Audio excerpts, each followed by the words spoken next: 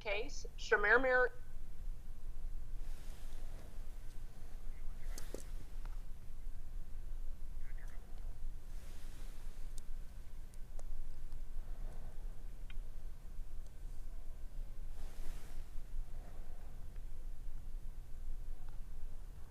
So he's an old hand at doing this without.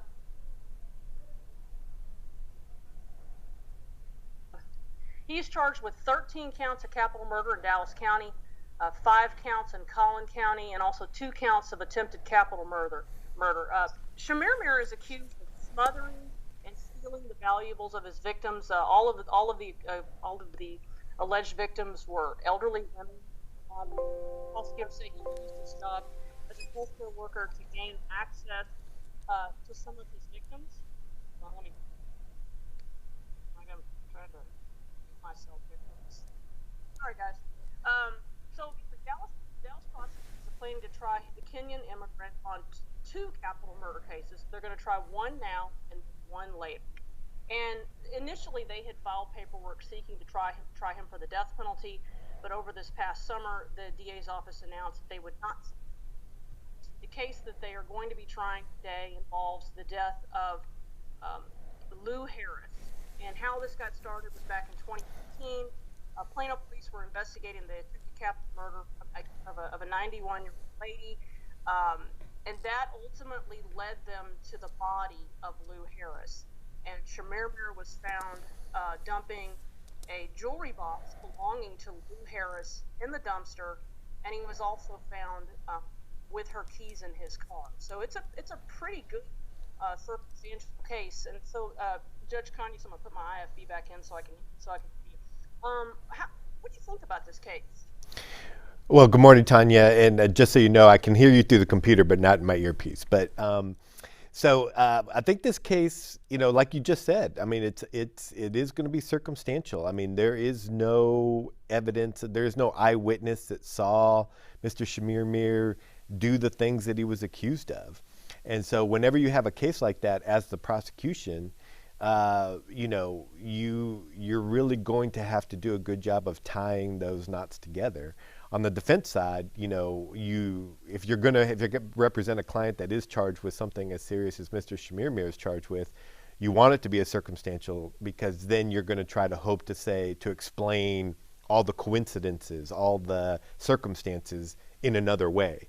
I think one of the pieces of evidence we may hear is that his cell phone was in the area of one of the victims on the day or near the time that they think she was murdered.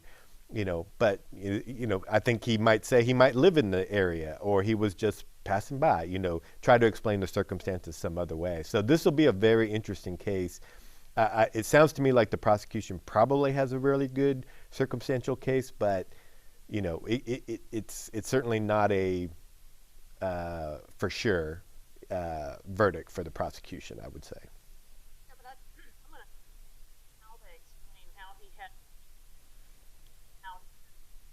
that's really right. Yeah, it's going to be really interesting to see how they put it together. And it's I don't know who's representing the state in this case just yet, but they'll have their job will be to tell that story in a way that makes sense. And help the jury understand how the pieces fit together, for sure. My understanding that the lead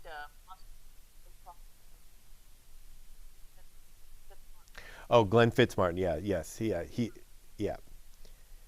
Yes. And I've known Glenn for a while, and he's a former judge, been a prosecutor for a very long time. Yeah. If anybody can put the story together on the state side, Glenn can do it. And folks out there, if you have any questions, I'm going to ask you to tweet at Tanya Eiserer, Eiserer. I think that's going to be a way for me to try to get my command. Let's talk about, they call this a mini cap. This is a mini cap trial. What is a mini cap trial? Can you just kind of explain to folks out there what that means? Sure. A mini cap is a term used to describe when a defendant's being charged with capital murder, but the state is not seeking the death penalty. And so the consequence will be automatic life in prison with no opportunity to receive parole. So, instead of going for death, they're going for that, and that's why it's called, at least at the courthouse, a mini cap. And there's a lot of different reasons why the prosecution may choose to go that route instead of seeking a death sentence. Partly is legal. Do they have the evidence to prove it? Because if you're going to go for a death sentence, the prosecution would need to prove that the defendant will continue to be a threat to the society he's living in, the population he's living in this case, prison population. And they also would have to prove, that he's had a lengthy history of crime and that the circumstances call for it.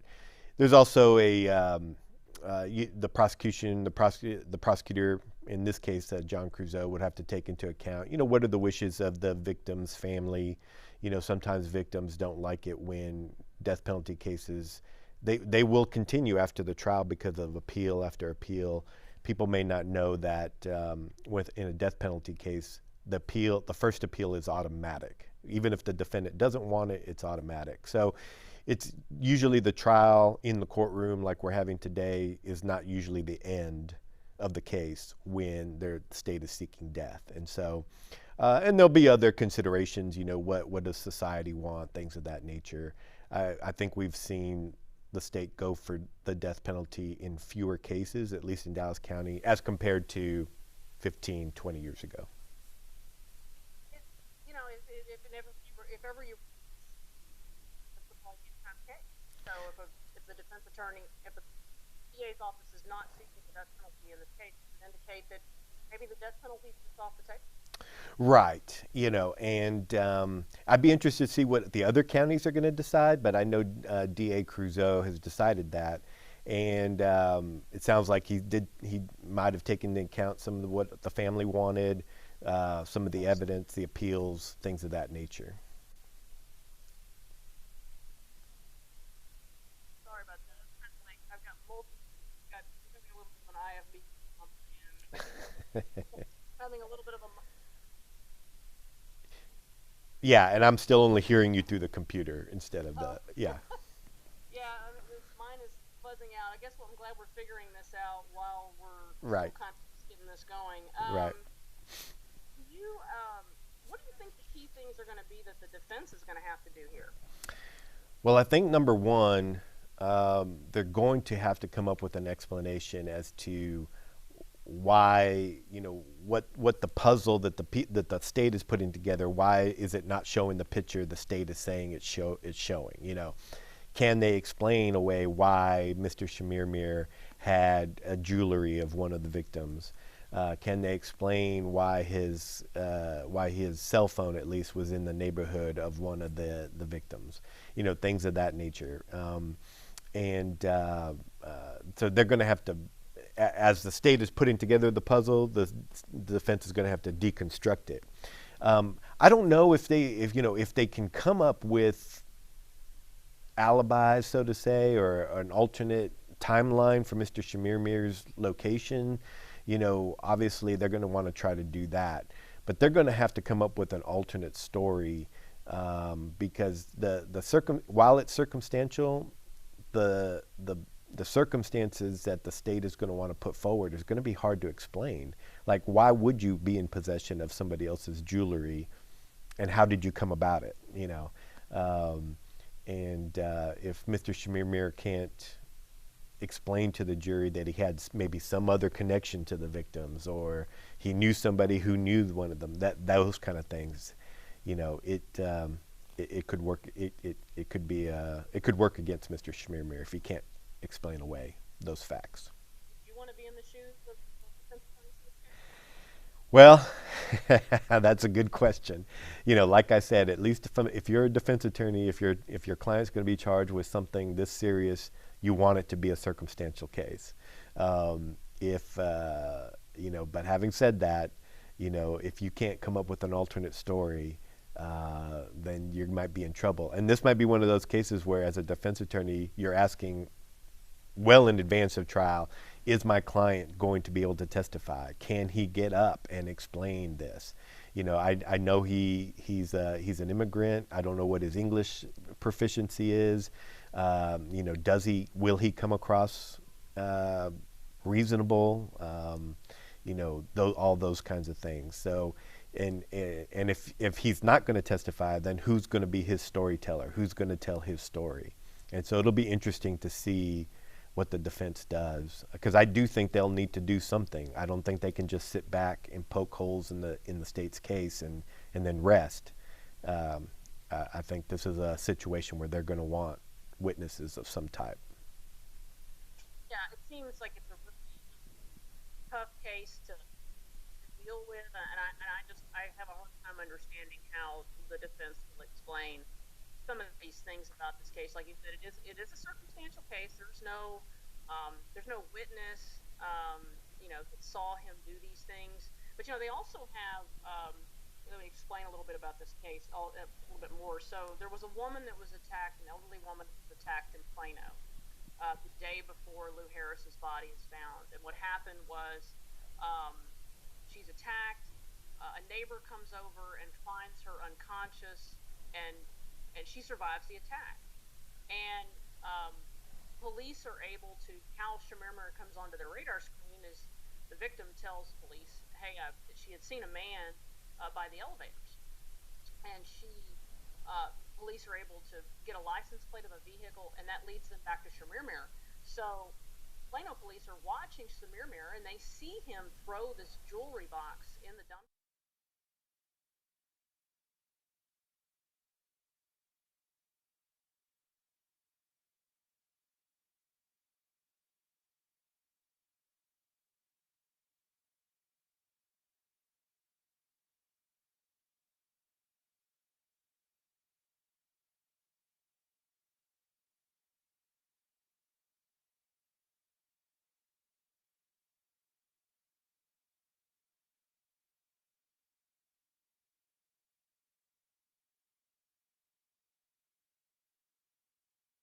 Well, the number one is they really have to put the timeline together, because as you were just describing in your summary there, you know, you're dealing with multiple police agencies, and you're dealing with multiple victims, and they all put together put the story the state's going to want to put forward.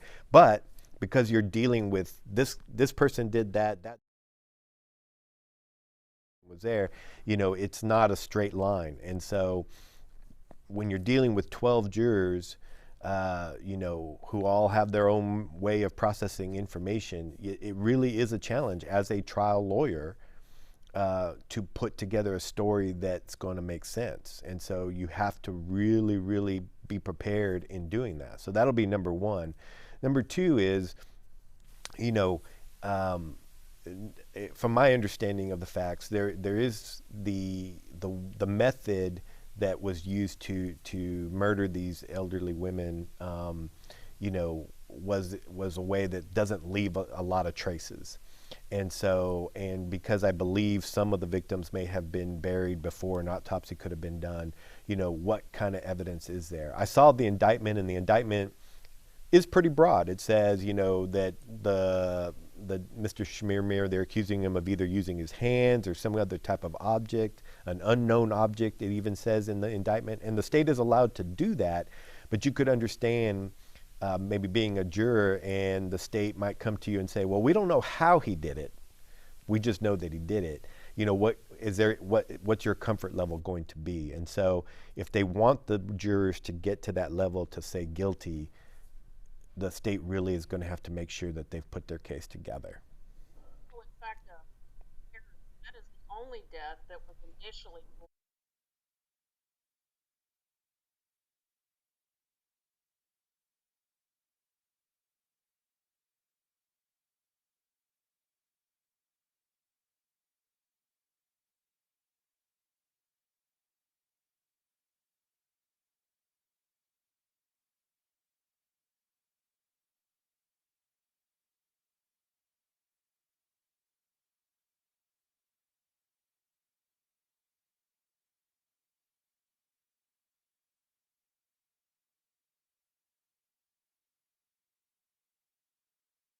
I mean, I know 10 years ago or whenever it was, there was the Dr. Death case, but I don't even think it was like this. So yeah, I can't think of a case that was like this.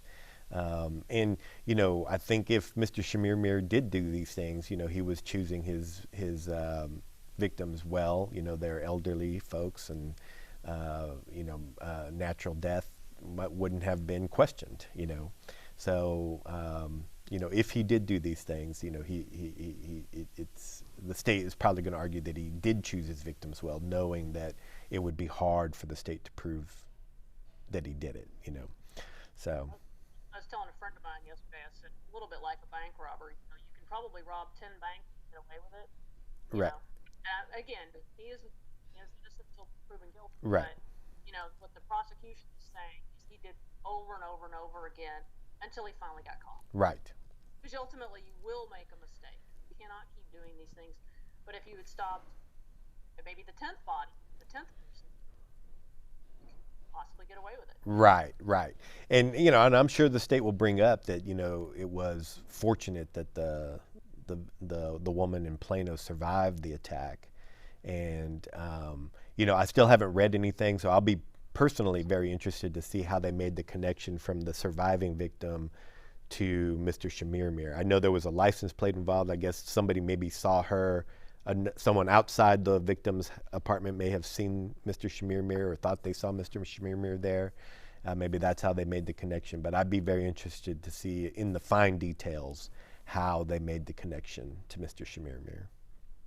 Folks out there, if you have any questions, one of the things we love doing about this is we love to answer your questions. So if you want to tweet at me, I'm monitoring my Twitter feed, and if you have any questions, we're happy to try to answer them. Because this is going to be, the other interesting thing about this trial, Judge Cañas, is that there's not going to be, assuming he's found guilty, there's not a punishment phase. That's what makes this kind of different too. This will be guilt, innocence, and then if he's convicted, he's sent away without parole for the rest of his life, right? The need for a penalty phase. Typically in a trial, you would normally see the guilt-innocence phase, which we are about to start it in a few minutes, I'm assuming, and then if the defendant is found guilty, then you move into a whole second phase of the trial, the punishment phase, and that punishment phase would have different types of evidence brought into it. It'd be more of a, here's a history of the defendant, the good things he's done, the bad things he's done, and then ask the jury to judge him accordingly. Here, once you're done with the guilt innocence, once you've heard all the facts of the actual offense, the punishment's already decided. And again, for there are arguments both for and against that. It hasn't always been the law in Texas. I think it's been this way probably for the last 10 years or so, maybe a little longer than that. But it's an alternative to going for the full death penalty. And some of those factors we've talked about, but it's evidence, it's based on what the victims' families would like, philosophy. There's a lot of factors that go into that. But yes, if he's found guilty, then the trial's over. Go straight to prison for the rest of your life. Correct. Without any possibility of getting out. That's right. Yeah, there'd be no parole. He'll still have his appeals that he could take, but assuming nothing changes there, then yeah, he will die in prison. And had they gone for the death penalty, it would have kicked in place a whole different set of appeals processes that would be different. That's right. Yeah, there's an automatic appeal in a death penalty case, even if the defendant doesn't want the appeal, it still has to happen. And then of course there usually isn't just one appeal. There's multiple appeals. A defendant in a death penalty situation will make all the appeals that they can on the state level, and then they usually move over to the federal courts and make all the appeals that they can there. But usually from the time someone who's found, who is sentenced to death, by the time they're actually executed, you're talking at least 15 years on average, I think. And so, yeah. Why would they? So the DA's office has said that they're going to try another case, and I'm not sure which case it is. They're going to try another case? Why would they do that? What would be the need? If he's convicted and he's sentenced to life in prison without parole, why would you do that? Yeah, I'm not surprised. I wouldn't be surprised if they end up not trying that case in the end. But if they do keep up with what they said, it may just be, for the most part, to kind of have that victim have her day in court as well. I mean, we know she's already passed away, but it's more for the family. There would be no legal reason to do that. Well, I'll take that back. Maybe one legal reason would be to do it if the prosecution is somehow concerned that maybe a conviction in this case would not stand up on appeal. Then you have the second case to fall back on to try him again. And you may want to do that sooner rather than later, and not wait to see if his appeals fail, that kind of thing. So that would be the only legal reason to do it. But, you know, because there are some families that would like to have the finality of a mini cap where there are, you know, the appeals are not automatic. But there are other families who want to have their loved ones' case heard and the person actually found responsible for their loved one's death. So there's both sides. There's two sides to that. Do you think we'll hear much about the other cases? Well, yes, because I think that's part of the pattern. You know, if you're only going to walk in as the state to say that Chemirmir did this one homicide and not talk about the pattern of elderly women who have passed away and had their belongings taken, you know, whatever the pattern is, that's going to make the state's case harder. So I don't know if in this case they've had pre-trial hearings about what evidence is or isn't going to come in, but I would imagine Mr. Fitzmartin's going to want to talk to the jury about that pattern of homicides, or suspicious deaths anyways. So three of the defense attorneys, it's Colby Warren, I think is his last name. Okay. Philip Hayes, and I'm trying to think about what the name of the third attorney is. You'd think this is what happens. I can look it up real quick. Okay. What do you know about those attorneys? Well, I know Kobe and Philip very well. We were all in the prosecuting, we were all in the DA's office, 15, 20 years ago together. So, Philip and Kobe are very experienced criminal defense attorneys. They've been doing it for a long time. They're smart guys, hard workers. If anybody can put up and organize a defense for Mr. Chemirmir, those guys can do it as well as just about anybody. So if that's his team, he's at least got a good team already there in place. They're experienced trial lawyers, tried a lot of cases. So he's got a good team there in place to begin with. Okay. But like all us trial lawyers say, we can't make the facts up. We can't change the facts. We can argue the facts. We can put them in a sort of light that's favorable to our client, but you can't change the facts ultimately. Well, I feel like a little bit like the Perry Mason thing. Is trying to explain away those keys in that jewelry box. Right. I just think that's really hard. Right. I would like to see the tap dance, unless you're just going to try to say that it was a burglary, and I don't know how else you explain it. Well, my guess is they're going to say that he received those items from the actual murderer. He bought them from somebody to somebody. It's I wonder.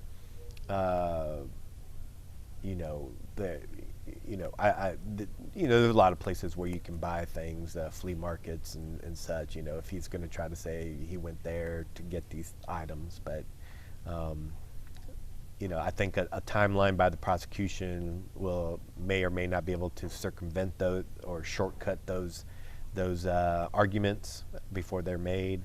How long was it from the time that they believe that the victim in this case was murdered to the time that they saw Mr. Chemirmir with the jewelry box? He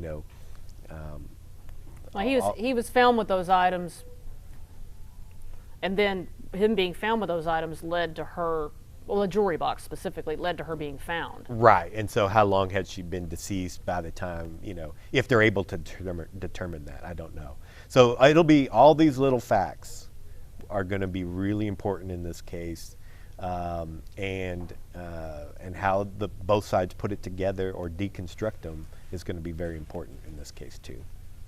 And how, one of the things that's interesting about this case, and one of the reasons why I wanted to do this sort of approach again, similar to what we did with Amber Geiger and that other trial, is it's a different situation because all these alleged victims were elderly women, and again, only one of them, was actually ruled a homicide from the start. Should there be a change in the way that we handle the deaths of elderly people? Yeah, that's a really good question. I think especially if your loved one maybe lives alone, or maybe if they're somewhat vulnerable in that way, then maybe you shouldn't just take it on face value that it was a natural cause, things of that nature. But I guess the same could apply even if your loved one's in a home of some type, nursing home or retirement home, something like that, because they could be vulnerable. But yeah, I mean, it's a good question. It's a good question. Well, the other thing also is that prosecutors say they have surveillance. Oh, wait a minute. I hear the judge. Mr. Chemirmir, you are the person that is named in this case, correct? Yes, Your Honor. All right, thank you so much. And I understand that the state of Texas has some things they need to put on the record. You may proceed. Good morning, Judge. We have talked to the defense lawyer about getting some evidence in pre-admitting it for record for all purposes. So it's a little bit of a continuation of what we did the other day with other evidence. So State's Exhibit number 60 is the full deposition of Mary Bartell. And State's Exhibit number 61 is a redacted version of that same deposition. And State's Exhibits numbers 1 through 56 are the photos that were shown to Ms. Bartell during that deposition. And we would offer State's 60 for record purposes, and 61 for all purposes, and 1 through 56 for all purposes. I think Mr. Warren wants to put on the record about his continuing objection to these extraneous offenses. Yes, you want to handle the exhibits first, though? Okay. I'd also like to offer at this time State's Exhibit number 312. It's an offer of records that are in paper form. And then State's Exhibit number 313, which is a disc of the offer of records supported by business records affidavit. Those are for all purposes. State's Exhibit number 310 is an email sent from OfferUp explaining the record. Offer that for record purposes. And State's Exhibit number 311 is another email from OfferUp with the password for the records contained in 312 and 313. And I'd also like to offer, and that's for record purposes, 311. I'd also like to offer State's Exhibit number 227, which is a Walmart. It's an external hard drive that contains days of surveillance video for Walmart at Coit and Arapahoe. I'd like to offer that for all purposes. And State's Exhibit number 225 and 226. 225 is an affidavit of chain of custody for the Walmart video, and 226 is a business record affidavit for the Walmart video. I'd like to offer 225, 226 for record purposes. And then also for demonstrative purposes, I offer 314, 315, 316, 317, which are these large boards, maps of the area of farmland dollars. Those are for demonstrative purposes.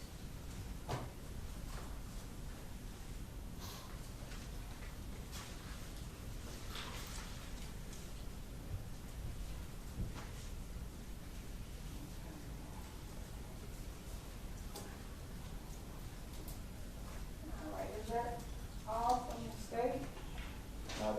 record now, Judge. Okay, and Mr. Warren?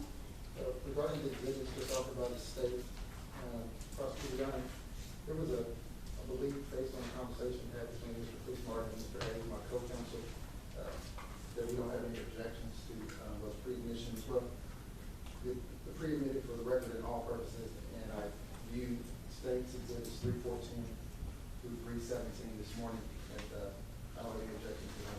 For those for demonstrative purposes, And so we're clear for the record. We have number 60, which is the depo of Mrs. Mary Bartell. That is a complete deposition, that's record only. Number 61 is a redacted deposition of Mary Bartell, which will be admitted for all purposes. And then we have 1 through 56, which are the photos that were shown to Ms. Bartell during the deposition. Those are asked to be admitted for all purposes. Then we have 312, which is the records from offer up. And then we have 313, which is the disc containing the records of offer up. And then we have 310 is the, what was 310 is the offer up? Trying to get to the rest. 310 is an email. Offer up. An email from OfferUp to Detective Martinez. Okay, email. Okay. And then 311 is the email from OfferUp with containing passwords. Yes. And so 312, 313, 310 are for all purposes. Not 310 because you don't want that email. I thought 310 through 312 were for record. Yeah. And then 313. No. 310 and 311 are record purposes. Yeah, that's what I have. 312, 313 are all purposes. Yes, that's what I have. So 310 and 311 are record purposes only, which is an email to OfferUp, email from OfferUp to Detective Martinez, as well as an email from OfferUp containing the passwords. That's 311. Then I have 227, which is Walmart's hard drive concerning footage from the Coy Arapahoe store. That is for record purposes. And then No, Judge, that should be on for that's all all purposes. purposes? Yes. Okay. Let me make sure I put that down. All right. And then we have, I see what I did. We have 225, which is the chain of custody affidavit for record purposes. And then we have 226, which is the business records affidavit. That's for record purposes. And then 314 through 317 are the blow up of the maps that are for demonstrative purposes only. Is that correct? Yes, sir. All right. So, is there anything you need to put on record, Mr. Warren? I do, Your Honor. In regards, we filed for notice of extraneous offenses, and we received a notice of extraneous offenses, and I believe that the extraneous offenses that the state of Texas intends to present during these proceedings has already been litigated. That issue's already been litigated with my co-counsel, Mr. Hayes. I just want to make sure that, put that on the record, that it has been litigated. The court has overruled our objections, and that you would allow us to have a running objection as we renew them. Just we'll renew them just once. I do. And then to have a running objection regarding the extraneous offenses. Yes, that will be granted. Okay. And then lastly, Judge, today's November 15th. We picked the jury last. November 10th. We picked November 10th. Since then, there's been an exorbitant amount of press coverage, both written as well as television and radio regarding not only the case that's on trial here today with Mr. Chemirmir, but the other cases we've been alleged to have committed between here and Collin County. And we would just ask the court to inquire with the jury as a whole, and then if necessary, to inquire individually whether or not, one, if they violated the court's order, staying on social media and reading or viewing anything regarding any of these cases with Mr. Chemirmir, and if they have, to inquire whether or not that they have now at this point formed an opinion as to the guilt or innocence of my client, Judge. All right, that will so be ordered, granted, and done.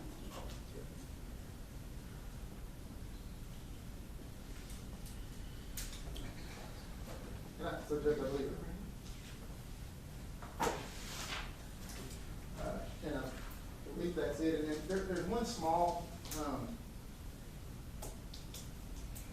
just for the record, Judge, it's a extraneous, it's a public intoxication in which they're alleging Mr. Chemirmir was arrested on when they first made contact with him back on March 20th. So that issue has not been litigated. I don't know how the court would want to handle that or at what point. So Judge, the reason why, as we talked about, the Plano Police Department were looking for Mr. Chemirmir after the Mary Bartell offense. Their reason for contact and the reason for arresting him was a arrest warrant for public intoxication that was outstanding for Mr. Chemirmir, and that's the reason why he was arrested that day. I have a certified copy of it, and plan on getting into it with one of the arresting officers to show the reason why they made contact and the reason why he was arrested. That was later changed to a capital murder warrant once they started their investigation. And so we think it's definitely, it needs to come in to explain why they made contact and why they arrested him at that time. And your response? Well, Judge, we just once again, just want to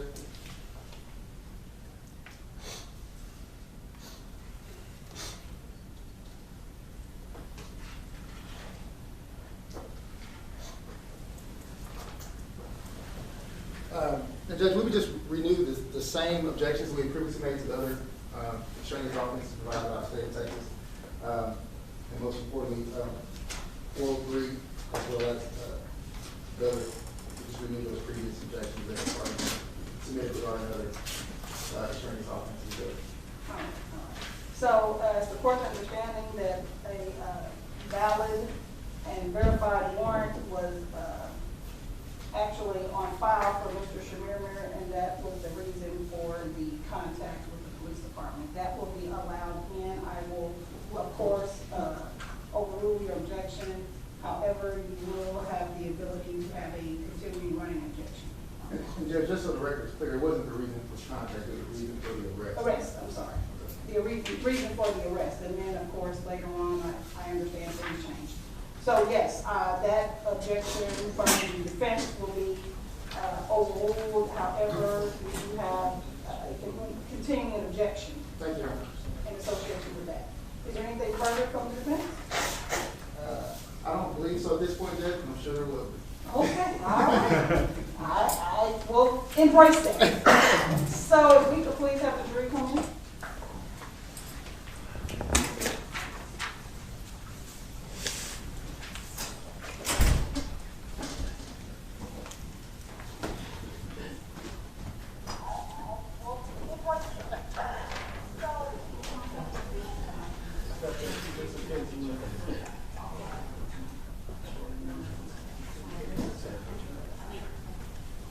What are they doing?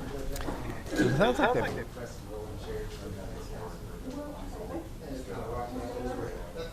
That's it for right now. Lunch every day or dinner? I don't really eat lunch on this trial.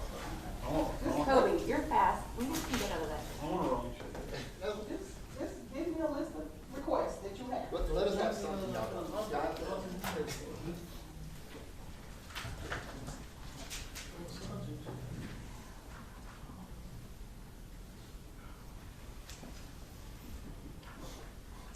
Yeah, Kobe was saying about their objection to the arrest warrant, but I'm not surprised that they made that objection. Is that just kind of the standard stuff? Well, yeah, but I think in this case it might be a little bit more important, only because it's like, how did the police know to go see him, and maybe if they can make that connection, but what raised it to the level of probable cause? I don't know if it's after they made the jewelry box connection to, Let me see if we've got. Sorry, guys, we're still struggling with some technical issues here. Oh my goodness, it's back to the. Okay, so I'm going to just turn you back on. Okay. So, I mean, you think they'll bring the jury in pretty soon? That's what I'm assuming. I mean, yeah, they're bringing them in now. Yeah. This is a It is always the fun part on day one of a trial while we figure out the new system and like try to navigate through the issues. This is always the fun. I don't know if I call it fun, but it's entertaining in a not entertaining sort of way. So it sounded like they were, it was cutting in some and out, cutting in a little bit and out, but it sounded like they were entering a lot of photos and that kind of thing, a lot of exhibits. Right. So get that done out of the way, so they don't spend a lot of time. All right, well, look, the judge is back in. I don't know if we're. So once you come in, you're welcome to be seated, and we have to remain standing to show deference to you. So thank y'all for standing. All right, we are, of course, on the record in F1875401, which is out of the state of Texas versus Billy Chemirmir. And I wanted to take a moment to speak to each of you in regards to this trial. As we talked about last week, we know that there has been some coverage of this case, and so I need to make sure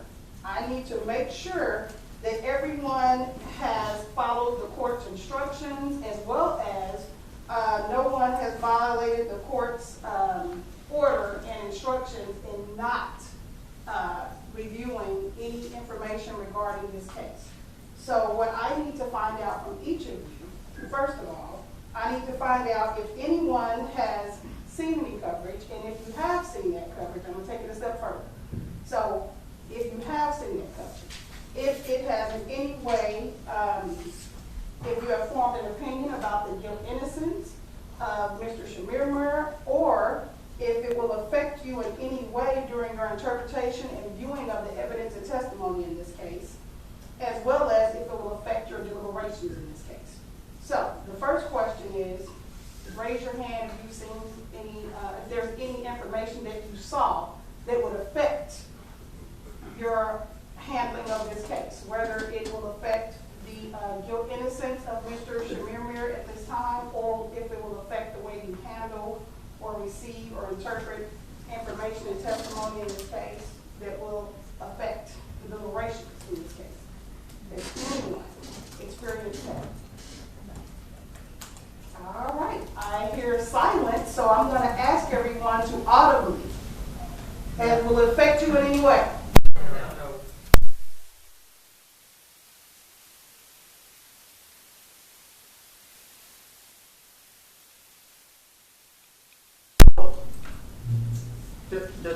Yes.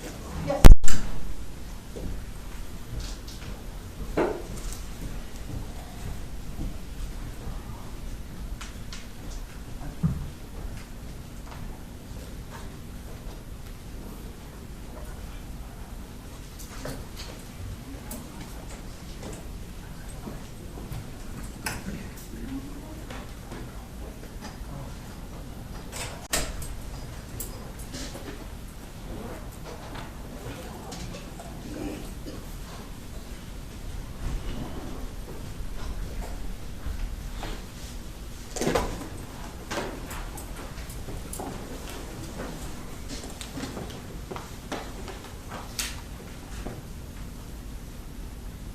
Right, so as I've already said before, good morning.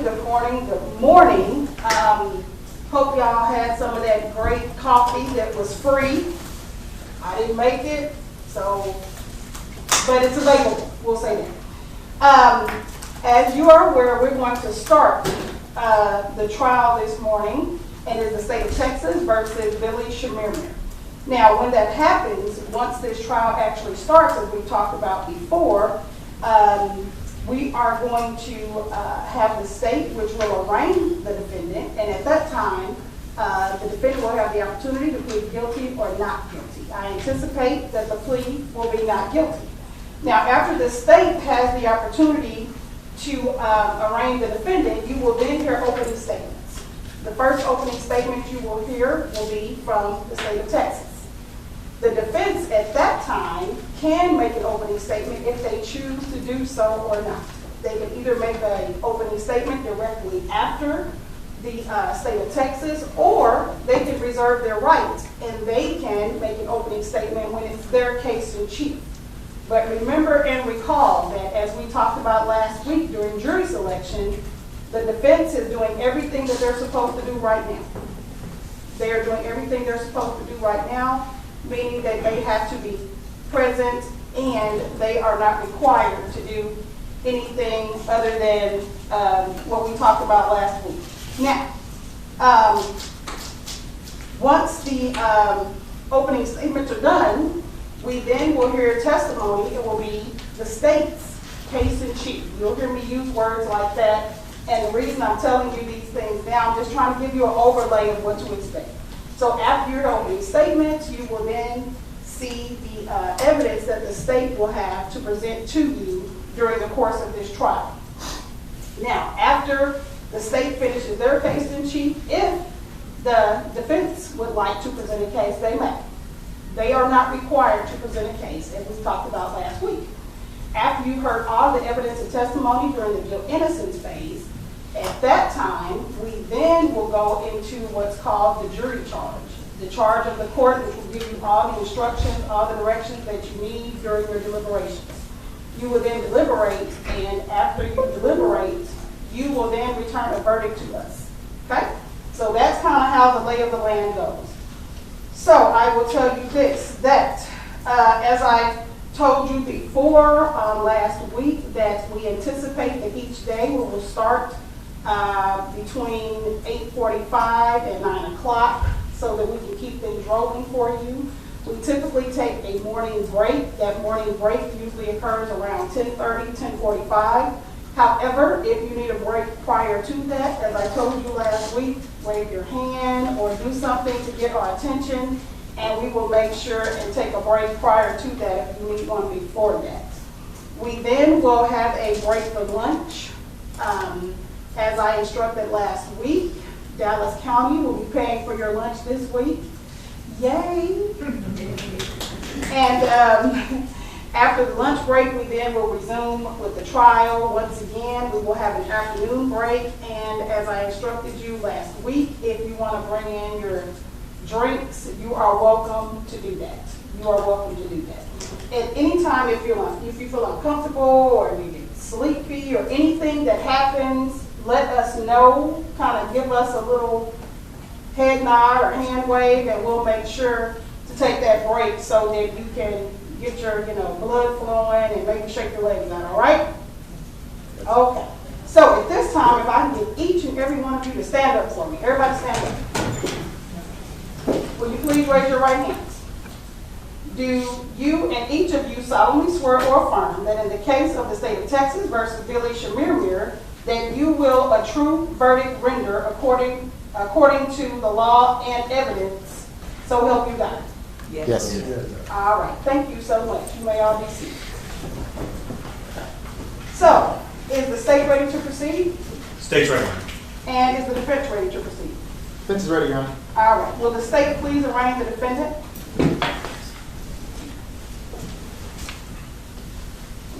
Morning, ladies and gentlemen.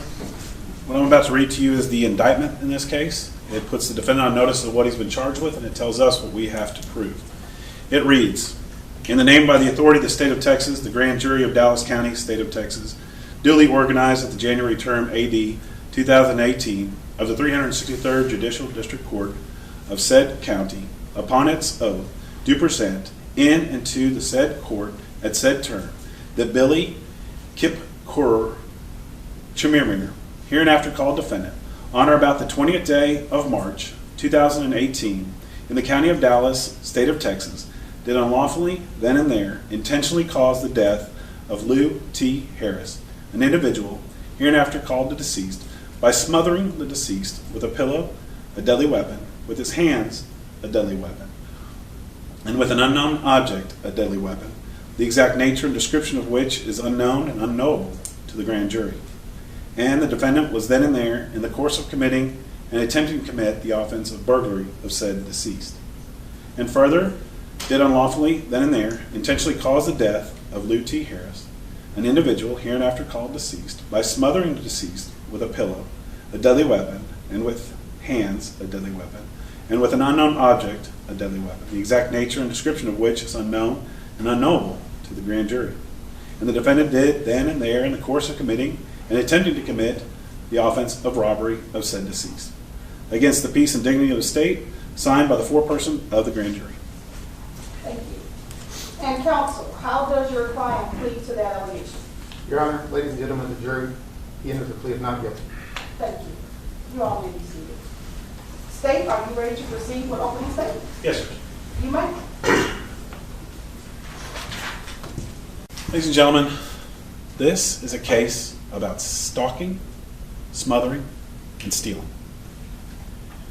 I'm going to take a little bit of time this morning to tell you about this case and about what you're going to hear and where we're going for the next about 4 days. All right?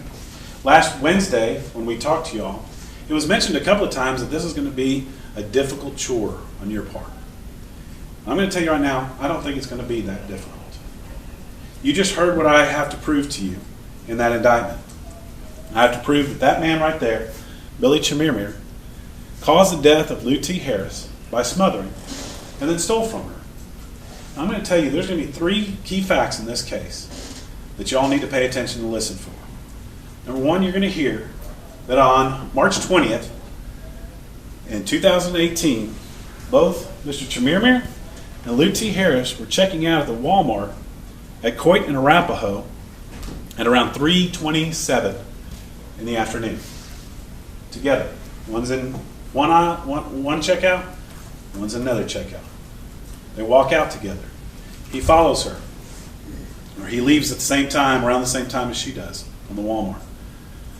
At 5:50, around approximately 5:50, he is arrested by his home. And at that time, he is throwing out possessions that came from Miss Harris's house. That came from Miss Harris. You're going to hear from 2 different doctors that performed the autopsy. And they're going to tell you that Miss Harris was smothered. And that's what it's basically going to boil down to, are those 3 key facts. Now, I've worked very hard on this case. We all have. We spent a lot of time over these last 3 years going over the evidence. And I know pretty much every answer to every question you might have about Mr. Chemirmir or about this case, except for one. And that's, what's it going to take for the 14 of you all to be convinced of that indictment? And so because I don't know that, I don't know if you're like Mr. Warren's dad, who doesn't need a whole lot. Remember, he talked about that in Dyer. It's not going to take a whole lot for him to get to that decision. But if the last couple of years have told us anything through social media and through news, that people are more skeptical these days about everything. And so because of that, I'm going to give you a full picture. Everything that the law is going to allow me to present in this case. And so to tell you about Miss Harris and about the ordeal she went through, I have to back up a little bit. And I'm going to tell you about the day before. I'm going to tell you about March 19th. And on March 19th, you're going to hear about a woman by the name of Mary Bartell. Mary Bartell lived in Plano at a retirement community in Plano. And that morning of March 19th, Billy Chemirmir went to her apartment, ordered her to go back into her bedroom, put a pillow over her face, and tried to smother her. Now, she survived, I think unbeknownst to him. And she'll be able to tell you what happened through a deposition. She has since passed away in these last 3 years. Soon thereafter, that same day, the 19th, Mr. Chemirmir is selling a ring to some individuals, a unique ring that came from the hand of Mary Bartell. We're going to follow that investigation throughout the 19th and what happened, leading to a suspect for that Mary Bartell case, Billy Chemirmir. The arrest of Billy Chemirmir, that's going to get us to the property of Miss Harris, the name of Miss Harris. We're going to get to Miss Harris's house. We're going to find Miss Harris dead inside her house. We're going to then hear that a Richardson detective, Detective Pagel, when she heard about Mr. Chemirmir, she went back and looked at one of their unattended deaths in the city of Richardson that happened. A lady by the name of Mary Brooks was found January 31st. And they're going to go back and they're going to look that on January 30th, the last time Mary Brooks was known to be alive was at that same Walmart on Coit and Arapahoe. And at that same time, in the parking lot, is a gray Altima, known to be driven by Billy Chemirmir, sitting out there in that parking lot, stalking, waiting for someone to come out, parked right next to Mary Brooks's car. They leave together. He follows her out of there, follows her to her house, kills her, steals from her, and then the next day, on an OfferUp account, an internet platform to sell items, much like Craigslist, if you've heard of that before, a unique ring is being sold on that from his account. That ring has been identified as coming from Mary Brooks's house. That Mary Brooks, back in January, was called a natural death. They just thought an elderly woman had passed away. But after giving the information about the circumstances surrounding her death and the investigation that went into it, Dr. Bernard of the Dallas County Medical Examiner's Office changed that ruling to a homicide, to a murder. And you're also going to hear that in all these different locations, Billy Chemirmir's unique phone and the records connecting to his phone are all in those locations every step of the way. And so I'm going to tell you, we're going to take a lot of time to do this nice and thorough for those of you who might be the more skeptical kind. But you're going to come back and you're going to think about those first three things. They're both checking out at the same time. He's throwing out her, Miss Harris's jewelry box, other items, and things connected to her house, and she was smothered. And that's going to be, I believe, an easy decision on your part to find him guilty of the offense that he committed, which is capital murder. Thank you all. Thank you, Mr. Martin. Mr. Bowman, will you make an opening statement at this time? Your Honor, we'll reserve our right to. Thank you so much. All right, you may call your first witness. We'll call Karen Gateway, Judge.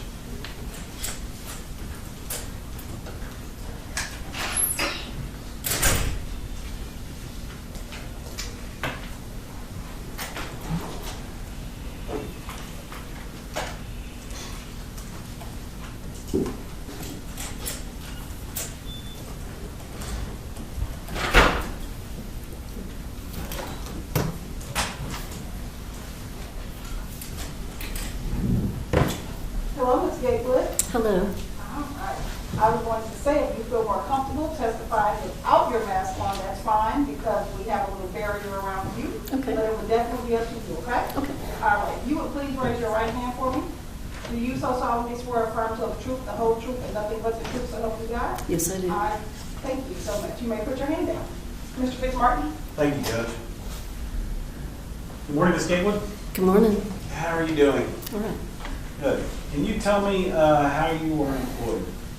I'm employed with the City of Plano as a 911 dispatcher. And what is a 911 dispatcher? We do take non-emergency calls as well, so we take non-emergency and emergency calls for police, fire, and EMS. Okay. And how's the setup there? What is it like where you work?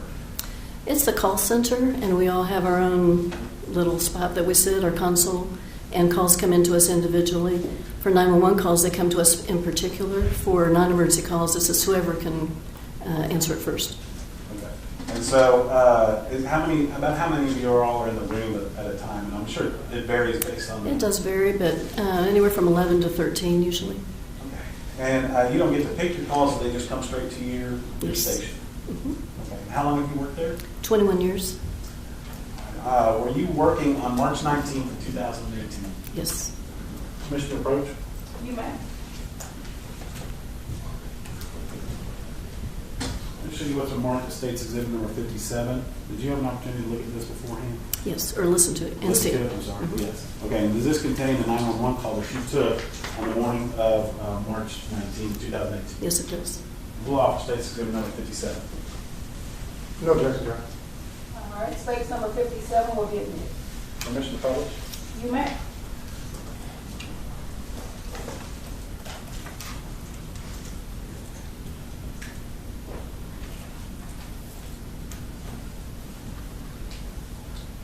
Call 1. Call on Monday, March 19, 2018, 9 hours 26 minutes and 55 seconds. I know 911. What's the address of the emergency?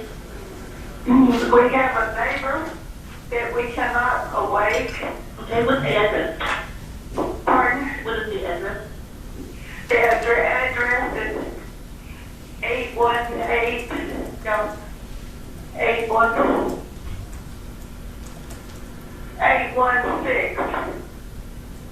What's the street name? The street name is Stone Canyon. Okay. Lester Place. Okay, well, is 816 the apartment number? The apartment number is 81816. Okay, what's the apartment complex address? What's the address for the place? Old Shepherd Road. 5,000 Old Shepherd Road. Okay, 5000 Old Shepherd, Preston Place Apartments? Yes. Okay, and it's apartment 816, is that right? Yes. Okay, yes, is there a building number? 8. Building 8. Okay, what's the phone number you're calling from? 214-986-9445. Okay, now are you inside with your neighbor? Yes. Okay. And I'm going to be asking you some questions, okay? Okay. But we do have the paramedics on the way while I ask you these questions. All right. Okay. And are you with the patient now? Yes. Okay. I am with the patient now. Okay. And how old are they? She must be almost 90. Okay. Is she awake? No, she is not awake. Is she We breathing? can't wake her up. Is she breathing? Yes, she is breathing. Okay. Is her breathing completely normal? No, I don't think so. Okay. And we're going to do a little breathing test on her to check her breathing. And I want you to say now, every single time she takes a breath in, starting immediately. Tell me the first breath. Okay, tell me the first breath you take. No. Well, it doesn't say no. Tell me now if she's breathing. Now. Okay, and then the next one. Now. And the next one. Now. The next one. Now.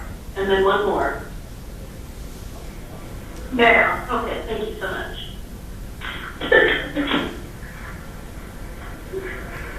And is she still unconscious? We can't wake her up. Okay. Okay, we are sending the paramedics to help you now to 5000 Old Shepherd Place, Department 816 in Building 8. Yes. Stay on the line. I'll tell you exactly what to do next. Okay. Okay. Are you right by her now?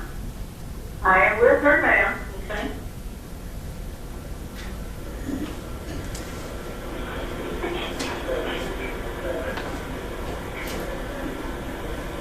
Call 2. Call on Monday, March 19, 2018, 9 hours 30 minutes and 16 seconds.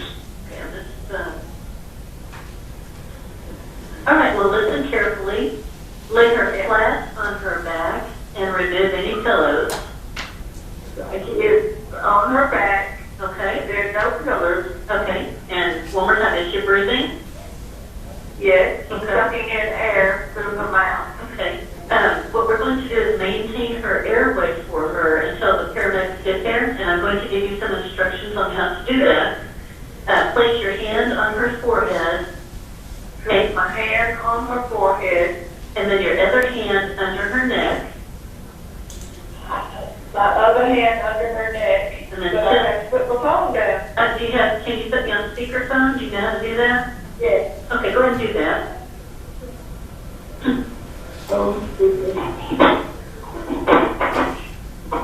Well, let me have my neighbor do that. Hold your hand on her forehead. Put your other hand under her head. Under her neck. Under her neck. And tilt the head back. and tilt her head back. Okay. And then put your ear next to her mouth. Put my ear next to my mouth, to her mouth. And then can you feel or hear any breathing? Yes. Okay, good. Just wanted to make sure.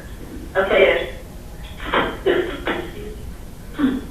She's breathing. Good. Through her mouth. Now stay right by her and make sure her head is tilted back and check Head is back. and check the breathing often. Check the breathing often. And just leave her just like that till the paramedics get there, okay? Okay. And if she vomits, turn her on her side and clean out her mouth and nose. She is not vomiting. Okay. Well, I'll stay in the line until help arrives. And tell me when the paramedics are right with her or if anything changes. Okay. And what floor is her apartment on? Pardon? What floor is her apartment on? First floor. Okay, now, And it's convenient to the driveway. okay, good. Is her head still tilted back? Yes, her head is tilted back. Okay, good. Yeah, just stay, keep her like that. The paramedics are starting to pull into the parking lot. You'll see them before too long, but keep her just like that until they get there, okay? Okay. And can I get your name? Come in. Are they there? Yes. Okay, I'll let you go. You did a great job. Thank you so much. Yes. I'll go let you go.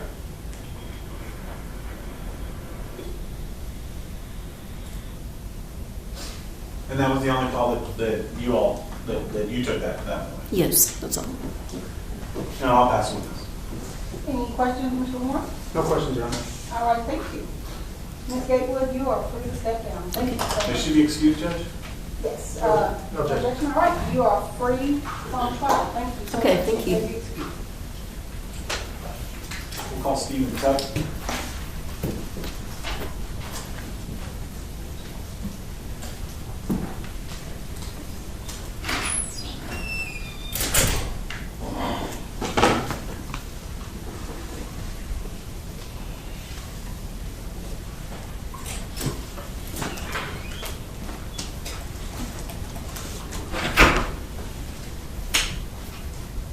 Good morning, good morning. Morning.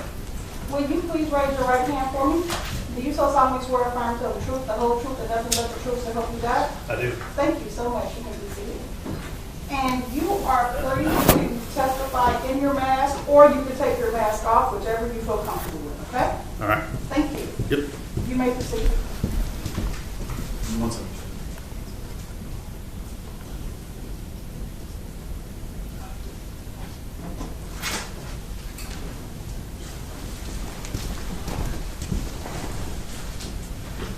Can you please state your name? Stephen Riley Tuck. And Mr. Tuck, how are you employed? I work for the city of Plano, the fire department. How long have you been with the fire department? With Plano, I've been there a little over 13 years. And what kind of training and experience do you have to be a fireman in your capacity? Go through fire academy, then EMT school, which is months, and then paramedic school, which is another 9 months. Ongoing training throughout the job, just constantly evolution of training and different tactics and stuff like that. Okay. You might need to pull that microphone a little bit closer to you or scoot up a little bit. It's uncomfortable, I know. Yeah. Usually I can hear you, but because you're in that deal, I can't really hear it. Okay. Okay, so tell me how it works, because I know that, I see like fire trucks and I see ambulances and things like that. How does it work as far as your role as a fireman? So what, is there different roles? Like there's some guys are sitting on the truck and some guys are sitting in an ambulance. Is that right? Yes, we're all capable of being on the ambulance or the truck or the engine or whatever. We're all firemen. We're all EMTs or paramedics and firemen. I happen to be on a truck. So in our district, we don't have an ambulance in our station, so we get dispatched out first and wait on an ambulance. So that's why sometimes I'll be the first medic on scene with the patient before the ambulance arrives. In other districts, there might be an ambulance there, so they'll be there first. We do whatever we're supposed to do depending on the call. If it's a fire call, we kind of put the fireman hat on. If it's a medical call, paramedic hat or whatever.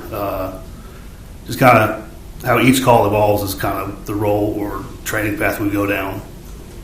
Okay. On March 19th, 2018, were you working in that capacity? Yes, sir. And what are your shifts like? Do you stay there for a couple of days, or how does that work? 24 hours on and 48 hours off. Okay. So if a call comes in at that, and you're on duty and something happens at someone's house and they call 911 for an EMT to show up or a fire is going on, you might be the guy that shows up if you live in that district. Correct. Okay. So on March 19th, did you get a call to go to 5,000 Old Shepherd right around 9:40, something like that in the morning? I did.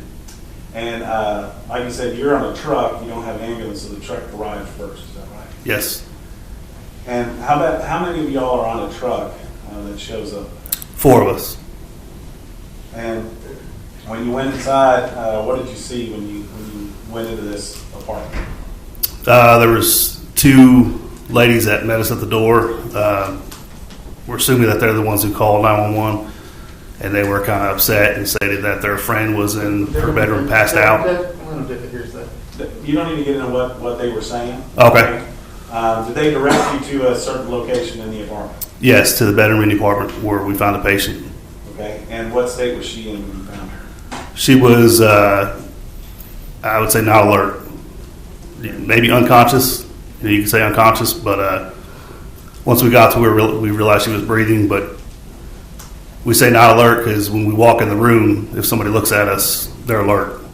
She was not looking at us. Her eyes were closed, laying flat on her back, faced up at the ceiling, and arms were in an unusual position for laying on your back on the bed. The edge of the bed was higher up her thighs. It's just it's unusual finding for somebody unconscious laying on bed. Like I said, her arms were down by her side, kind of bent out like this, and just laying there. And we went up to her and noticed she was breathing, and then I believe it was our driver did a sternal rub to see if she was alert, and she didn't really wake up, but she kind of moved her lip. So then we did some more tests, and as I was running some more tests, noticed that she was talking to our driver. So we knew it wasn't, cardiac arrest or anything like that. Kind of did some more testing. She started to wake up and tell a story, and the more she woke up and became alert, the more details of that story came out. And when the ambulance got there, I told the medic on the ambulance everything that I had seen from the patient contact to now, or to then, and then transfer care to him for transport to the hospital. Okay. Let me kind of break this up a little bit. All right, so when you go in, and she's non-responsive. Correct. You had said that the first thing, or one of the first things that was done was a sternum rub? Yes, sir. And what exactly is that? It's a technique where you kind of take your knuckle and rub it on the sternum. It's pretty uncomfortable. So generally, if you do a sternal rub, it's to see if somebody's alert and or awake or responsive. And we did that, and like I said, her mouth kind of moved, so we knew she wasn't dead, more or less. And then you said you had run some tests. Did you put an EKG on her? Yes. Typically, on anybody like that, we'll run a 4-lead EKG, and if that comes out normal, then we might run a 12-lead, which is more stickers. It's a full 3D view of the heart. But hers had the pacer spikes on the bottom, which are, when you print out the 4-lead, it shows the lead 2 is what we call it, and there were sharp black arrows at certain spots on that strip, and that indicates like a cardiac pacemaker or defibrillator of some sort. So then we did a 12-lead to see if it was going on, but those didn't show up on our 12-lead. So we didn't know if it was a demand defibrillator or a constant pacemaker or what. We just knew she had a pacemaker going on. Okay. So the EKG is a test that you can run to basically look at what's going on with someone's heart. Correct. And there's a less detailed look in the 4-lead and then a more detailed look in the 12-lead. Yes, sir. And that's just the different stickers you put on. Yes, sir. Physical. Okay. And but by looking at the printout, you could tell that a pacemaker, some sort of a device, was going off in her heart that was helping her heart to regulate. Yes. All right. And then you said that she started to wake up, and what was she saying when she woke up? Which I don't think to hear say again. That it's her present sense impression at the time. She's unavailable at this time, and so did you use this information in part of your treatment of trying to figure out what was going on with her? Yes. Okay. That objection will be overruled. You may continue. Thank you. So what was she telling you was happening when she woke up or had happened? She said she had a bad dream and didn't think anything of it, and then she said it again. And what was this dream about? She said she had a bad dream of a man that tried to smother her with a pillow, and we didn't know what to think of it. At that time, you didn't know what was going on. You just knew that you got called to a woman Correct. who was laying down. Yes. So then you put her on a gurney, Yes. and then she's transported by the ambulance, which is a different driver that came and picked her up and brought her to the hospital. Yes, sir.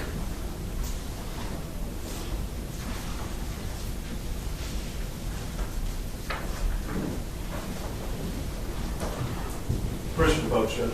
You may. Study State's Exhibit number 58. Is this the Plano Fire Rescue report that was generated as a result of this call? Yes. State's Exhibit number, these are already in evidence. Okay, we'll offer State's Exhibit number 58. Senator to the Defense Counsel.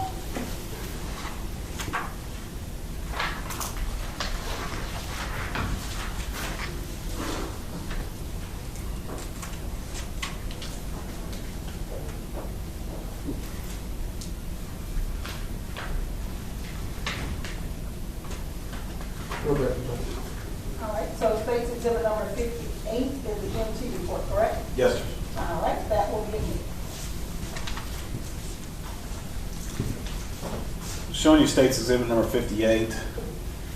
Does that monitor not work next to him, Judge? I don't believe it's turned on. We can. Well, I just want to basically point out that we have our time of March 19th of 2018, and around 9:43 is when you're doing this assessment. Is that right? Yes, sir.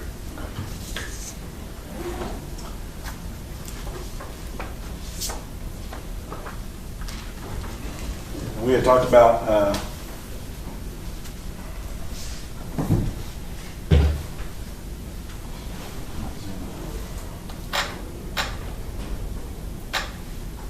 State's Exhibit number 41. Does that show Miss Bartell, the lady that you helped out that morning? Yes, sir. Here's a picture of her. State's Exhibit 31. That's her at the hospital after you all transported her, right? I was not at the hospital. Okay, but you know that's the same Correct. person. Yes. I'm going to show you State's Exhibit number 14. Is this her, the bedroom that you went into where you found her? Yes, sir. All right, now, looking on State's Exhibit number 14, if you look up towards where there's the way the normal bed is laid out, you've got the head of the bed up here and the foot of the bed down here. Is that right? Yes, sir. Okay, was she laying in that position where her head was up here and down here, or was she in a different position? She was laying perpendicular to how you would normally lay in bed. Okay, so if I'm going to put my pen, and let's say the blue cap on the pen is someone's head, is that basically the way she was laying down there? That's the direction she was laying, yes. Okay. And you had mentioned that her State's Exhibit number 15, that kind of the side of the bed where her legs were out over the side of that bed. Yes. And you'd said it was in an odd position. And how exactly was it in an odd position? It's just a position that we never see anybody in when they're in bed and unresponsive like that. The edge of the bed was barely below her butt to where normally people don't lay down like that. We don't see that.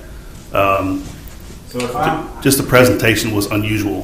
so normally if you're sitting down, I'm going to use this chair, I guess, it's going to be tough to see, but if you were to lay down, you would kind of think that your legs would kind of be all the way back in, and you'd lay down like that. She's more scooted out, kind of like this. Yes, sir. Okay. More scooted out. And then laid back like that. Right. Okay.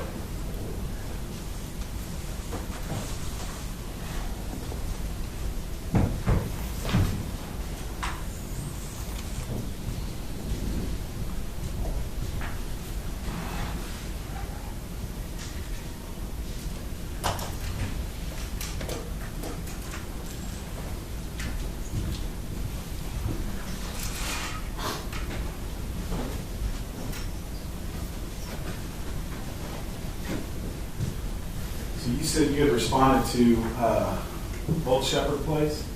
Yes, sir. I'm going to show you State's Exhibit number 316. Is this kind of a map of the kind of far north Dallas area going up into the Plano area? Yes, sir. Okay, you see 5,000 Old Shepherd Place? Yes, sir. And you're familiar with that complex? Yes, sir. And that's where you went to go find Miss Bartell, is that right? Correct.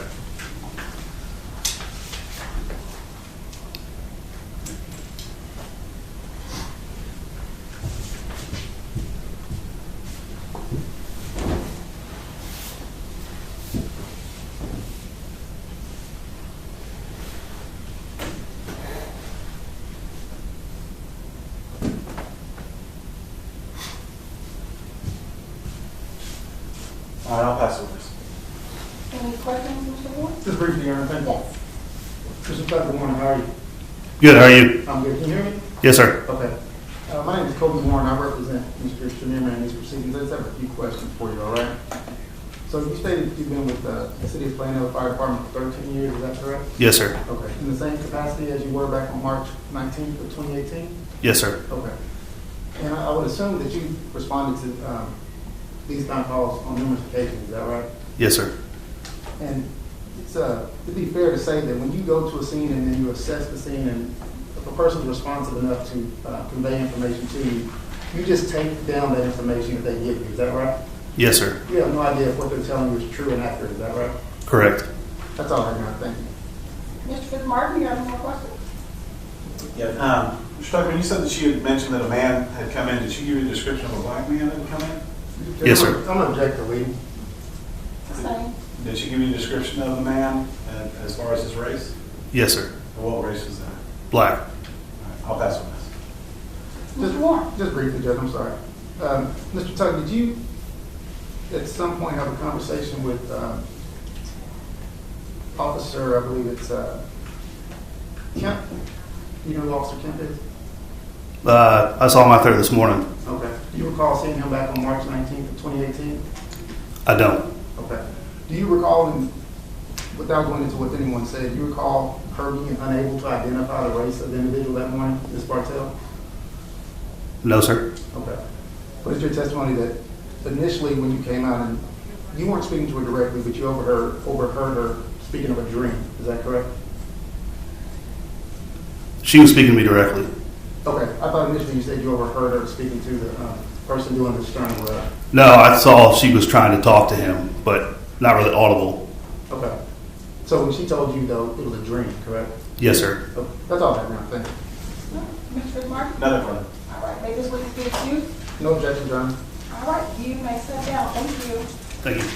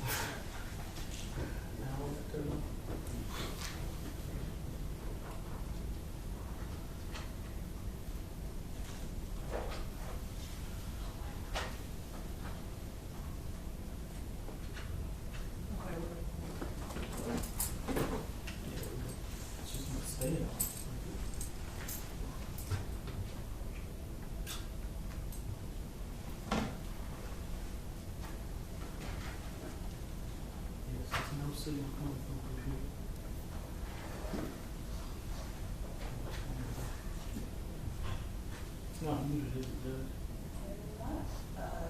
got unplugged because it, let me turn on up here, see if we can. Hopefully we should be.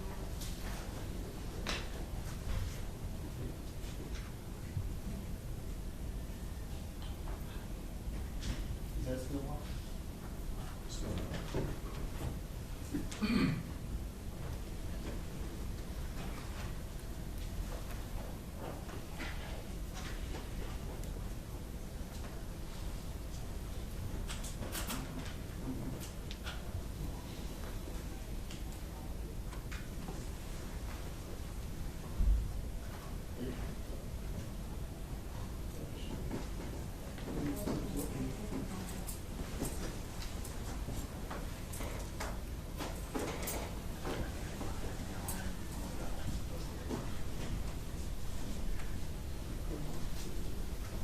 Cole, can you turn that on?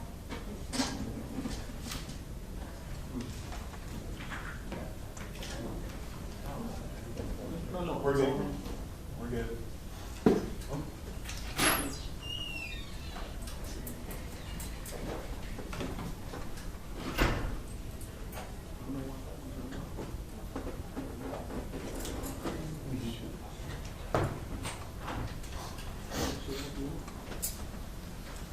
All right, you may bring in the next witness. We'll call Officer Kim. All right. Cool. Sorry.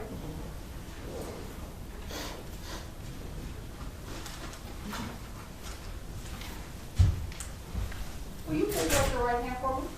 You so solemnly swear to tell the truth, the whole truth, and nothing but the truth, so help you God? Yes, sir. All right. You can have a seat. I will tell you that chair is a little interesting. So you might have to get yourself in here as best you can with all the stuff on your bill, okay? Yes, ma'am. And you have the opportunity to testify with or without your mask. It's totally up to you. You have that barrier right there. So it's totally up to you. Thank you. You're welcome. You may proceed, Mr. Fitzmartin. Thank you, Judge.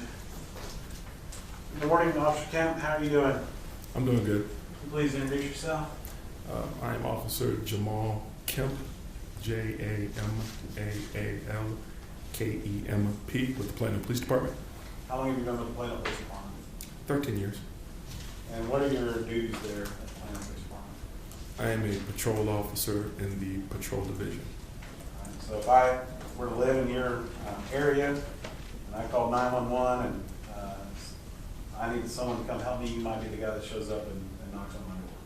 Yes. All right. Part of your duties, do you respond to assist when other officers need someone who's on duty to come and cover for them? Yes, that's correct. I'm going to direct your attention back to March 19th, 2018. Did you respond to a call at Medical City Plant? Yes. Was there already another officer there at Medical City Plant? Yes. Who was that?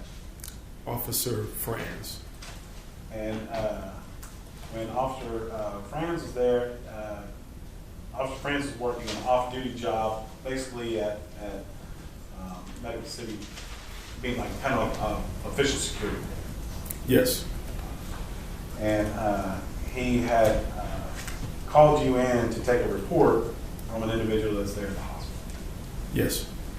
So, did you get to meet a woman by the name of Mary Bartell? Yes.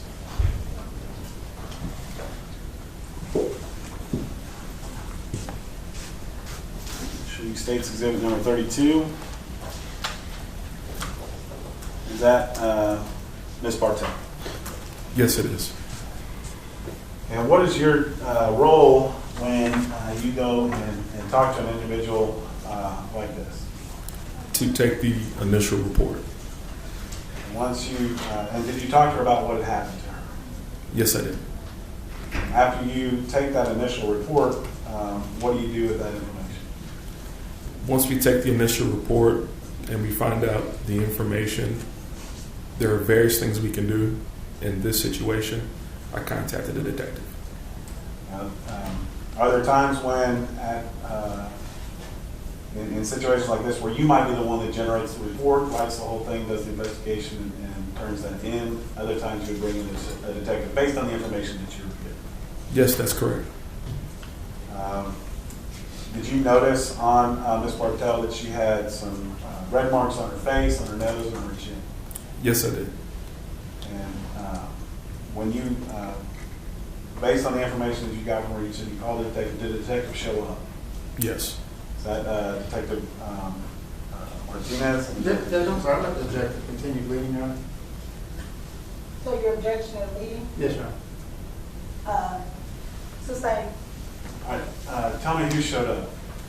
Detective Martinez and Detective Jeanette. And when what happens when what happens to the roles when they arrive? They take over the investigation. I brief them briefly, and then they continue the investigation. What did you do next? I then went to the Plano Fire Department and spoke with a fire lieutenant. Do you know his name?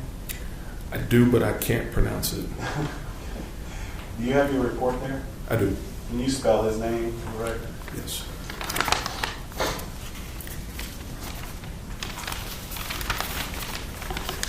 Lieutenant LT dot SHAHA, N as in Nancy, D as in David, E Edward, H as in Henry. So it was not it was the lieutenant on the scene there. It wasn't Fireman Tuck that just testified. Correct. And then was that basically continuing the investigation, getting information from the lieutenant? Yes, that's correct.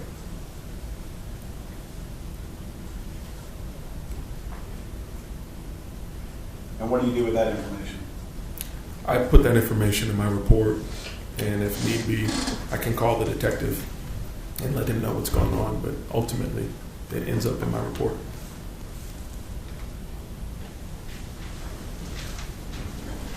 Judge, at this time we'll offer State's Exhibit number 59, which is the medical records for Mary Bartell from the Medical City Plan. No objection, Your Honor. All right. States number 59 will be admitted.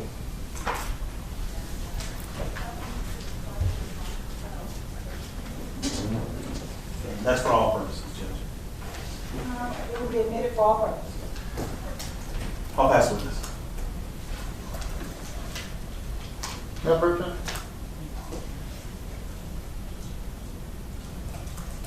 All right. So, may this officer be excused? Nothing, no, Judge. Oh, yes, I'm sorry. I heard a long pause. Madam President? Yes, you may. Thank you.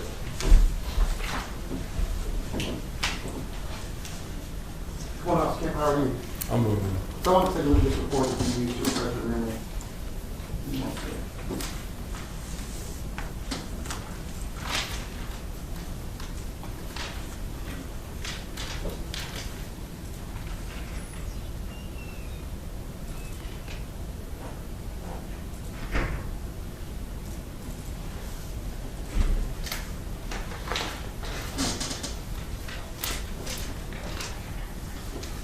Officer Kemp, when did you compile this report? March 19th, 2018. After your interaction with Ms. Bartell? Yes, sir. Okay. And you stated that your coworker or colleague, Officer who, asked you to report or to come up there to the Plano Medical City? It was Officer Franz that had made the request. And he was there working kind of basically security for the hospital, correct? Yes, sir. Okay. So as you appear, so are you the first officer, I guess, on duty to appear and speak to Ms. Bartell? I believe so, yes. And when you spoke to Ms. Bartell, isn't it true that she was unable to give you the race of the individual she alleged attacked her? Yes.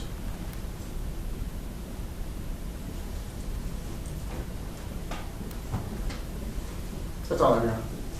Anything further from the staff? Nothing further, may he be excused? Yes. Mr. Warren, may you be excused? No objection, John. All right, you may step down. Thank you so much. Thank you, Your Honor.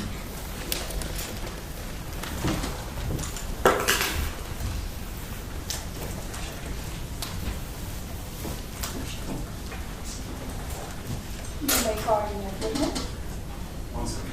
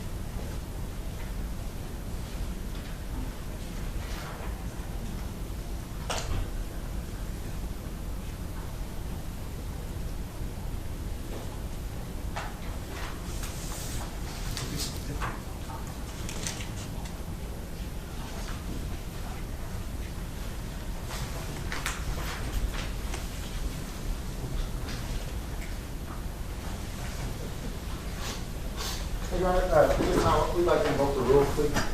All right. The rule will be invoked. All witnesses that are to testify will not discuss the case amongst themselves and will not be allowed to be in the courtroom. So at this time, ladies and gentlemen, I think this would be an excellent time for us to take our morning break, okay? So we will take a 15-minute break, if you would. Once again, look at your watch, because we always know that this clock is not right. Remember, like downstairs, this clock is right 2 times a day. So if you would please retire to the jury rooms, and if you come back in 15 minutes, indicate to the bailiff that you're back. Thank you. All right. Okay, Judge, so we heard opening statements, and what do you think so far? Well, I think the opening statement was a good roadmap to what the prosecution's essentially going to try to prove, and broke it down into very simple, simple points. You know, he broke it down to 3 main points that he wants to show the jury, and he said that if I can prove these 3 points to you, then you should have enough for a guilty verdict. And so I thought the way he simplified it was good. I mean, he essentially said that he wants the jury to say that both the deceased and the defendant were at the same Walmart, and that they're going to show us some video that shows that he followed her out of the Walmart, and then just a short 2.5 hours later, that they find him throwing out some of her property, and then they're going to prove how she was murdered. And so if they can prove those things, then they want the jury to vote guilty. And so obviously there's going to have to be a lot more details that filled that in, but I thought that was a good opening statement. The first couple, yeah. Yeah, it was shorter than normally they're like 30 minutes or something. Well, you know, if you can do it, and you can do it effectively, I mean, there's obviously no minimum time, but I thought he was pretty effective in terms of just simplifying it down to those points. You know, the first couple of witnesses haven't really told us much.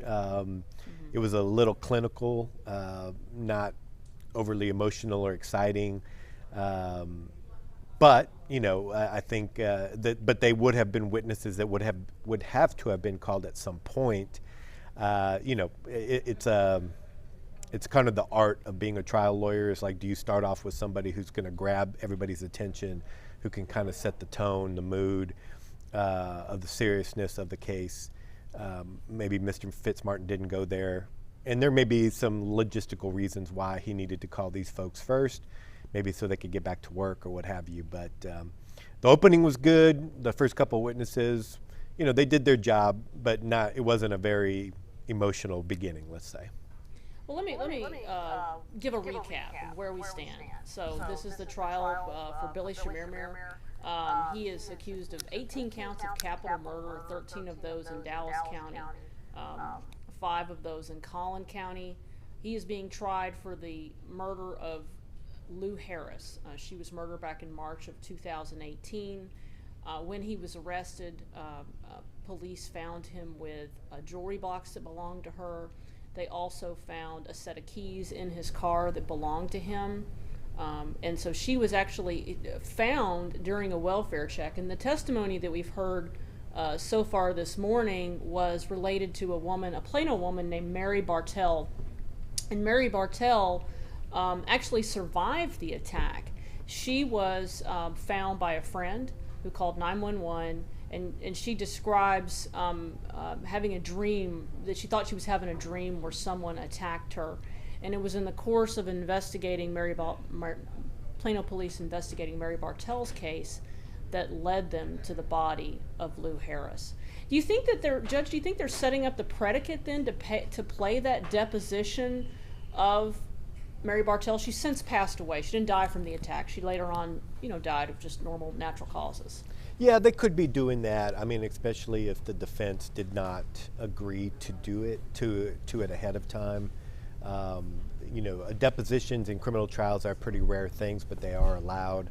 And to use a deposition, even though it would be done under oath and everything, it would still be considered hearsay in essence. And so you need a good reason to introduce it as evidence. And so they could be doing that. They could be doing that without knowing what happened pre-trial, what kind of motions or hearings have already happened in this case. It's hard to say for certain, but they could be doing it for that reason. Feels like the judge is going to allow it. Oh yeah, I would imagine so. I think we could tell by the opening that the judge is definitely going to let the state get into these other homicides as a way to show the pattern and a course of conduct that Mr. Chemirmir is being accused of. And so, yeah, I think she's going to give the state some latitude about these other homicides and about what maybe these other victims can shed light on this particular case. And I think some of this evidence that they have that shows him trying to sell property belonging to the victims is going to be a real problem for the defense to try to explain. Especially in this time proximity. So like what we were talking about before the trial started this morning, if he's caught with these victims' property, the time proximity is also going to be important. Like, was he caught with the property several days after the alleged homicide? That would be something beneficial to the defense. But if he's caught with the property just several hours after the alleged homicide happened, that's going to be much harder for the defense to explain. And so now that we know that, at least as it regards to Mary Bartell, that's going to be a challenge for the defense. It'll be interesting to see how they respond to it. Yeah, and one of those attacks that they were talking about is Mary Books. That's the name I wrote down. I hope I wrote it down correctly. And she was shopping at that same Walmart that Lou Harris is shopping at, and they have apparently surveillance video. It was enough. Not enough. It was caught within a time frame that they were able to go back and find surveillance video showing that they were at this store. And then they said that he later on put on OfferUp a unique ring that belonged to her. That's a pretty tight timeline right there. Very tight timeline. And so as we discussed earlier, those kind of details are really going to matter, because how is the defense going to explain that? You saw that in the opening, the defense chose not to make an opening statement. So we don't know we don't have a preview about how they're going to respond to this. Maybe sometimes defense attorneys do that because they want to, it's a way of them to take the initiative when it's their turn to put on their case in chief. They can, once they see everything that the state's going to present, they can address it in the opening statement later in the case. But right now we have no preview as to how the defense is going to do it. And so sometimes when a defense attorney makes an opening statement at the beginning of the case, it's a way to begin to plant seeds with the jury. Hey, I know the state's going to tell you this in a few minutes, but when they tell you this, keep this in mind, that kind of thing. They chose not to do it that way.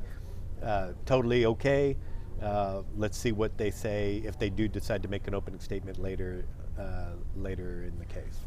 Were you surprised that they didn't make an opening statement? A little bit, only because, with this circumstantial case, the defense is really going to have to get the jury to consider other alternatives that explain the facts, right?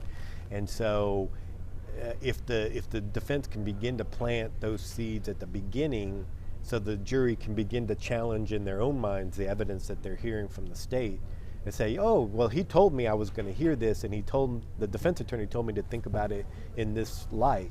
It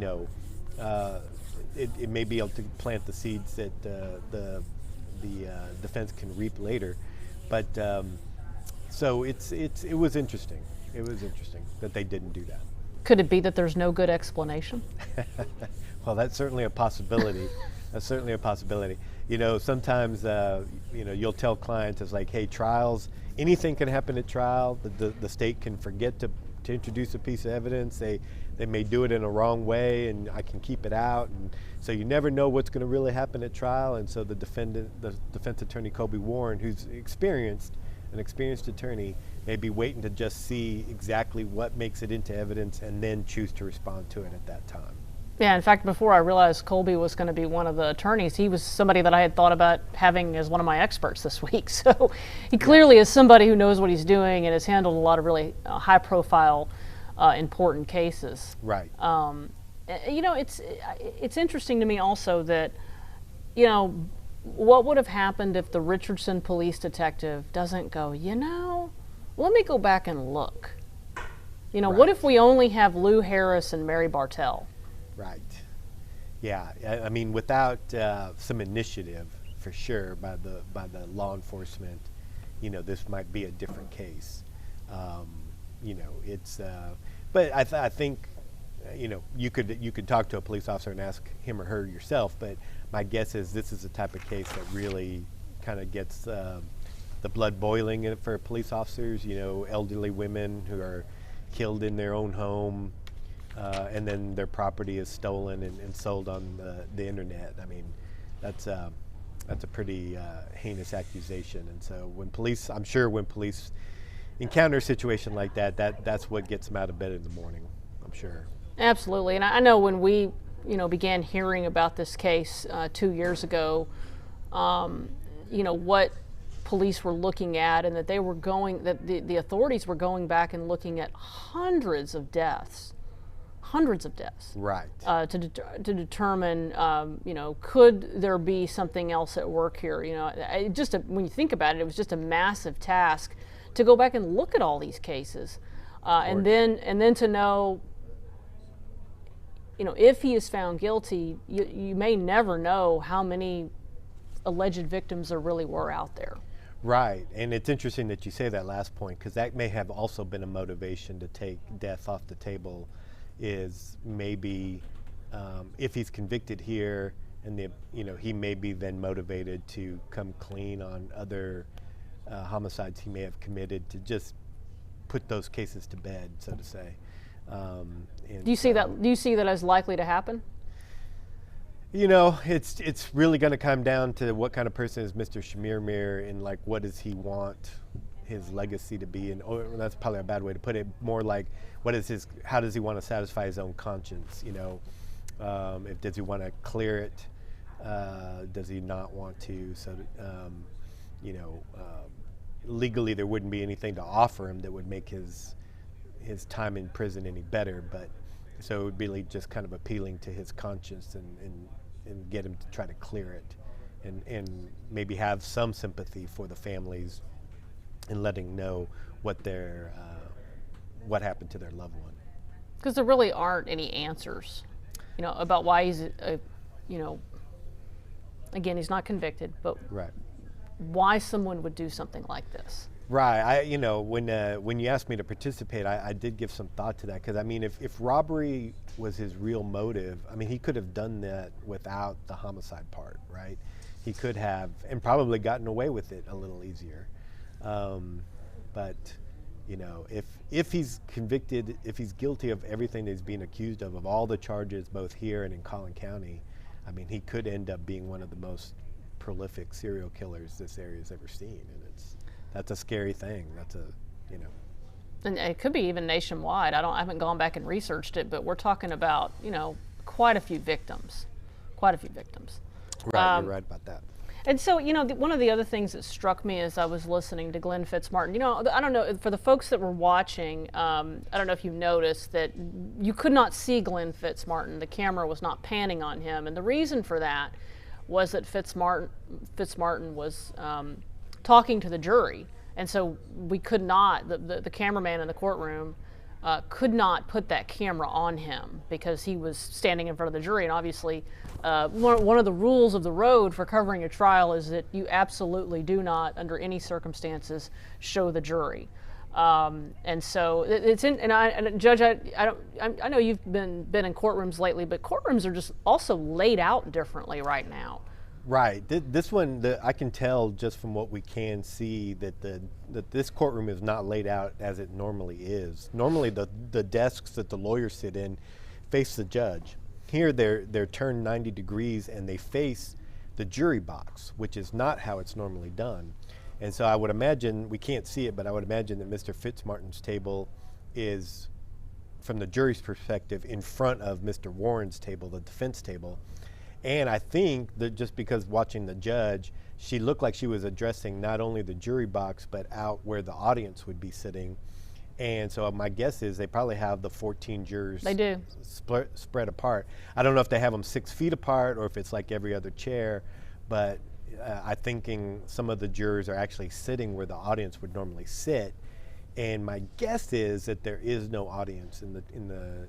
I don't even know if the reporters are allowed in the courtroom. No, well, so that was quite an interest to all the approvals that we needed, because the way that the courtroom is currently constructed is the jury is where the audience would normally sit, and you're right, the defense and the prosecution are facing each other, which is kind of different. They're kind of at a catty corner. Okay. And so, no, there's no spectators allowed in the courtroom. The cameraman or woman is actually in the jury box where the jury would normally stand, and we actually had to put in kind of a screen to make sure that we didn't inadvertently shoot anything that was on the table, where the prosecutors are sitting. So it's kind of it's a whole different, just even preparing for this trial was kind of a whole different world. And sure.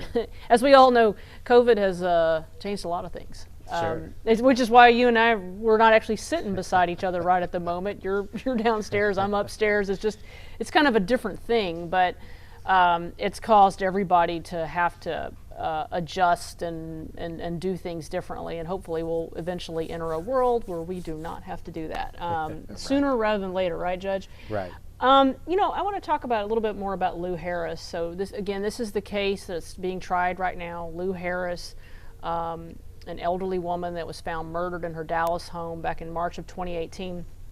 Now, Judge, they really set a tight timeline. So they're saying that she's at the grocery store around 3:27 p.m. on March 20th, and that he's caught 5:50 p.m. with her jewelry box. And then, of course, he has his keys in his car. I mean, that's pretty tight. That's a very tight timeline. I'm sure, I saw that the prosecution has a map put up. I don't know if part of that map they're going to include like driving time, just try to shrink that amount of time to where Mr. Chemirmir may have had possession of this property in order so Mr. Chemirmir can't later argue, oh, well, I stopped by a friend's house and he had this property, this jewelry to sell me, and I was like, okay, I'll buy it, to kind of shortcut those types of arguments. But yes, I mean, this is just a little over 2 hours where allegedly Mr. Chemirmir had the decedent's property.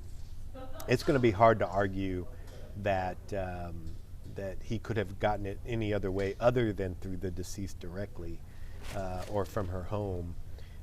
So it will be interesting to see how the defense responds to that. I mean, this is strong circumstantial evidence of proof that Mr. Chemirmir had or was in the deceased's apartment or home, whichever it was. Yeah, that's pretty strong circumstantial evidence. Well, and short of having an actual eyewitness, this is about as best as you can do on a circumstantial case. Right. Yes. You know, it shows that strong connection that Mr. Chemirmir had at some point been in her house, around her at least. I don't know about you, but I'm ready to hear some witnesses that are like a little more. I mean, I guess I wonder like how much kind of predicate witnesses we're going to have, because to me that's what these first witnesses was. It was the Plano dispatcher who gets in the 911 call. Then we had the fire guy, again kind of setting up how she's found, what she said, and then the first responding officer. If you were trying this case, where are you going next? I would like to have what I would call an action witness, a witness who's going to come in and say, okay, when we learned about this, these are the steps we took, and we went here, we talked to this person, we went and investigated there.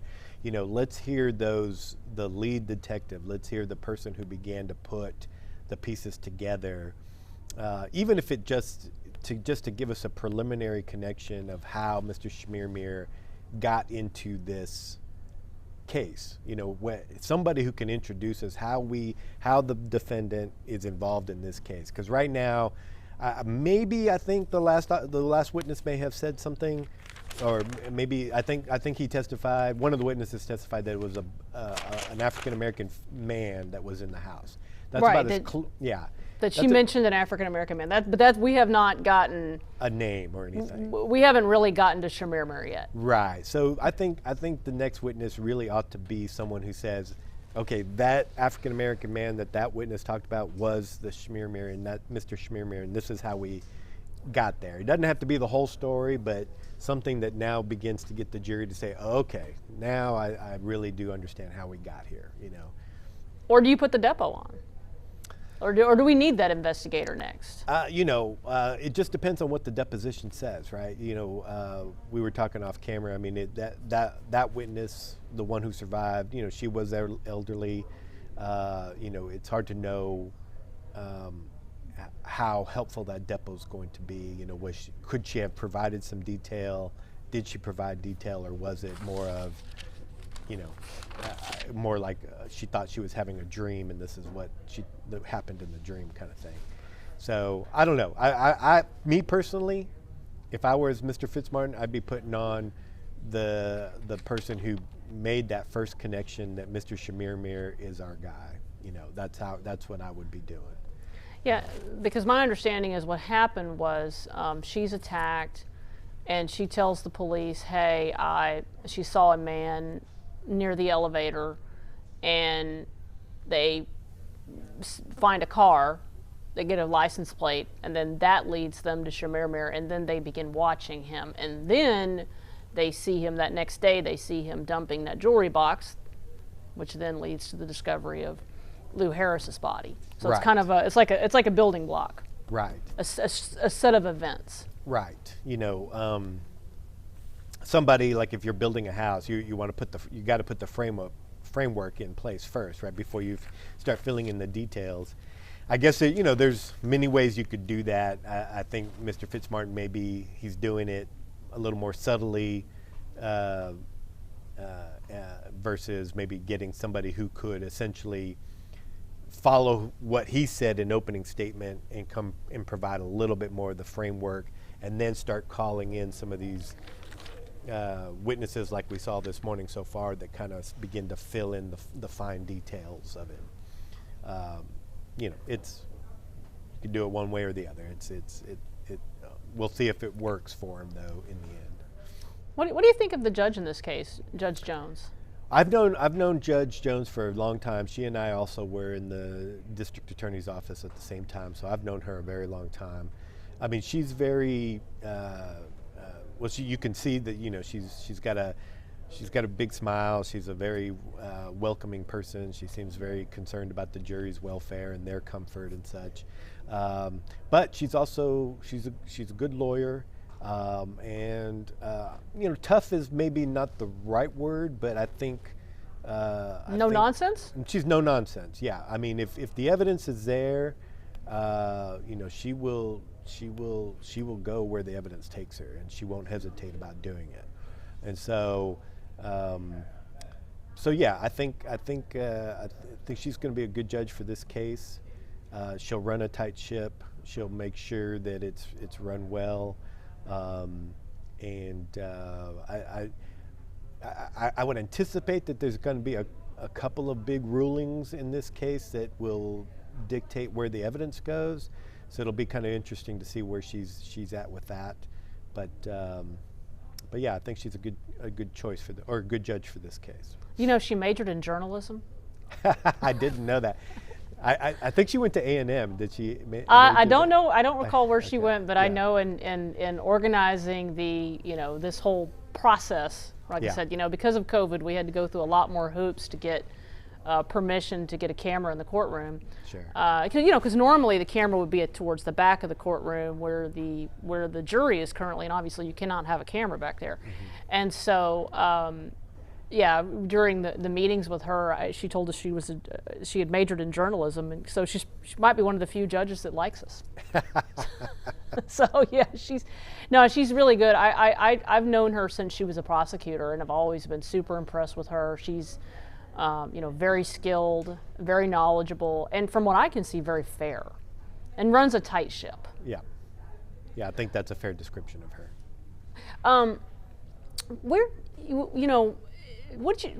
Sorry, let me think about what else I want to talk about here. In terms of, do you think that so far they're doing a good job? I mean, are they going where they need to go? Yeah, I think so. I mean, it's going a little slow, but that may just be personal preference. I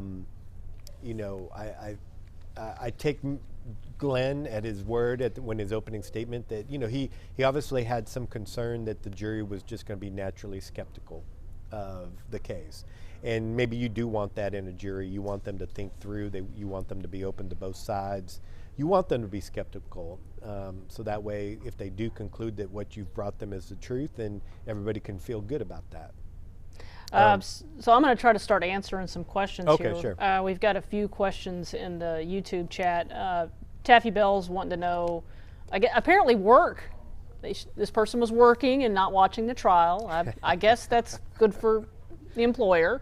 Luckily I'm being paid to do this. So, so far, we've had opening statements from the prosecutor. He's given a very succinct things that they have to prove, and saying if we prove these things, then you should find Billy Chemirmir guilty. And we're trying the case of Lou Harris. She was found murdered in her house back in March of 2018, and prosecutors are going to present evidence that they were in the same Walmart, checking out one lane over. They're going to show evidence that he was following her. They're going to show evidence that he was found in the possession of her jewelry box less than, 2.5 hours or so, roughly-ish, from the time her body was found, and that they found keys, her keys in his car. So they've told the jury we're going to present, in some ways, a simple case, right? And so far what we've heard is a Plano police dispatcher who served the purpose of getting the 911 call in. Then we heard a Plano firefighter who described finding her, before Lou Harris's body is found, there's another woman that was attacked in Plano. And she is found unconscious in her apartment. And that is the case that ultimately leads them to identify Chemirmir in this case. And so anyway, so they had a Plano fireman who found that woman who was attacked but survived. And then we had the Plano police officer who was the first responding officer, and that woman's name was Mary Bartell. Mary Bartell survived the attack, but her case gave investigators enough information to lead them to Chemirmir. And then Plano police were following him when they saw him throw away the jewelry box that belonged to Lou Harris. I mean, you almost couldn't get as, I mean, I don't know if you can get better than this in terms of a circumstantial case.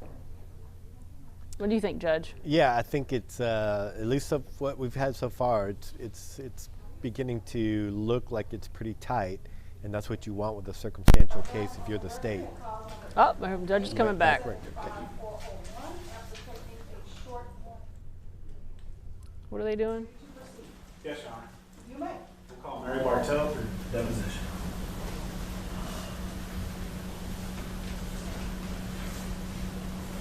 And for the record, Mr. Martin, what exhibit number is this? I believe it was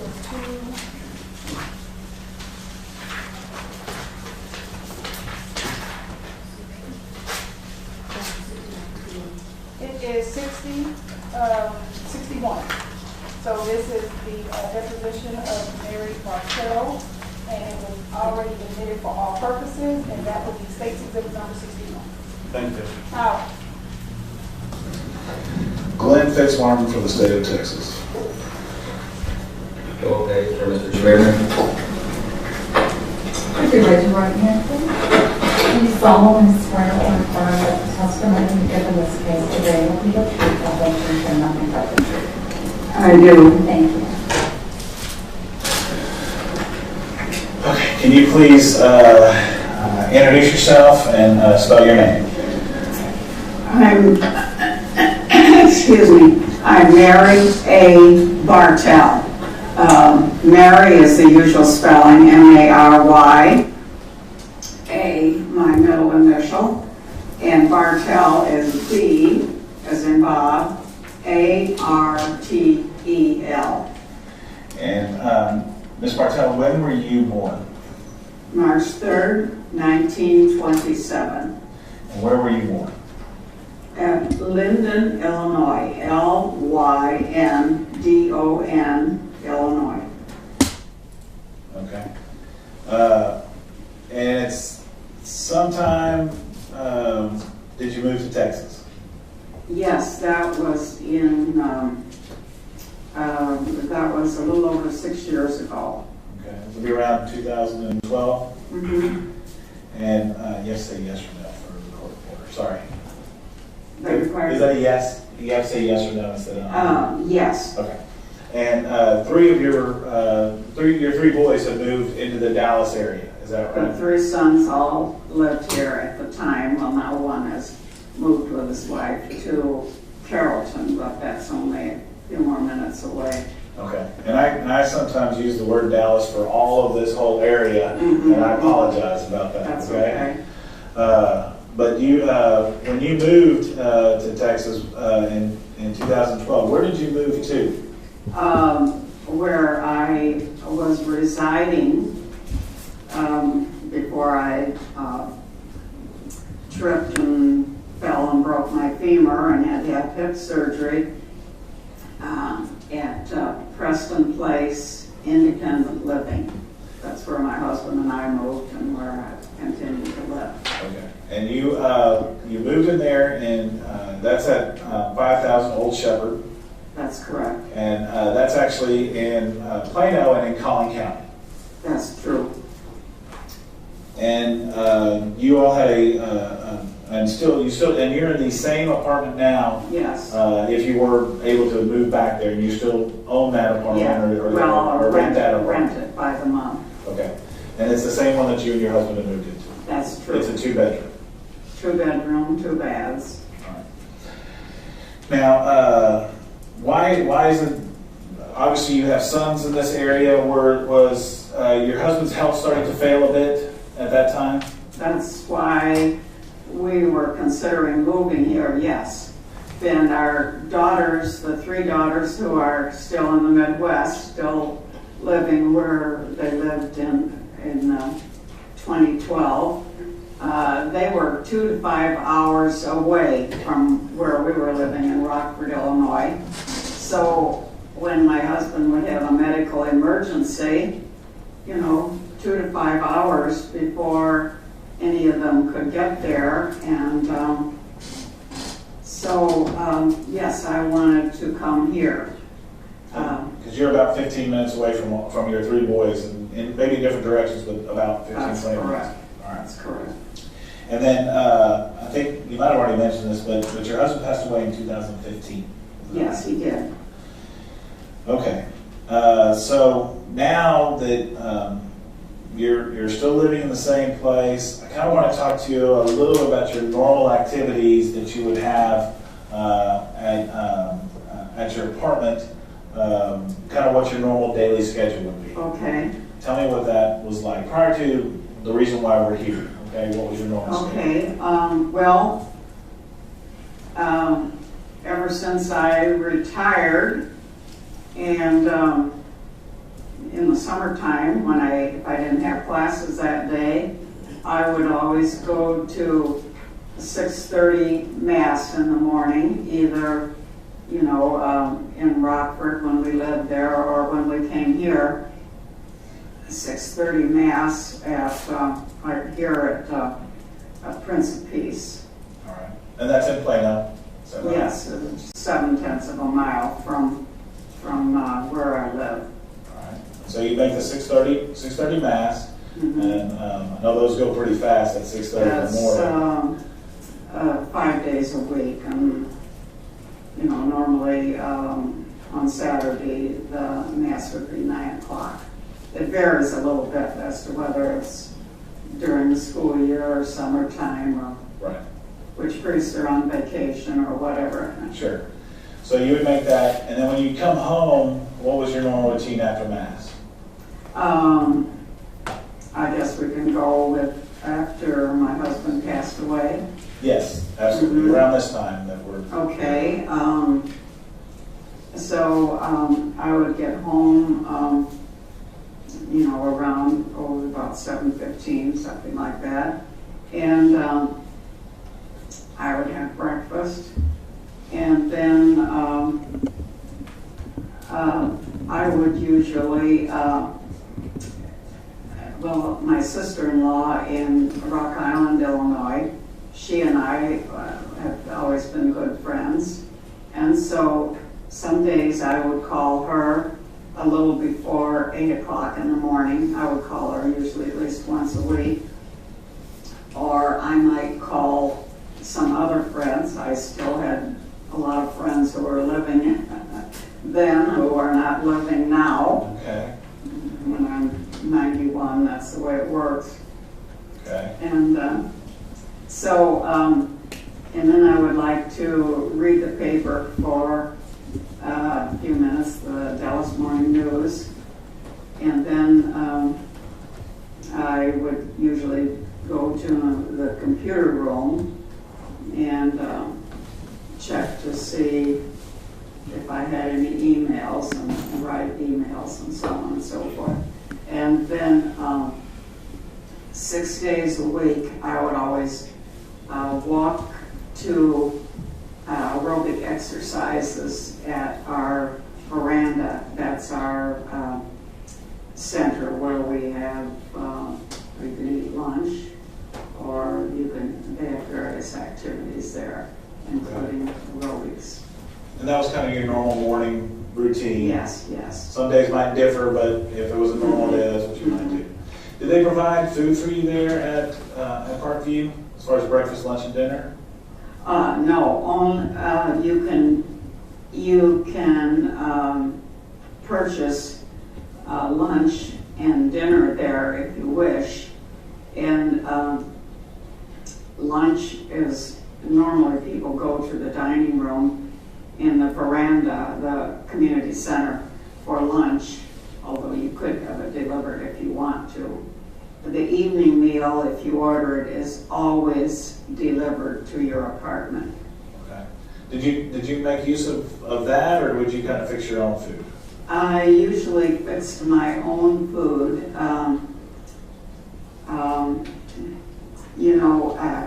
Seniors have a lot of different do's and don'ts when it comes to eating. Okay. So you would figure out what the do's are for you and just do that. Is that yes, right? Okay. That's true. Now, we didn't really talk too much about Parkview. Is it an independent living? Is that what you would call it? It's independent living. Do they have assisted living as well there? No, just independent, that's all. Okay. And do they provide healthcare workers if you need it, or do you have to hire that from the outside? They would prefer that you use the ones they have vetted and agree that their backgrounds are okay. But with the change of ownership that we had, I guess it was in this last spring, they said if, it hadn't been that way in the past, but that if you had a caretaker that you brought from the outside rather than getting someone through our office, that then you would have to make sure that you would have to pay for a background check for them. All right. Now, this Parkview, do the doors to the apartments, do they open to the outside world, or is it a hallway? You're talking about Preston Place. That's where I live. I'm sorry, yeah, Preston Place. Preston Place. Okay, Preston Place. Well, my apartment, there are 224 apartments there at Preston Place, and 15 of them are 2-bedroom, 2 baths like mine. So my apartment was originally 2 apartments, and they put them together to make 1 apartment, or 15 of those. So yes, the doors do open out, and so I have 2 outside doors that go into the breezeway, and then there are 2 doors that go out to the patio and the storage area. And you're on the first floor? That's correct. What's your apartment number? 816. And so there's a number of different buildings. What building are you in? 8. Building 8. Okay, so I'm going to talk to you now about the date of March 19th. All right. That morning, was that one of those typical mornings where you went to church at 6:30? Yes, it was. At Prince of Peace? That's correct. And when you came home, did you have one of those phone calls like you had mentioned to your sister-in-law? Yes, I did. After I had eaten breakfast, I called my sister-in-law in Rock Island. Her husband had passed away. My dad, my husband's brother, my brother-in-law in Rock Island had passed away earlier this year. So I think I mentioned earlier, I would usually call my sister-in-law at least once a week. So I called her a few minutes before 8 o'clock because I could usually reach her at home at that time. And so we talked for 15 or 20 minutes, and then I read the newspaper for maybe 15, 20 minutes, I don't know. And that would be about right, 15 to 20 on each one. And then I went to the computer room because I was going to send an email to my children about the phone call, because they're very fond of their Aunt Dawn too, and are always asking about her and how she's doing. And so I was at the computer. It was about 8:30 on this Monday, March 19th, and I heard this very insistent rapping at the door, and I wasn't sure with my poor hearing, even though I have hearing aids, I wasn't sure whether it was my doors, or my door that was being knocked at or rapped at, or whether it was across the breezeway. I couldn't tell.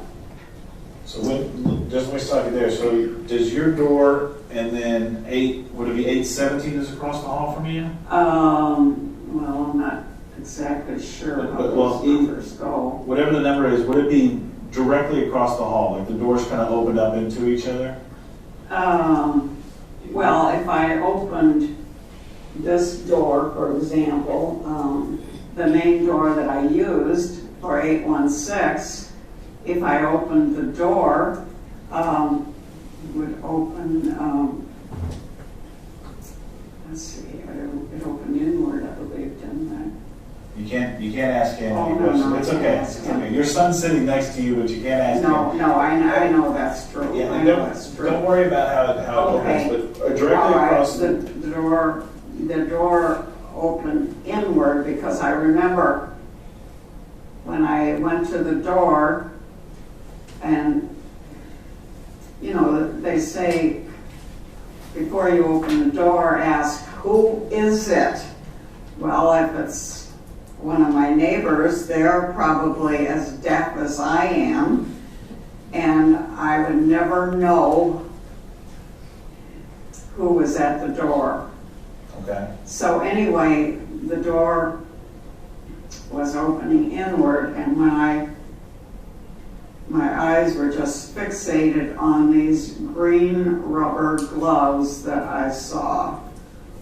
And I knew instantly when I saw those two green rubber gloves, number one, I should not have opened the door. Number two, my life was in grave danger. I tried to push the door shut, but my perpetrator is 45 and I'm 91, so I didn't have any success in pushing the door shut. Okay.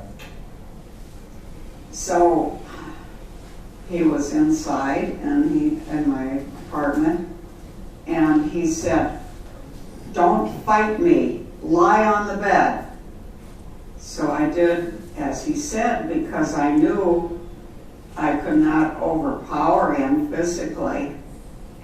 And of course, as soon as I lay down on the bed, she told me to lie down on the bed. Anyway, he just smashed a pillow down hard over my face and my chest, and I just couldn't breathe. And I tried to move this left hand under the pillow to get to my medical alert button. I'm not wearing it here because it doesn't work more than 700 or 800 feet from the monitor. Anyway, it was totally impossible for me to even, the pillow was slammed down so hard over my head and my chest that there was no way I could even move my hand toward the medical alert button. So anyway, after, I don't know, 3 minutes or however long, it seemed longer than that, of course, that he was just using all his weight to keep me from breathing at all, I passed out. And as soon as I lost consciousness, he took my... Hold on, let me slow you down. All right. Let me slow you down, okay. Because I need to break this up a tad bit, okay? So you heard a knocking on the door, and you went and you opened the door, is that right? That's correct. Did you have to unlock the door to open the door? Yes. Do you normally keep your door locked? Yes. When you opened the door, could you see the individual on the outside? Did you see his face? Did you ever look at his face? I was fixated by the green rubber gloves. Okay, so you never did get a look at his face? No, I did not. Would you be able to tell what race he was, or how tall he was, or how much he weighed? The short answer is no. So when you came to the door, you fixated on the hands and the rubber gloves. Is that right? That's correct. When he came in, did he said to you, "Don't fight me," and get or lay on the bed? Is that right? Lie on the bed. Could you detect an accent to his voice at that time in any way, shape, or form? Well, no, I'd have to say no because... You did. That's fine. Then, did you walk to your bed? Did he pull you to your bed, or did you just do exactly what she said? I walked in to the bed, and I put my head down on the bed on my body, and then he slammed the pillow down hard. And the pillow that he used, he got off of your bed. Is that right? That's correct. How many pillows do you think were on your bed at the time? 2. Do you know which pillow he used that was on your bed? Yes, he used the one that I normally slept on. All right. And was there a pillowcase on that pillow? Oh, yes. Now, after he puts the pillow on your face, did you struggle with him at all? No, because, well, I mentioned how You tried to get to your call button. and the pillow was smashed down so hard I couldn't even get my hand underneath it. Okay. That call button, if you were to hit it, what happens to that? Where does that call go to?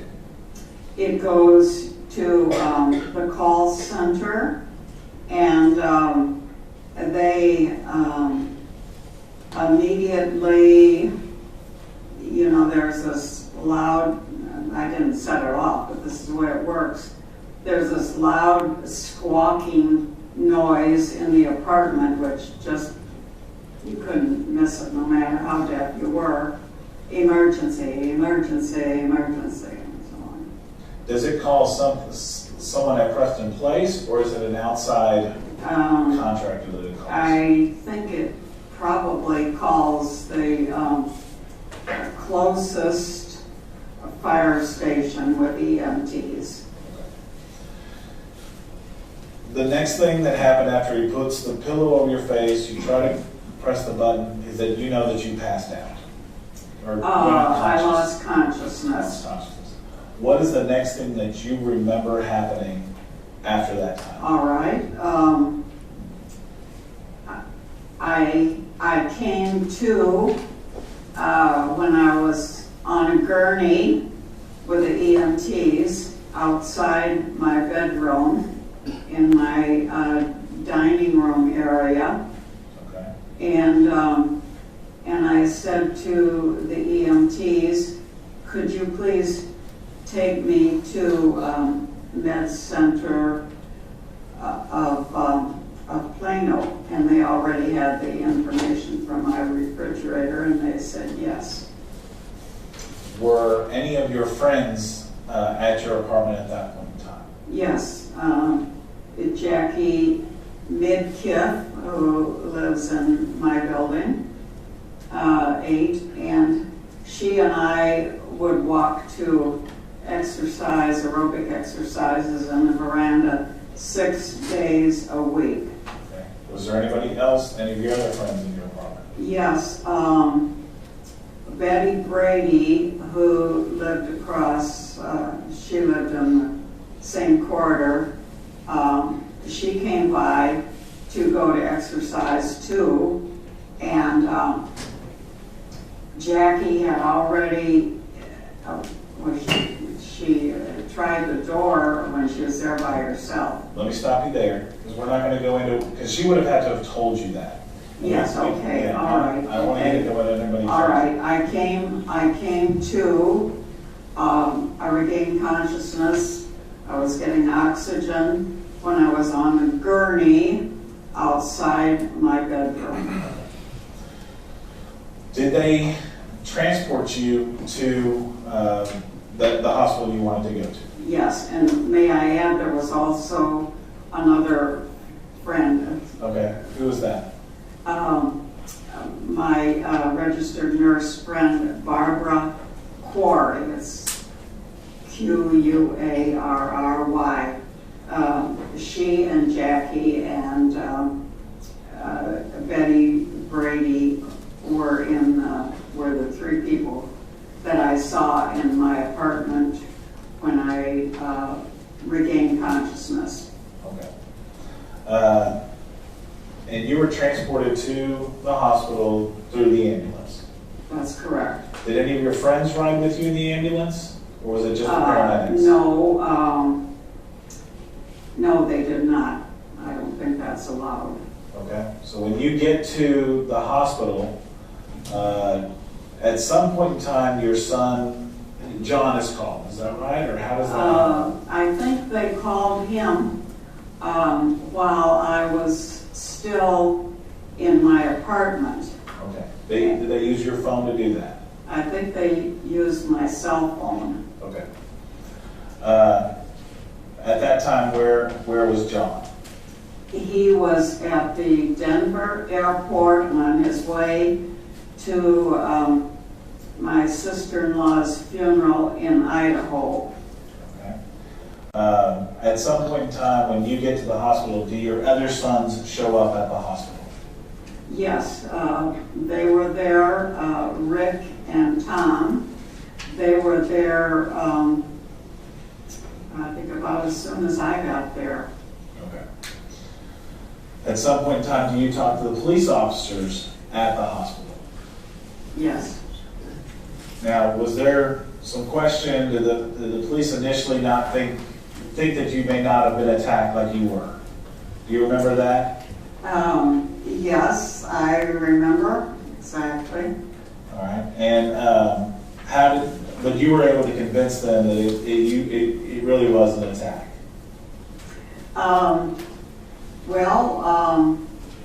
Actually, this was after the examination, and to answer your question, I almost have to tell something that was told to me by my oldest son, Rick. Okay. Well, let's do this.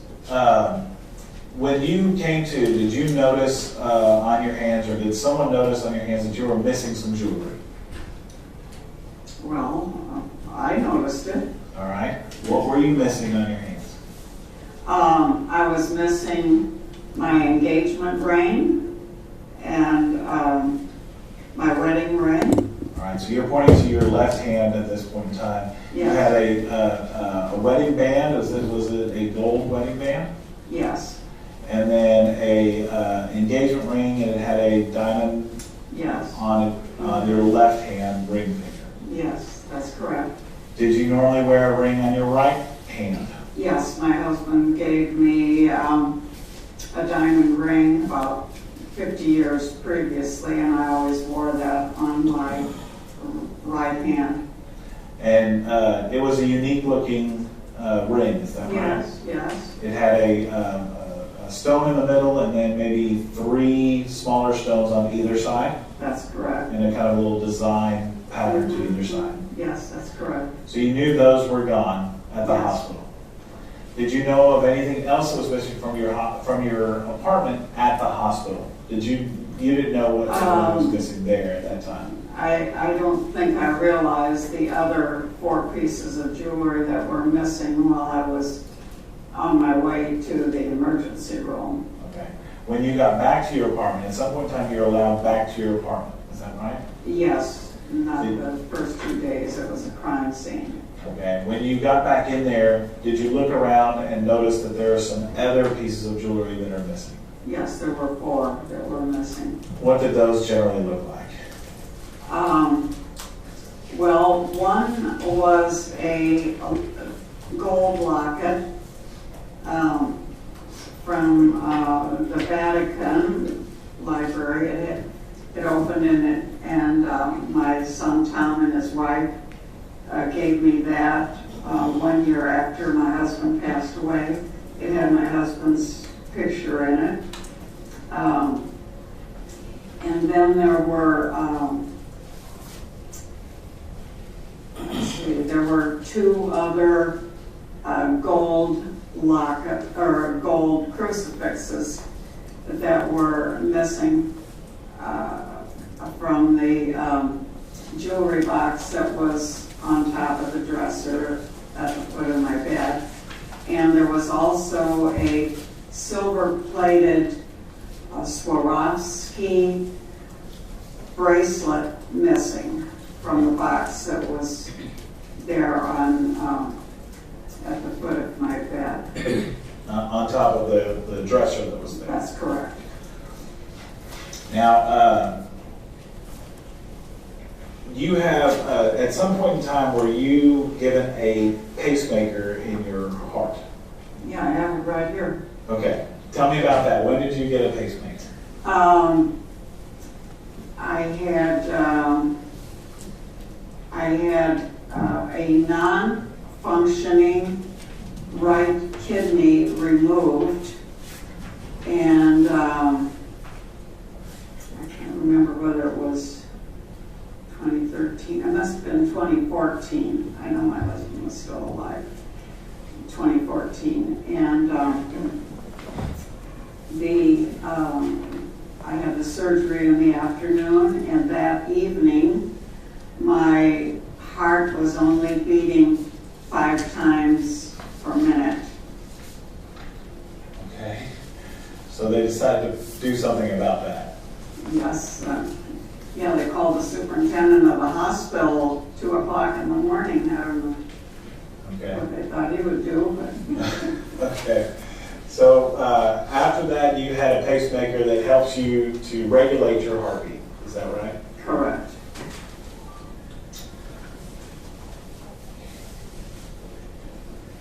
Now, in your apartment, there are 4 doors that lead to the outside. That's correct. There are 2 doors that would have been the front doors of the 2 apartments that were put together. And then there are 2 patio doors that lead That's to the correct. outside. Do you normally use that, the door that the man came in, is that your normal door that you would use to go in and out? Yes, it is. Do you ever use the other front door? Well, the one that opens off my dining room area, I have a rose bush out there that I water every day or 2. I'm talking about the original front doors, okay? Oh. Do you ever use the original? I know you use the one front door the man came in. But I don't use the other one. You don't ever use that other one? No. Okay, that stays locked and that you don't go in that thing. That's correct. Now, there are 2 patio doors. Yes. One off of your, basically off the living room area, and one off of what would be the dining room area. Correct. Do you go out those doors? Well, I was trying to explain, but I didn't explain it very well, I guess. I did have 2 blooming rose bushes on each patio, but the one off my living room, winter killed, frostbite or whatever. Okay. So that patio door, would you normally keep both of those patio doors locked? To the best of my knowledge, they would always be locked. And when you're in your apartment, normally, when you walk in your door, do you normally lock your front door? Oh, yes, immediately. So you would always keep those doors locked, all exterior doors? That's my intention. Okay, all right.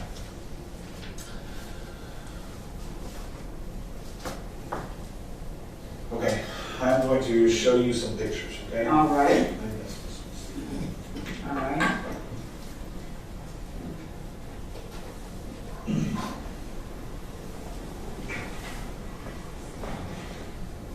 Now what I've done is marked all of these with a sticker, okay? On the bottom and a number, and that's the way we're going to have to be able to refer to them. I've got your name underneath each one of the numbers.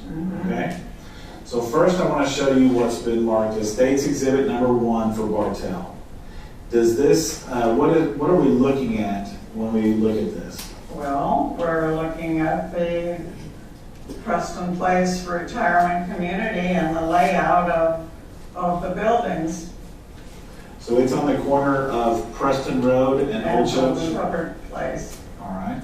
And we see a number of buildings. Is this, how many apartments are there in this? 224.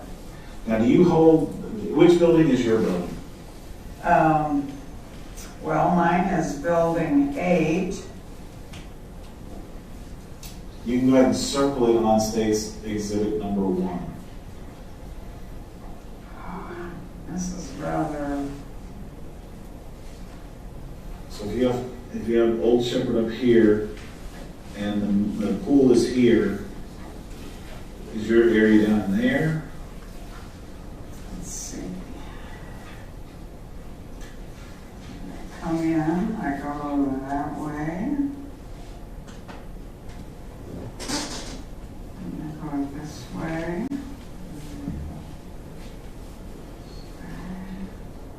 Okay, so this is...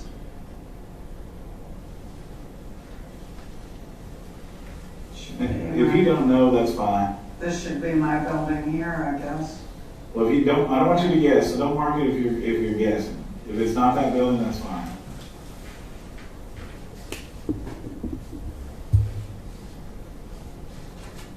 It's that one. Okay. Well, you can go ahead and circle the one you think it is. That's fine. Now, let me ask you this: Are you about to circle this one on the bottom right? Is there any greenery around your building, like grass? Yeah, there's grass. Okay, this building here doesn't have any grass around it. Well, there's a sidewalk in front, and then there's some grass. This is surprising because there's a parking lot in front of my place. And then there's a parking lot in the front, and then is there a kind of an open grass green area behind it? Back, Okay, because this building over here has a parking lot in the front and a green area in the back. But if you don't know, that's fine. I'm not sure from the looks of this diagram. Let's just move on, okay? So here's State's Exhibit number 2. Is this a layout of your apartment?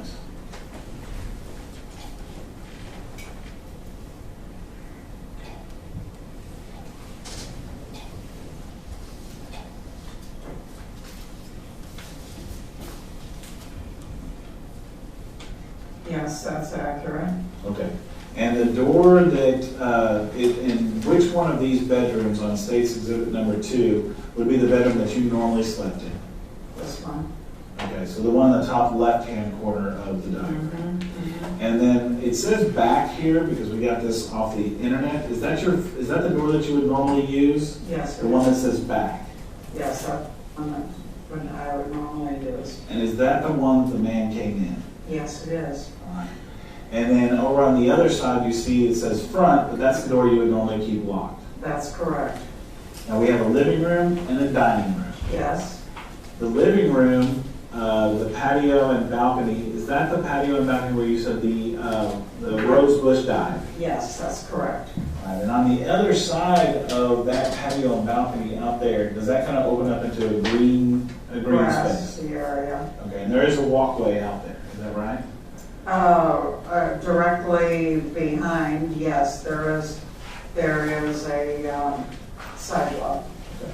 Going back to your front door, where is the parking lot from your front door on this diagram? Would it be? Actually, it's out here, because if I look out my bedroom window, it's right there, or if I look out here, I can see the parking lot. Okay, so if you went out of the dining room door, out in the patio balcony, you would be out into the parking lot area out there. Is that Yes, it's not a balcony, could I mark through here? You can mark through it if you'd like to. Because It's I'm on just the a first patio. floor. It's just a patio. Okay. All right, there's no balcony on that side either. then, No. so you can go ahead and mark through that. Anything. Okay. All right, so outside the patio, you would look out, and that would be a garage, a parking lot outside the patio connected to the dining room. Correct. Okay. All right, I'm going to show you what's been marked as State's Exhibit number 3 for Bartell.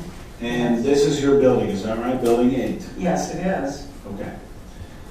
State's Exhibit number 4 for Bartell, is this that front door that we've been talking about? Yes, that's the front door that I use. That you would go in and out of, and that's the same front door that the man came in through? That's correct. And if we look at State's Exhibit number 5 for Bartell, it's just a close-up that just shows the number of your apartment door. Yes, that's correct also. Okay.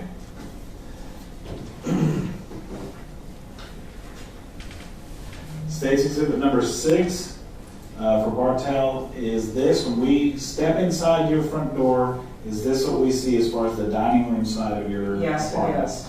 Okay.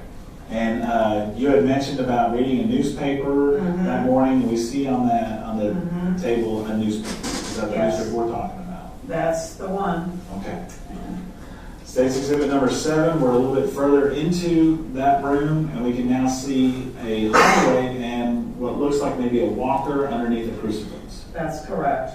And is that, if we were to go up there and around by that walker, would that enter into your bedroom? Yes, it's just behind this wall. Behind the wall that has the picture of the sailboats? That's correct. Okay. State's Exhibit number 8, are we now kind of looking in a clockwise fashion around your apartment? Yes. And we can still see the walker with the crucifix, but now we're looking over. Is this door that's open, is that a restroom? Yes, the bathroom. Okay. State's Exhibit number 9 for Bartell. We're still looking to the right around your apartment, is that right? Yes, and this is, my kitchen is back behind this granite counter. Okay, we can see a granite countertop, there might be some keys, and maybe a coffee maker. That's there. correct. That behind that wall there where there's some, well, that's the door, but behind that door is the kitchen area. Yes. Okay. I mean, if this door were Closed, you would be able to see a little bit better. Yes. And then further down in is getting into your living room to the left of the kitchen Yes, area. that's right. Okay. State's Exhibit number 10. Now we can see your kitchen area Yes. come further around the room. Is that right? And we can still see that coffee maker Yes. there and the same set of keys that are on Yes, the that's correct. countertop. Now, if we moved in a little bit further, we would now see the full scope of your living room. Is that correct? And then Yes. we're looking at State's Exhibit number 11 for Bartell. All right.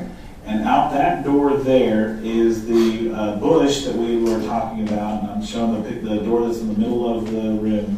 That's where that dead rose bush would be. Yes, it was right there. Okay. And when you said right there, you were pointing out that window that's the blinds are open on. Is that correct? In this particular picture, yes. Okay. State's Exhibit number 12. We keep looking now, going in that clockwise fashion, and we can see the door that you don't use. That would have been the front door to the other apartment. Yes. All right. And you have a TV and another sitting chair in there. Yes. Mm-hmm. Okay. Now, State's Exhibit number 13, Bartell. Is this the room with that's the computer room? The computer room. And if we look back on State's Exhibit number 2 for Bartell, where that's what is called on this the little den, the den. Is that right? Well, I call it computer room, but okay, it's the same. Well, because they have den written on here, that's the room we're talking about on That's State's correct. Exhibit number 2. Yes. Okay. And when you were talking about going in to write an email, that's where you would have been. Yes, in, this is a chair in front of the computer. Okay, and you were pointing to it's kind of off the side of the picture there, but Yes. that's a computer chair or whatever. Yes, So those yes. to your computer. Now going back, if we look at State's Exhibit number 14 for Bartell, is this showing your bedroom that you slept in. Yes, it is. So right to the right of this picture, we would, if we had backed up, we'd see that walker and the crucifix. Outside the room. door of my bedroom, yes. Okay. State's exhibit number 15 for Bartell. Now we're standing inside your room and we're seeing the kind of the side of your bed. Is that Yes. right? Mm-hmm. And State's exhibit number 16 for Bartell. Now we're seeing the foot of your bed and the dresser you had mentioned earlier. That's correct. And you actually have two dressers there, one with a mirror and one without. Is that correct? Yes. State's exhibit number 17 for Bartell. We're now looking at that a little close up now of the dresser with the mirror. Is that correct? Yes. State's exhibit number 18 for Bartell. This is the other dresser that does not have the mirror in the corner. Yes. Is that correct? State's exhibit number 19 for Bartell. It's the other side of your bed. So if we're looking at your bed, this is the left side of the bed. Is that correct? Yes. All right. I'm curious about this drawer that's open here at the bottom of this dresser, or this, I guess, whatever you want to call this. Actually, it's, don't tell my attacker, but that's a jewelry chest. It is? That whole thing is a jewelry chest? Okay. Was this drawer open, do you think, that day? Would you have left that open?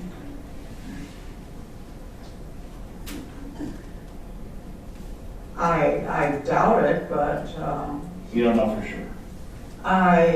that wouldn't be my normal pattern. Okay. Because usually the things I wore for every day were just either on that, these side doors would open up, and those would normally be the things I would just wear for every day. Pieces of jewelry hanging in there. Okay, so I'm perfectly clear on this. We're talking about the white, it looks like a small dresser. Are these all drawers that go up and Actually, it's a jewelry chest. It's a jewelry chest. Okay, we're gonna call it a jewelry chest. Do these drawers open and pull out? Are those separate drawers, each one of those?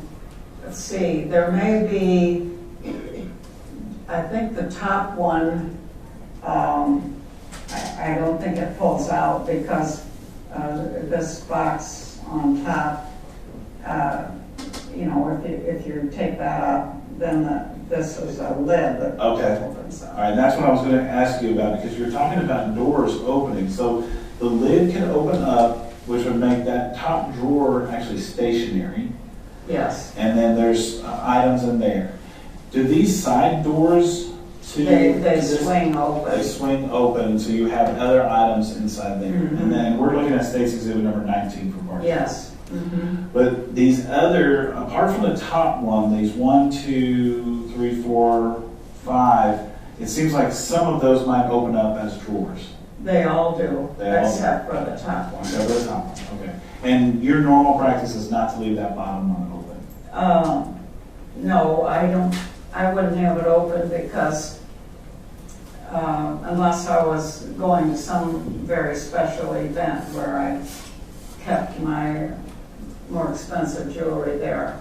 Did you notice anything missing from any of from this? No, I don't chest? really think anything is missing from there. Okay. State's exhibit number 20 for Bartell. This is just more of your room, the other side of your bed. Yes, yes. State's exhibit number 21 for Bartell. We're back on the dresser that has the mirror. Is that yes? Yes. And this is the top of that dresser. Is that right? Yes. Now, it looks like this black box that's on top of this dresser. Is that a jewelry box? Yes, it is. And it seems like there's other bits of jewelry that are kind of scattered around the top of the dresser. Yes, that's true. And this is the one that had the Swarovski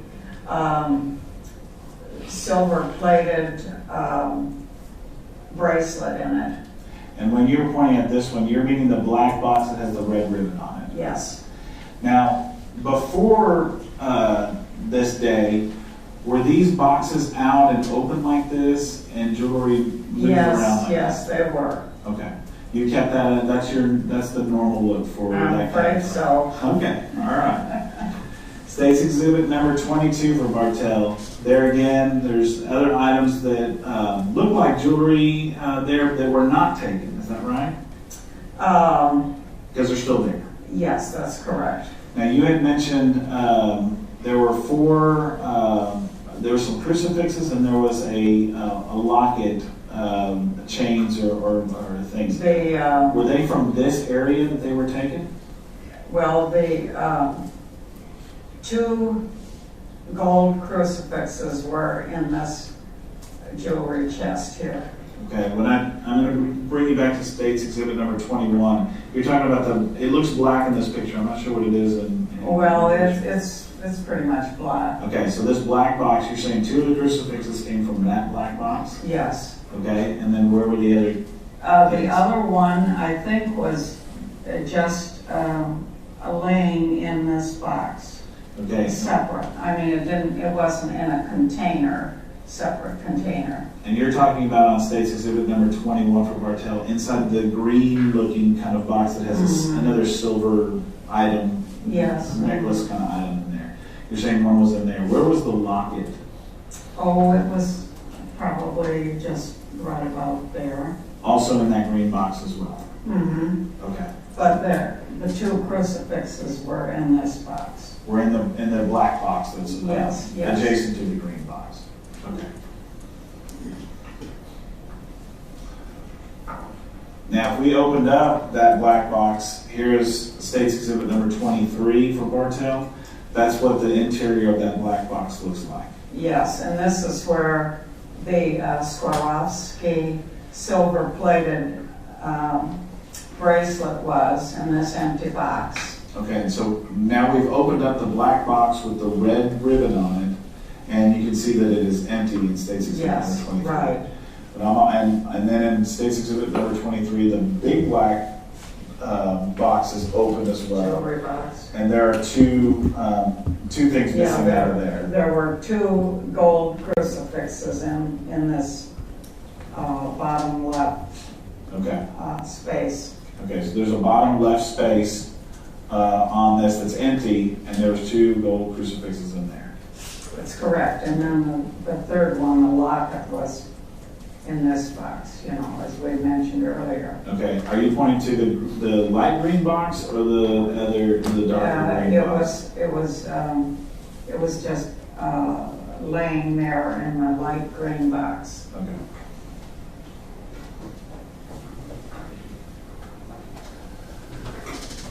State's number 24 is just another picture of and you can see there you've got a picture of you guys on what looks like maybe an elephant. Riding an elephant in India. One of your travels, okay? That's correct. State's Exhibit number 25 for Bartell. Is this the white box that's the top of the white box? Let's see. The white jewelry chest? Does it have a mirror on the top, or is this a different box? Maybe this is for people who have more jewelry than they need.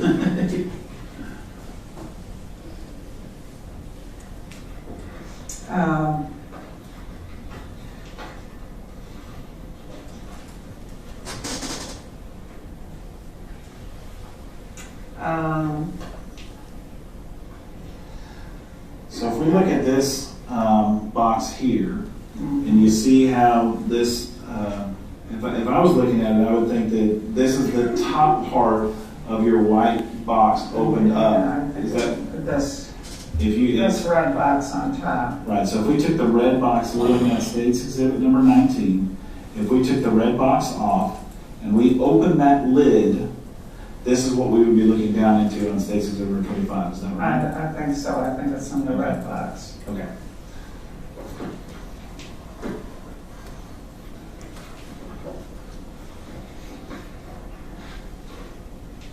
State's Exhibit number 26. This is your the bed, and you have a giraffe, stuffed giraffe on there. Friend gave me that. Okay.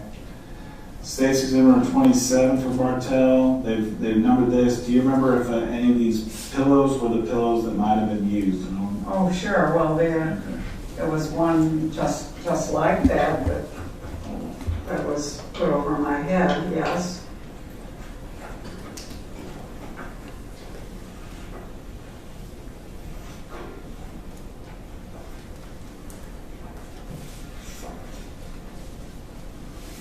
Well, now that shows that's without, I don't know just when that was taken. Okay, State's Exhibit number 15 for Bartell. This shows your bed, and it shows there's a pillow back there that doesn't have a pillowcase on it.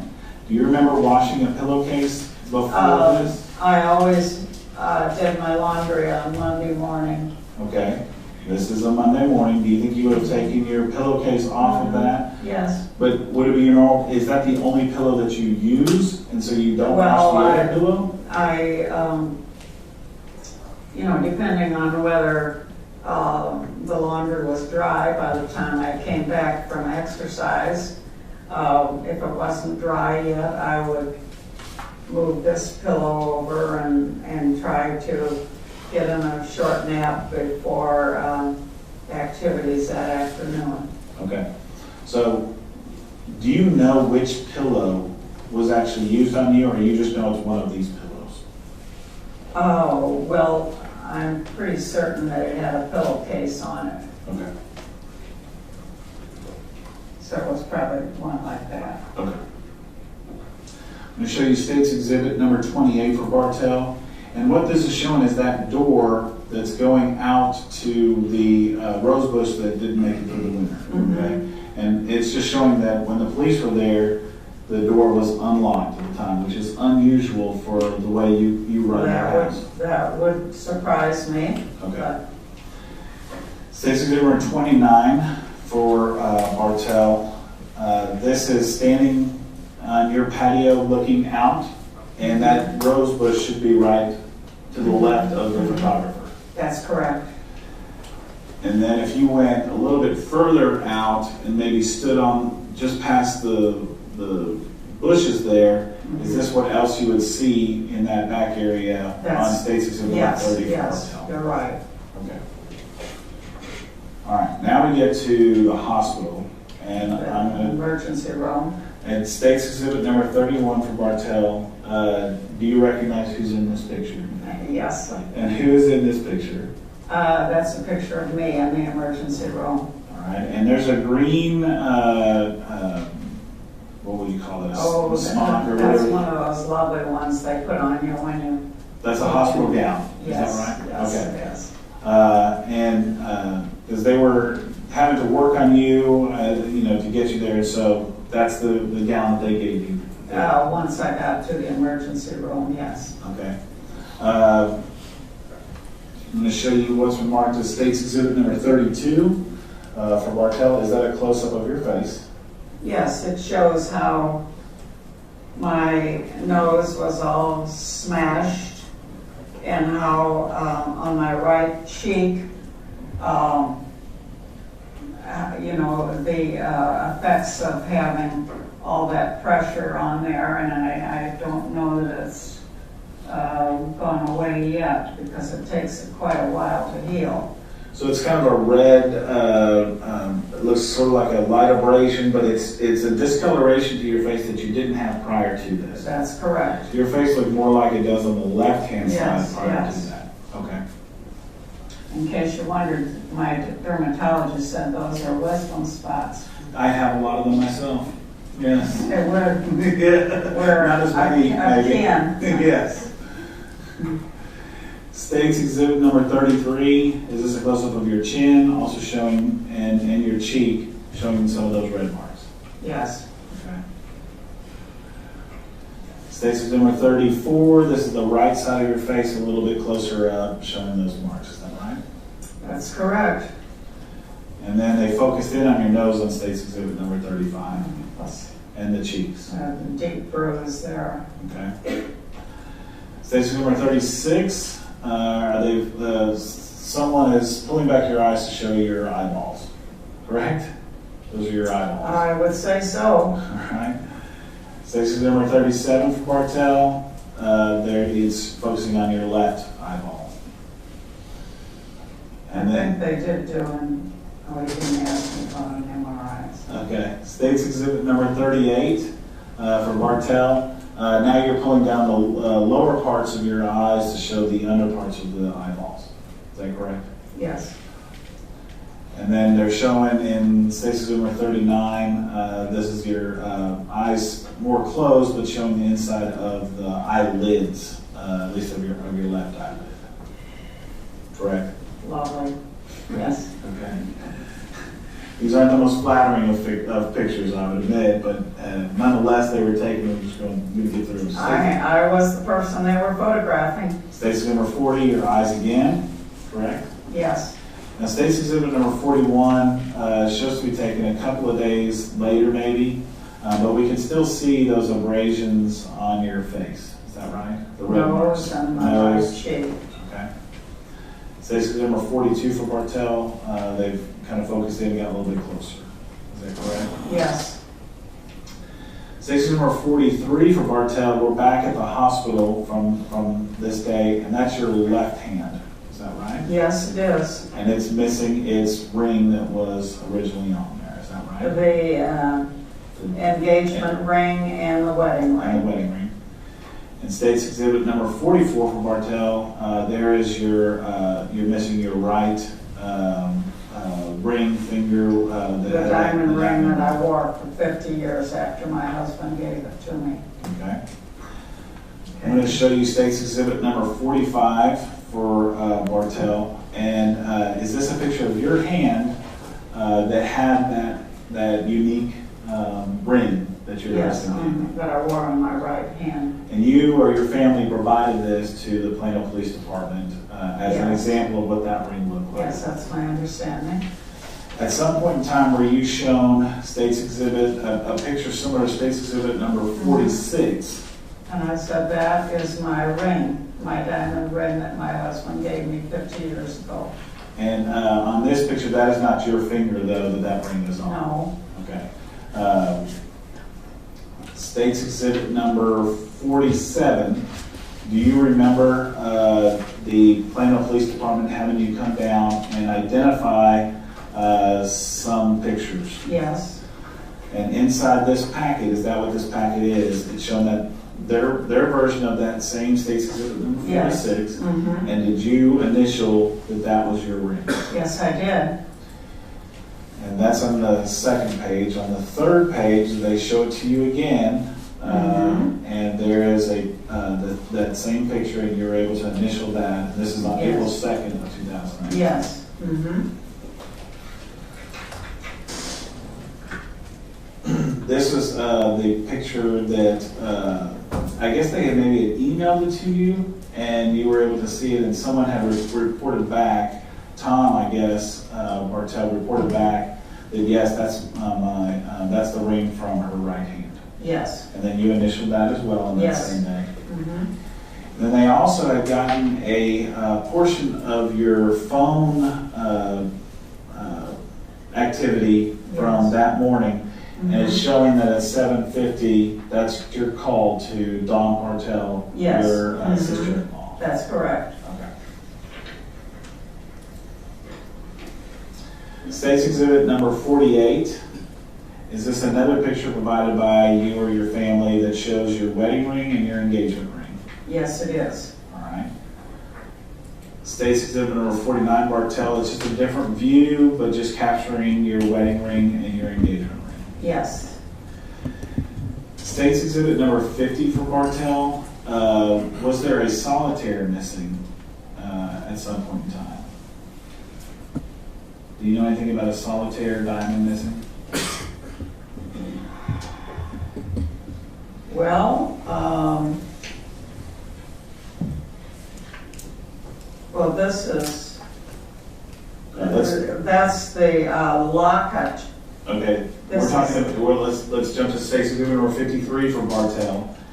Is this the locket that you're missing that would have had your husband's? When you opened it up, it would have your husband's picture. Mm-hmm. Okay.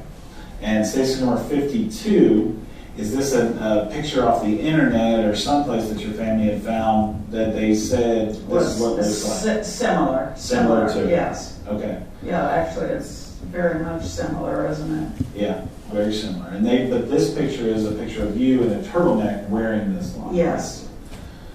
If we go back to State's Exhibit number 51, you see the chain is the same chain off the same deal, but do you remember anything about a solitaire diamond being missing and giving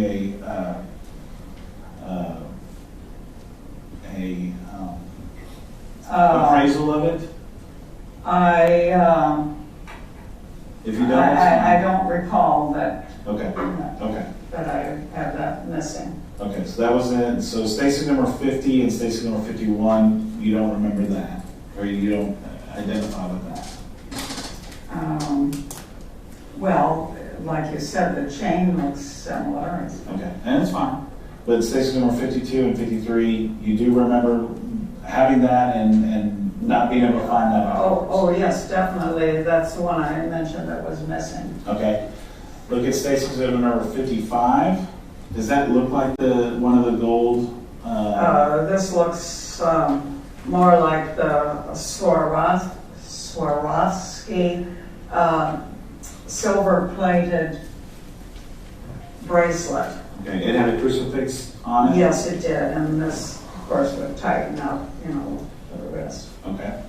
That's station exhibit number 55. Station number 54 for Bartell? That would be similar to one of the gold crucifixes. Okay. So these are just pictures that someone in your family or you have found on the internet and gave to the police and said, if you find something like this is the types of things I'm missing. Well, that looks very familiar, like the Swarovski silver-plated bracelet. Okay. That looks accurate. And this is just a representation of one of the kind of crosses you've It's similar. Okay. What about station number 56? Is that also one that looks similar to the one that you are missing? No. Okay. Okay. Okay. At this point in time, we'll offer states exhibit number 1 through 56 for purposes of this hearing.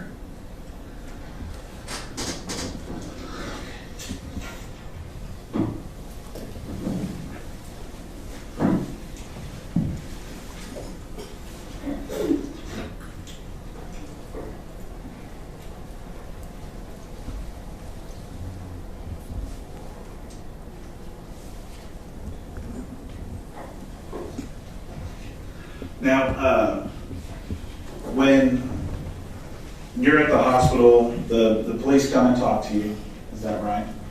And the detectives are getting your information. Do you remember them asking you about some money that you thought might be missing at the time?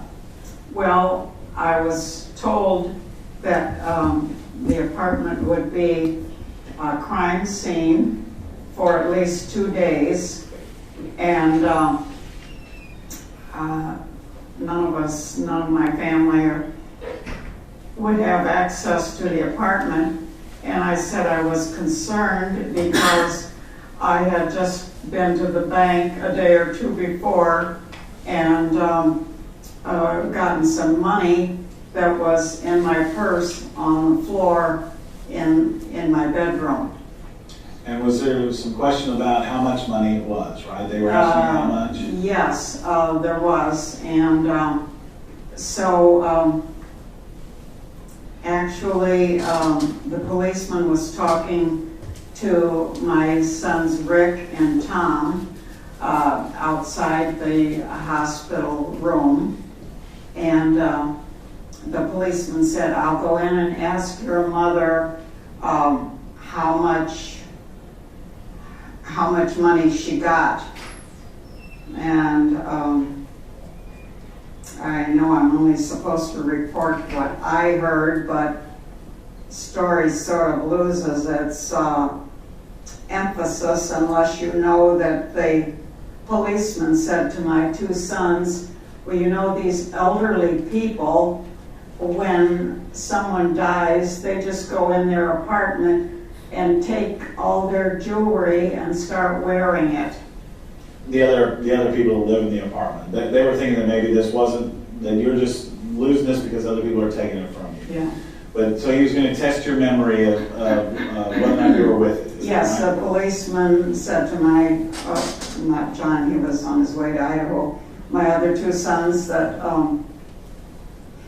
he said, I'd like to talk to your mother and see what money she got at the bank. And I said, when he came in and asked me, I said, well, I had 5 or 6 $20 bills, 1 10, 8 5s, and 35 $1 bills. And he said to me, can you add that up? I said, well, yes, I can add it up, but my head isn't working the best right now. And anyway, after he talked to me, he said in the emergency room, I heard him say, I'm calling homicide right now. Because he was convinced of that you were with it enough to tell your story. Yes, he didn't think I had just made up my story. Okay. Okay.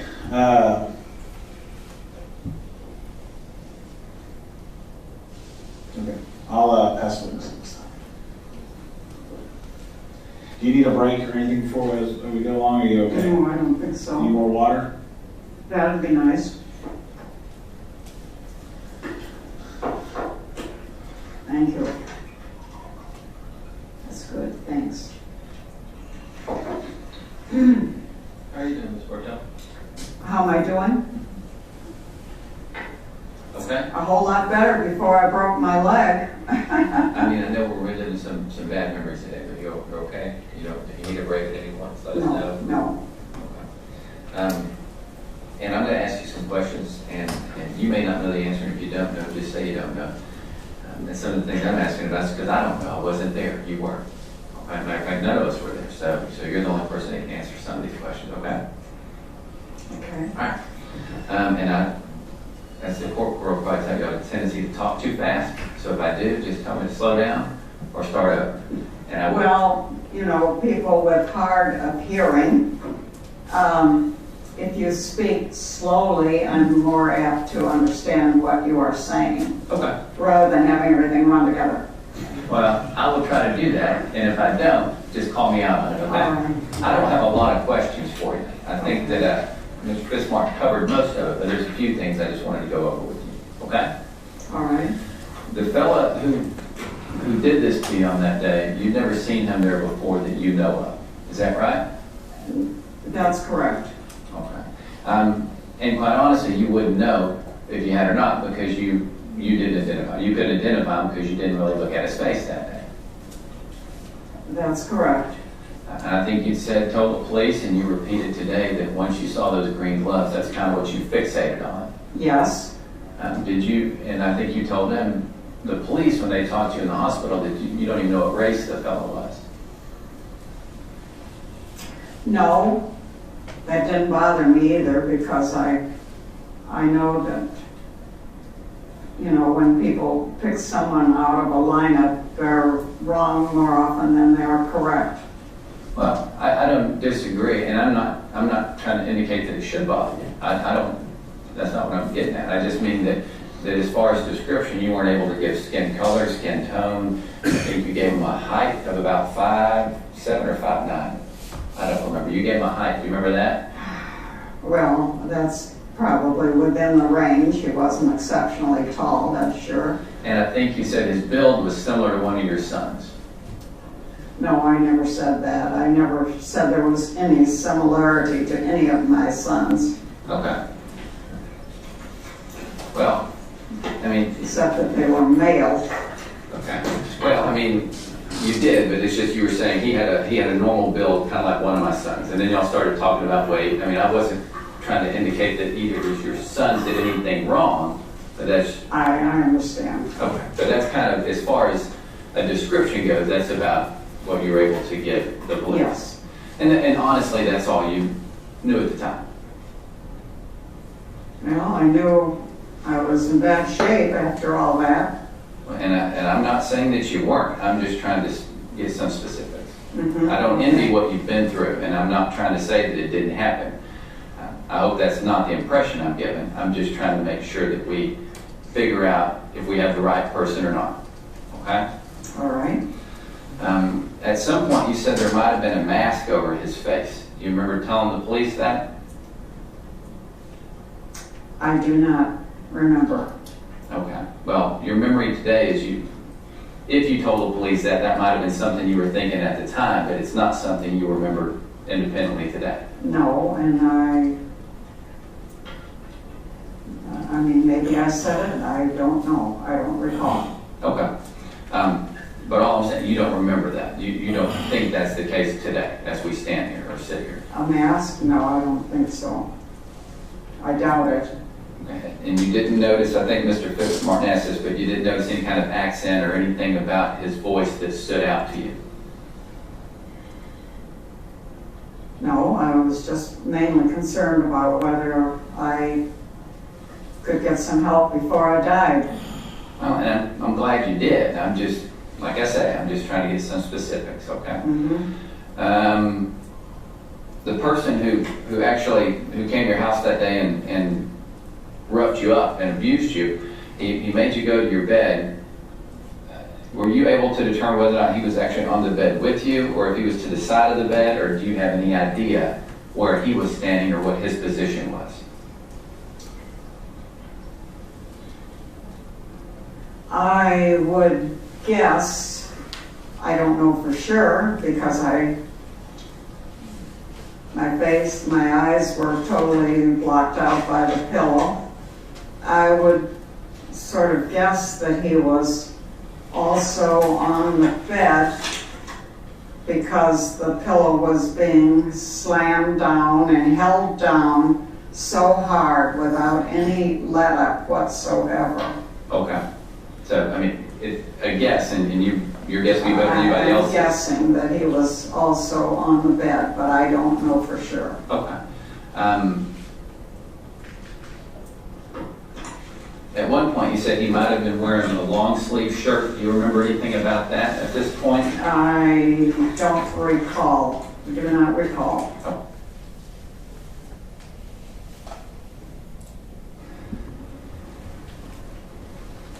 I'm kind of backtracking a little bit, but I think you also kind of described him as being well-spoken. What does that mean? It means he was able to say, "Don't fight me, lie on the bed." I know he said that, but what I'm saying is, what did you mean by that? Like he sounded educated, or he sounded calm? No, just that he knew how to speak elderese. Okay.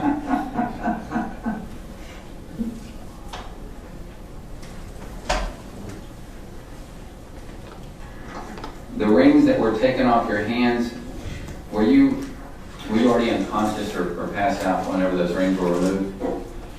So you don't know if they were pulled off forcefully or with some... No, I don't. I was totally unconscious. Was there any kind of injuries left on your hands from the removal of those rings? No. You know what I'm talking about? Well, they weren't that tight. I mean... Okay. And like I've got a ring. If I want to get this off, I've got to put lotion on it. But... No, they would come off without that. Okay. Because I lost some weight. Okay. Do you know, aside from the smashing down of the pillow on your face, was there any other injuries that the individual... You're talking about physical injuries? Yeah, well, yeah. I mean, obviously, I can't imagine what you went through in your mind, but I'm saying, that were there any punches, kicks, thrown around, anything like that you can think of? I guess I'd have to say I don't recollect, but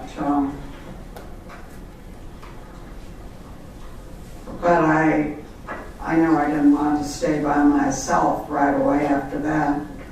I don't blame you. I I hope that my questions aren't offending you. There's some specific. I understand. Okay. I want to show you this picture 19. I know that you and Mr. Fitzmartin were talking about that jewelry chest, but that drawer, I think what you said is that drawer was not open prior to that morning? No, I wouldn't have left it open like that. So is it your belief that whoever attacked you also opened that drawer? I really could not say. Okay. But it wasn't you? No. Okay. I wouldn't leave it like that. And the State's Exhibit 23, I think you'd indicated that the crucifixes were removed from the bottom left, the empty container. Are all those other things over here, is that gold jewelry as well?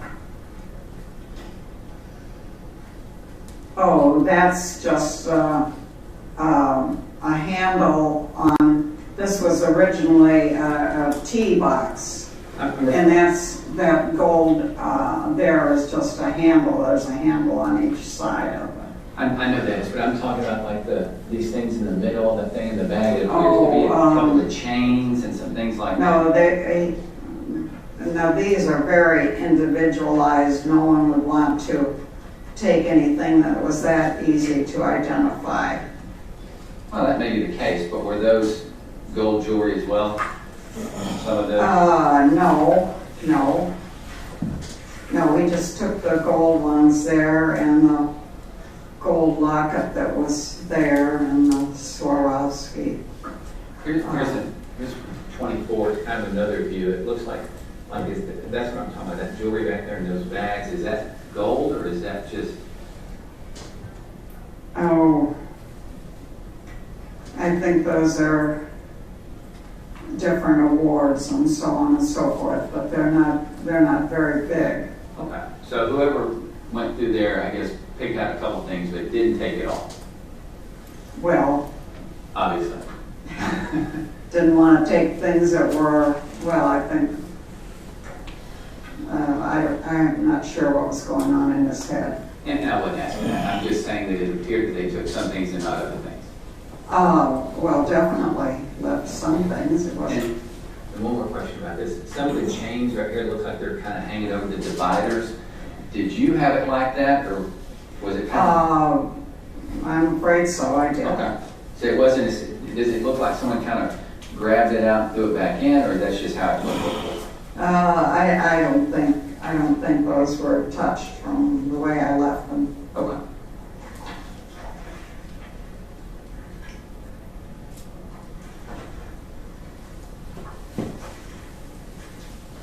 Did you have an impression, and I know you were not conscious for much of this, but do you have an impression or a thought whether or not he went into any of the other rooms or areas of your house that day? I would be surprised if he did, but I don't really know what happened when I was passed out. I know, but I mean, nothing was missing from anywhere else other than your room there?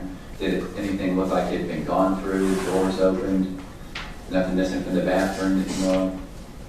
Okay. And the time he was in there, how long do you think he was in your apartment before you lost consciousness that day?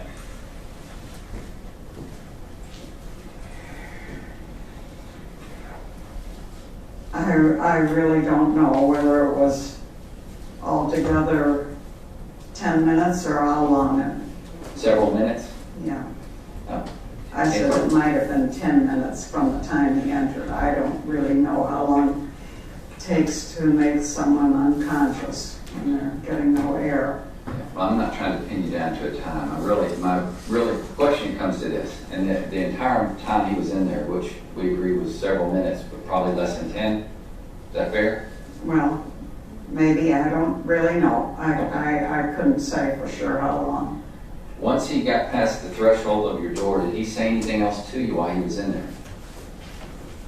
No, nothing.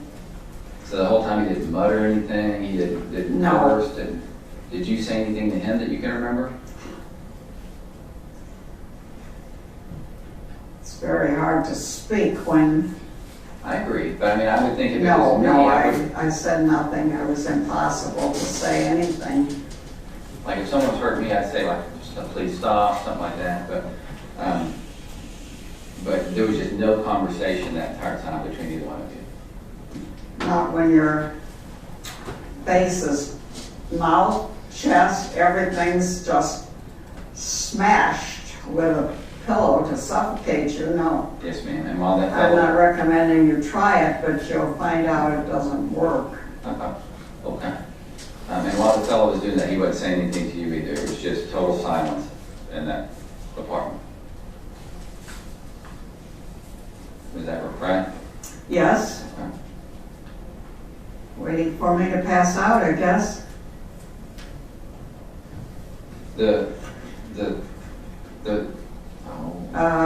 Medical alert button. There you go. I'm glad one of us knows what I'm trying to say. The medical alert button, does that actually go to a third party place? Is it like a... If I had been successful and able, and had been able to move my left hand and get it over my medical alert button, that's a big if, because the pillow was down so hard I couldn't even move my hand, my left arm. But when it does go off, like if I had fallen in the apartment or something, it makes the most awful squawking noise. It's just, just screams out, emergency, emergency, emergency. And I think that call, I believe, but I'm not positive, that it goes to the nearest fire station. But it doesn't go to the front desk of this facility. It's a service. Okay, that's what I was trying to. It's a service that exists outside of where yes, you live. If you move apartments, for. If you moved apartments, it'd go with you. Oh, your pardon? If you lived in a different place, that service would go with you. It could, yes. Okay.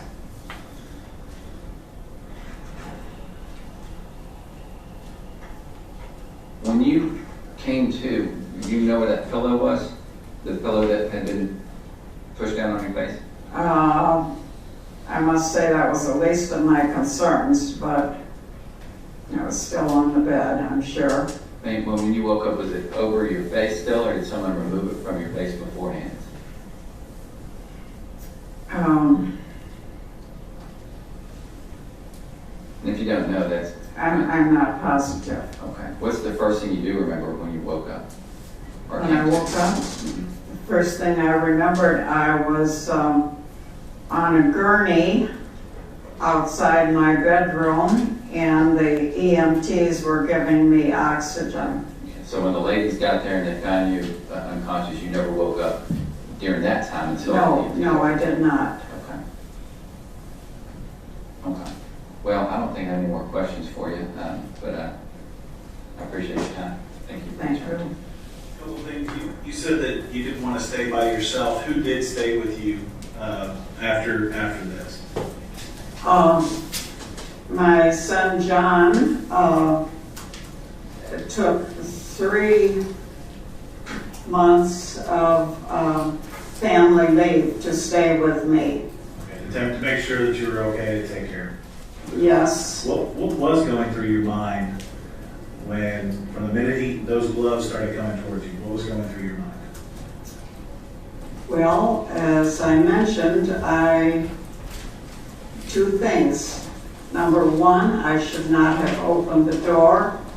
And number 2, my life was in grave danger. And those thoughts continued throughout this whole encounter with this man, is that right? Well, yes, definitely. What is your height and weight? My height is 5 feet 3 inches. I would say my weight at that time was about 125. I think that's all the questions I have for you. I'll pass witness.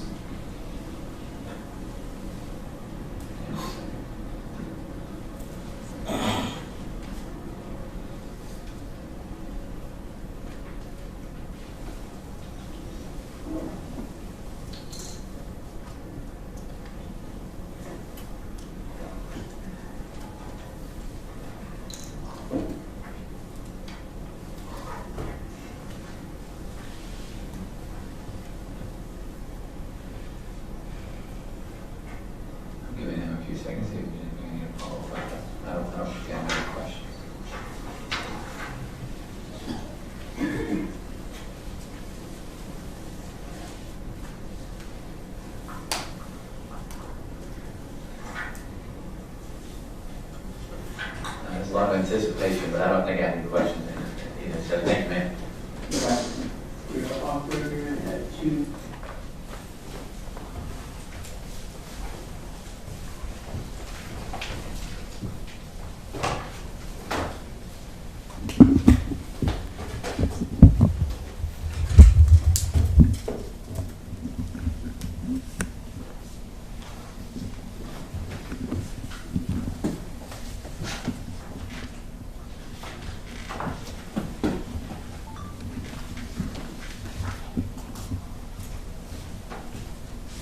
No more questions?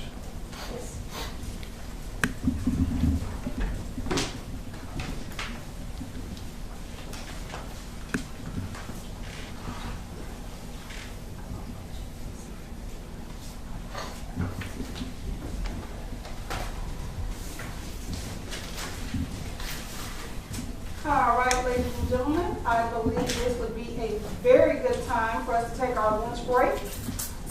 We will have lunch, it is 12:06, so if everyone can be back in the jury room at, let's make it about 1:10, 1:15.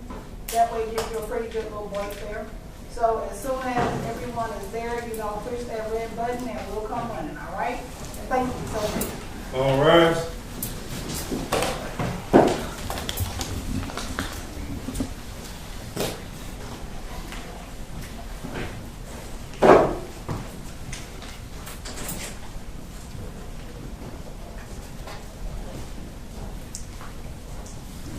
Okay, guys, we just heard testimony, a deposition from Mary Bartell. Mary Bartell was the 91-year-old woman who was attacked in Plano back in March of 2018. Her case is the one that really kicked off this investigation and led to the identification of Chemirmir as a suspect.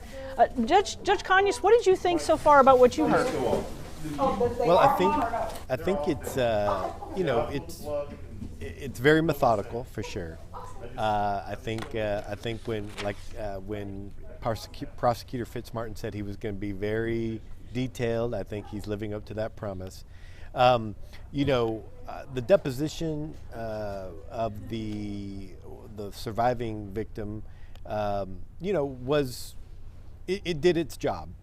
She stated what happened to her. She talked about the jewelry that was taken from her, which I think is going to be an important link that the prosecution has to establish to go forward. But it also, she was honest. She didn't. She could not identify who did it. I think I have in my notes that she couldn't even say that it was an African American male that did it. And so, she was very honest about that. And so the deposition, at least helps the prosecution lay the foundation for that jewelry link, but it also, the defense was able to confirm that there was no way that she could identify Mr. Chemirmir either by visually, or even they asked her questions about, did you hear an accent in his voice, how he spoke. So she was not able to link him in that way directly. Obviously we've gone the whole morning now. We've heard 4 witnesses, and we still haven't heard a direct link to Mr. Chemirmir. I can at some level understand why we've gone the whole morning without hearing that direct link. I would be surprised if we don't get directly into that early in the afternoon after the lunch break.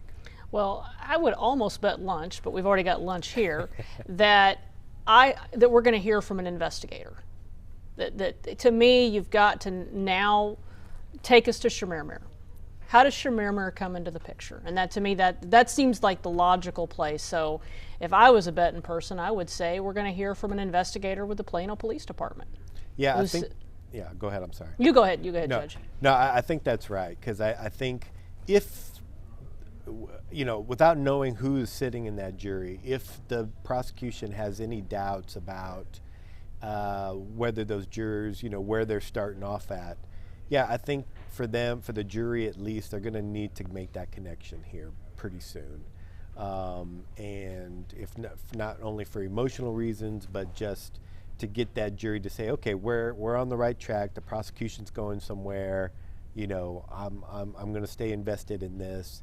You know, if you know, and if they continue to just kind of lay groundwork before they do that, I can intellectually understand that, but I would worry that that the prosecution may lose some jurors. You know.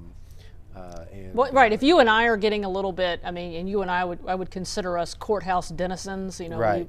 we've attended plenty of trials. I've covered a lot of trials, and so if we're kind of tuning out a little bit, you know, you have to figure folks who don't normally go sit in a courtroom, right?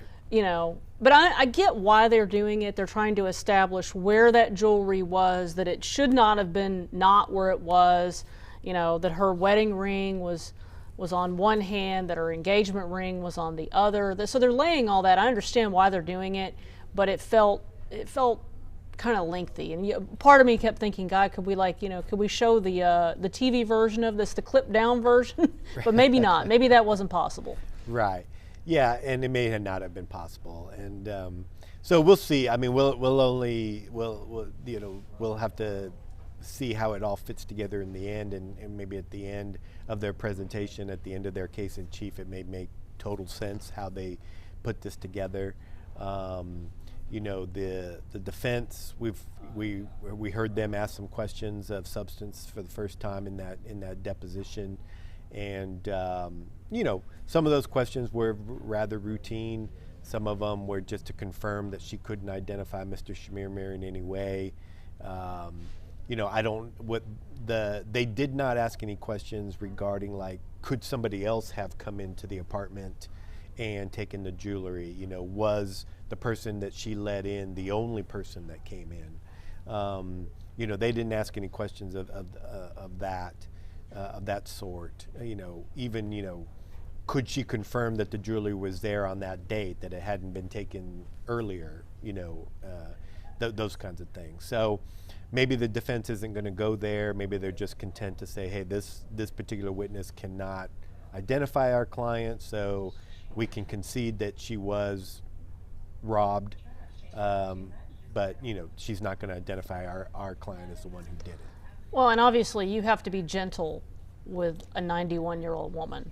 I mean, that would not go over well with the jury if that is handled differently. I mean, let's just face that. And one thing I'll note from the comments that I'm seeing on YouTube is that, you know, a lot of people are calling Mary Bartell a hero because her surviving this attack, her being found is, again, that's what triggers this set of events that leads to Mr. Chemirmir's arrest and to all these other criminal cases and to the finding of Lou Harris's body. And of course, that's the murder, the capital murder for which he is on trial right now. We're expecting this case to go about 4 days. I've scheduled guests for 5, but you know how trials are, Judge. It can, right. Trials have their own rhythm. They go as long as they need to go. So, folks, the judge and I, we're gonna go have lunch ourselves. We'll come back a few minutes before 1:15 and give a recap and talk about what we've heard so far this morning. So if you weren't able to watch the testimony this morning, we'll walk you through it, what you missed, and then we'll just see who they put on next.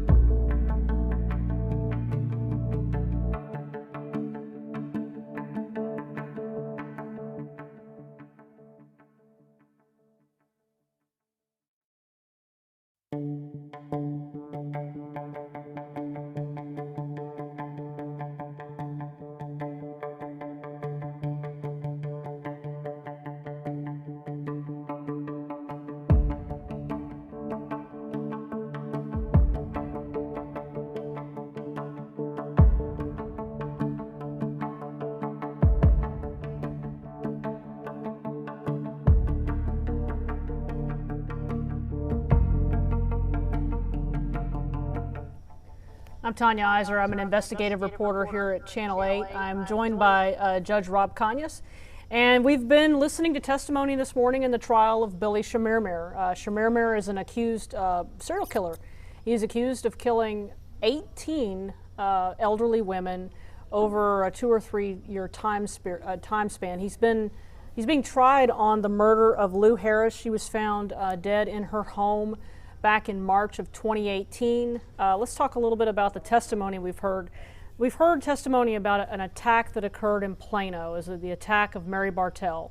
And so the first witness out of the box was a Plano police dispatcher who allowed the prosecution to get in the 911 call that was made.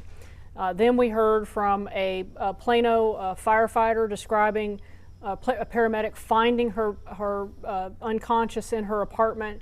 And then we heard from a Plano police officer who was the first person to make the report. And then we heard from Mary Bartell in a deposition. Mary Bartell was 91 years old at the time of the attack, and she actually died about a year and a half ago, just of natural causes, having nothing to do with this attack. But this was an interesting situation because she was attacked in her apartment on March 19th, and then her friends found her, called the police. Jewelry was taken off of her hands, and also jewelry from her apartment, and then prosecutors, police were able to link some of that jewelry back to Billy Chemirmir. So far, we actually haven't heard a lot of talk about Billy Chemirmir, or of the victim who's actually he's being tried for today. So we're, right now, what I would say is that prosecutors are building the building blocks that are going to get us to Billy Chemirmir. Is that how you would assess it, Judge? Yeah, I think so. Yeah, but they're building up, and then let's talk real quick about the prosecutor's opening statement. Just walk us through what he said he needed to prove. Well, it was pretty short and simple, but he basically gave the jury 3 points that he said if they could prove that, then they would ask the jury to find Mr. Chemirmir guilty. And basically it was, they wanted to make the jewelry connection. They wanted to make the connection that they were at the Walmart together shortly before, well, not together, but at the same time, and that they have video from Walmart that we haven't seen yet, where Chemirmir is following the victim that the case here is about, and that they were able to prove that victim was suffocated. And so if they can prove all those 3 things, then they want the jury to find Mr. Chemirmir guilty. And that was basically the essence of the opening statement. It was pretty short. And I would say that this morning's, what we heard so far was pretty dry stuff. I mean, but is it the kind of stuff they have to do, right? Right. It was very methodical. It was necessary. Typically you would hear maybe this type of evidence maybe in the middle of the trial, not necessarily at the very beginning. But I can understand, in theory anyways, what the prosecution's trying to do. They are trying to make that very broad framework, and then I think maybe they'll come in and fill in the details with more action, a little more emotional testimony, so to say. Something that brings us to the core of this particular case. Well, and also it strikes me, I know sometimes when I'm doing a story and I'm telling a story, it helps to do it chronological. And what I see is chronological. The 911 call, the paramedic who finds her, the first police officer who makes the report, and then of course the deposition that was done on her later. So it feels kind of chronological, and I would fully expect that after the lunch break that what we're going to hear is probably from a Plano police investigator. That should tell us how he comes into the picture. That's what I would expect to hear. I don't know if that's what will happen, but that's what I want to hear. That's what I'm waiting for. Right. I would agree with you. I think especially if they are do it chronologically, then logically, from what I know about the state's case, the next witness either ought to be the person who saw someone suspicious at Mary Bartell's apartment complex, or the investigator, like you said, who began to put the pieces together, with Miss Bartell at the hospital or sometime after her attack. That would seem to be the next logical witness. And so folks who are joining us and maybe aren't as familiar with the case or just would like a recap of the case, what I'd like to do right now is my colleague Rebecca Lopez put together a story that's a timeline, and I think it'll be really helpful to folks who are watching to actually kind of hear the timeline of this case. And so let's just go ahead and play that timeline. 2018, 91-year-old Mary Bartell was attacked in her Plano apartment. She told police a man forced his way in, smothered her with a pillow, and then stole her jewelry after she passed out. The next day, Plano police identified then 45-year-old Billy Chemirmir as a suspect. Investigators say his car had been spotted at senior living communities in the area. They found Chemirmir hours later at his North Dallas apartment, throwing a jewelry box into a dumpster. Police arrest him on outstanding warrants and take that jewelry box in for evidence. That same day, Dallas police get involved because inside that jewelry box was Lou Harris's name. When officers got to her home, they found the 81-year-old dead. She had appeared to be smothered to death. On March 21st, Chemirmir is transferred to the Dallas County Jail, now arrested for capital murder in Harris's case. At that time, his bond was set at $1 million. 2 days later, investigators announced there could be more victims and that they would start looking into the deaths of at least 750 elderly women in North Texas. They said Chemirmir used his experience as a home health care aide to target and exploit senior citizens. By May of the next year, Chemirmir was linked to the deaths of 12 elderly women in Dallas, Frisco, and Plano. All of them had been smothered by a pillow. December of 2020, that list had grown to 17 counts of capital murder, several new victims. Residents from the upscale Tradition Prestonwood Senior Living Complex were identified through a civil lawsuit. By the end of the month, an 18th charge was added.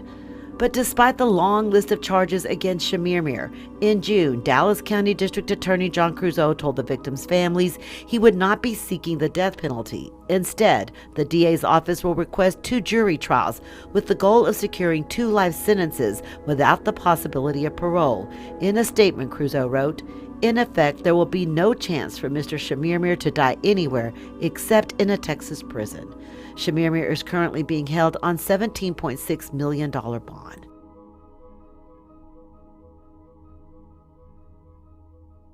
Okay, so that's a timeline of the events that happened. I think it's really helpful to see that. Judge, did that kind of help you out a little bit? Oh, sure. Yeah, I couldn't hear the audio, but I could see the pictures. But seeing the pictures, yeah, certainly helped me orient to the timeline that I'd been following over the months. But yeah, putting it together like that visually was helpful. What do you think about Judge Creuzot's decision not to seek the death penalty in this case? Well, it's not 100% surprising. I mean, there are a lot of factors that go into whether to decide to go for death or not. Number one being evidentiary. Do you have a strong enough case? Because if you go for death, not only do you have to prove the facts of the case that resulted in the murder, but you also have to prove future dangerousness. And that can often be a tricky proposition, especially where I think nobody's here accusing Mr. Chemirmir of being a menace in the jail population and himself. Things of that nature. And so there's the evidence. And then there's also the family's wishes. Some families don't want the appeal process to delay the finalization of the case for 20 years, 15, 20 years after the trial itself has already been finished. With by not seeking death, you can get finality a lot quicker. And then, of course, there's just the philosophy of, do you think the death penalty is a valid thing that the state ought to be doing? And only John Creuzot can answer that part of the question. But so yeah, I mean, I understand it, and so I understand that side of the argument. I guess the other side is, well, if you don't do it for what may be a serious serial murderer, then who do you not, then who doesn't qualify if a serial murderer doesn't qualify. So I don't know. I can see both sides in this particular case. Well, and we have a young man, I don't know if he's young or not, but we have someone who is identifying himself in our YouTube chat as a relative of one of the people that died, who basically feels like he's clearly upset at the decision not to seek the death penalty. Yeah, and that's totally understandable. I mean, families who, especially if their loved one's case is not going to see the light of a courtroom, will they feel like they got justice in that case, that their loved one's name wasn't directly attached to a finding of guilt? That's completely understandable. Other families I know will feel maybe a little relief that they don't have to go through the trial process, and they feel comfortable in knowing that Mr. Chemirmir was the one who was responsible, and are comfortable with the process that we're going through now. So I can understand both sides, definitely. Well, let's talk about a mini cap. This is what they call this type of trial, because they're not seeking the death penalty. This is a different type of trial. So walk folks out there through how this is going to work. Sure. So the biggest difference between seeking the death penalty and a mini cap, so to say, is there will be no punishment phase of this trial. If he's found guilty, if Mr. Chemirmir is found guilty, then his sentence is already decided, and that is life in prison without the possibility of parole. Often when you're seeking death, it's usually the punishment phase that's the more serious or the most involved part of the trial. And it's not so much about guilt innocence, it's just about whether death is appropriate or not. Here, if the prosecution can make their case, murder along with another felony, then that will be it. That will be the end of the case, and there will be no punishment phase. And that's the biggest difference. And of course, it's an open question as to whether or not Collin County could seek the death penalty. Right, and Collin County will have to make their own determination about the cases that they have in their jurisdiction. Can they proceed with death on those, or is this the strongest case? Is this the strongest case against Mr. Chemirmir? And if it is the strongest case and you're not going to seek death on it, then it's probably logical that you might not seek death in the other ones either. And based on what I know and based on the people that I've talked to, this really is the strongest case, because in all the other cases, the deaths were initially ruled natural, and then they went back and reinvestigated the case and changed the death certificates to say that they were homicides. So this victim was found in her bed, and they were able to do an autopsy and determine it as a murder from the get-go. So that makes it the strongest case. Yeah, and if that's the case, then you could understand that maybe the other county will not proceed. Maybe they might not even take it to trial. It's hard to know, So yeah, if this is the strongest case against him, and you're not seeking death in this case, then it seems logical that neither Dallas or Collin will seek to go forward on another case and seek death in that situation. And we have a viewer who's asking if we're going to be televising the entire trial. Yes, we're going to be doing this sort of analysis throughout the entire trial. We'll have it, of course, on YouTube. We also have it on our website and on Roku and Fire TV or something like that. So we've got it in several places, and we will be doing this throughout the entire trial. And what we're trying to do is pick trials where this really makes sense, where there's interesting legal questions, interesting things to talk about. Judge Cañas was with me during the Amber Geiger trial, and of course that was the first time that we did this sort of coverage, where we were doing, for want of a better word, play-by-play analysis. And because a lot of times things are happening in the courtroom that it's hard for people back home to understand, like, why are they doing that? Because even folks like us, this morning when some of the testimony was fairly dry, we were both kind of going, oh wow, is this, do we really need to pay the entire deposition of Mary Bartell? Right. But why do you think they played the entire deposition? Well, it can be for a couple of reasons. The legally, evidentiary-wise, the most important parts were establishing when she was attacked, how she was attacked, and that her property were lost. You know, evidentiary-wise, you really only needed the deposition for those 3 reasons. However, I could understand why the prosecution would want to make sure that the jury feels comfortable with Mary Bartell as a witness. You know, given her age, you know, they probably wanted to reassure the jury that she was very sharp for a 91-year-old. I hope I'm that sharp when I'm that age, you know, and to reassure the jury that you can trust her perceptions, you can trust her as a witness. She came off very credible. She came off like her memory was not going to be a problem. And so I could understand why the prosecution may want to play other parts of the testimony just to give you the jury that reassurance that, hey, even on the non-important stuff, her mind was right there. Also to make her likable and appreciative that she's a person, you know, she almost died, and to maybe build some sympathy there. So I can understand why the prosecution played that, even though, you know, I would say probably about 75% of her testimony was about inconsequential things. I could understand that. She was funny, actually. She was witty. She made me laugh at one point. She was talking about some things on her neck and what her dermatologist had talked about. I mean, completely not necessary, but it made me laugh. You know, it humanized her in a lot of ways. Okay, we're about to start back up. Let's listen to the judge. So, Mr. Fitzmartin, are you ready to proceed? Yes, Judge. All right, you may. We'll call Richard Quinn.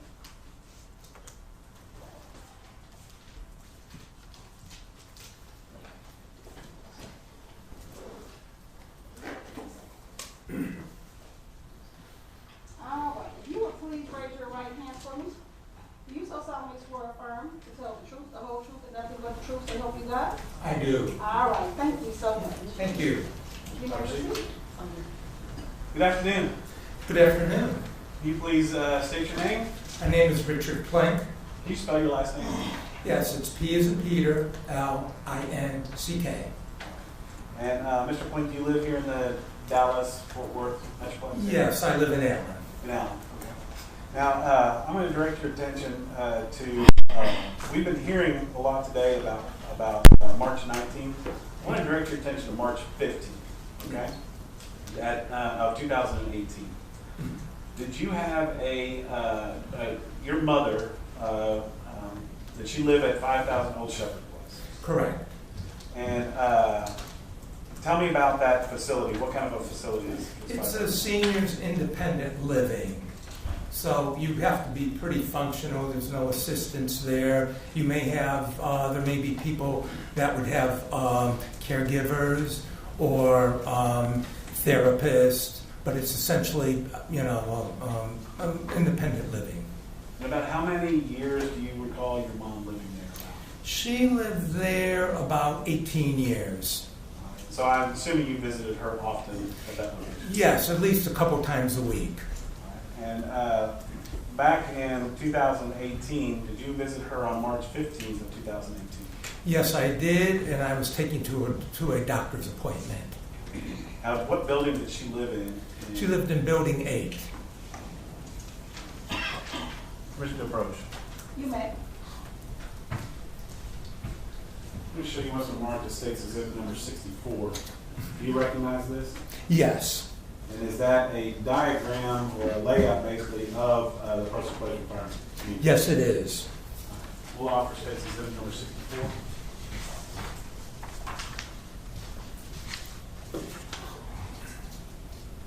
No objection, Your Honor. All right, State Exhibit number 64 will be admitted. Permission to publish? You may.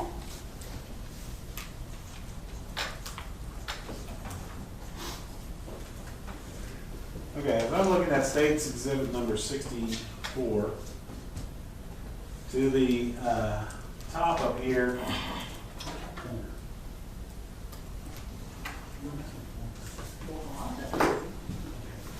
let's look at here at the top of State's Exhibit number 64. It's on the corner of Old Shepherd and Preston Road. Is that right? Yes. Okay. And so,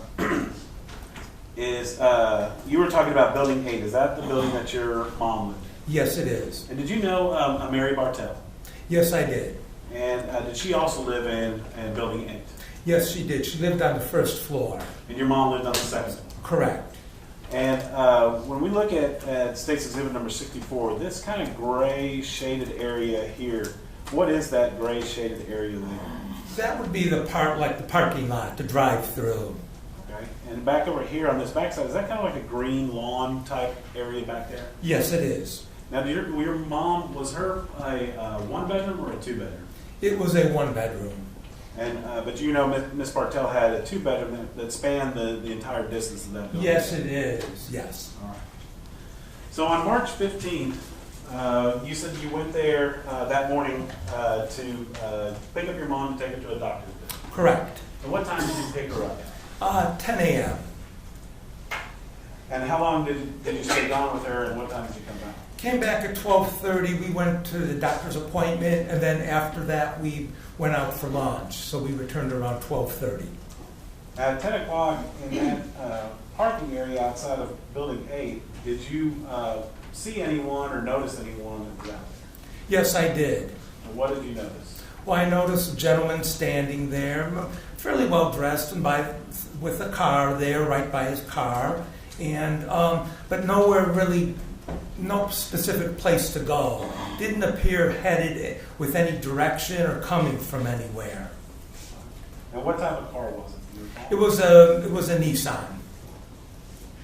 A Nissan Altima? Altima, yes. Silverish. Okay. And so you saw this individual in the morning, and then you went to go to your appointment, and then when you came back, did you notice? Doesn't object to the leading. I'm just establishing what he'd already said to get to my next question. Oh, we'll watch the lead. Yes, Judge. So you saw him that morning, you went to your appointment. When you came back, did you notice anything? Yes, I noticed the same individual there in pretty much the same area and the same type of behavior. Nowhere specific to go and not coming from anywhere specific. Now, what did you do? Were you with your mom at this point? I was with my mom at the time, and then what I did is I took her up to her apartment, and at this point I was a little suspicious because about 2.5 hours had elapsed, and it just, seemed suspicious to me. So I took her up to her apartment, and she was pretty self-sufficient, so she was getting settled. Okay. And then I looked out the window from her because it looks onto that causeway where you can actually see where the cars can drive around, and I noticed that the car moved. Okay, where did it move from? It moved from Building 8 to Building 9. Okay, so if we look back on State's Exhibit number 64, you have Building 8 here. Is this Building 9? Correct. And so it moved from parking in that direction to parking somewhere in front of Building 8? Yes. Okay. And then, and you watched that happen? Yeah, I actually saw the car moving. And then that piqued my, suspicion even more. And so what time did you leave there about? I left there probably around 12:40, 12:45. It was not much time that elapsed at all.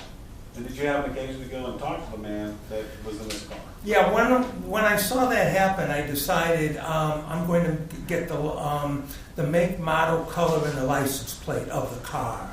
So I decided I would approach, because I didn't think I could get all of it in one shot. So I thought, well, I can visually get the make, model, and color. I'll approach the individual, and I will just, see what he has to say. So, which is what I did.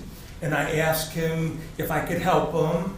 And I don't really recall what he said, but he did respond back, and that was fine enough for me. So then, at that point, what I did is I went back to my car, got in the car, and then drove past Building 9 where I noted the license number. And then you noted the license number, and then did you do anything with that information, with that license number? Yeah, well, what I did was, I drove past actually Building 10 and drove and made from Building 10, I made a left-hand turn because I wanted to be out of sight. So I started entering into my phone the license number, and then that's when the individual drove past me. And just drove past me, and then I noted the information, and then what I did is I reported it to the office. officer there present in place? Yes. Permission to approach? You may. Let me show you what's marked State's Exhibit number 62 and 63. Is that a picture of the car that you saw that day? Yes, it is. And it had a license plate that you noted down? Yes, it is. And what was the license plate that you noted down? KGM 1520. We'll offer State's Exhibit number 62 and 63.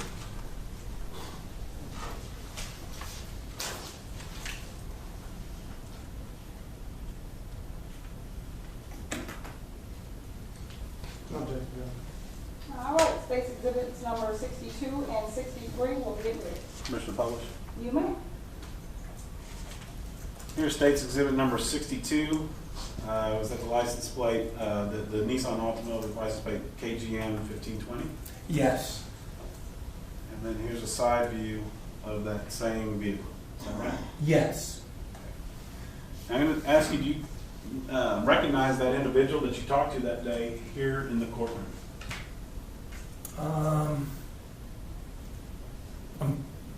I kind of didn't really get a big notice of the individual. Yes. That's fine.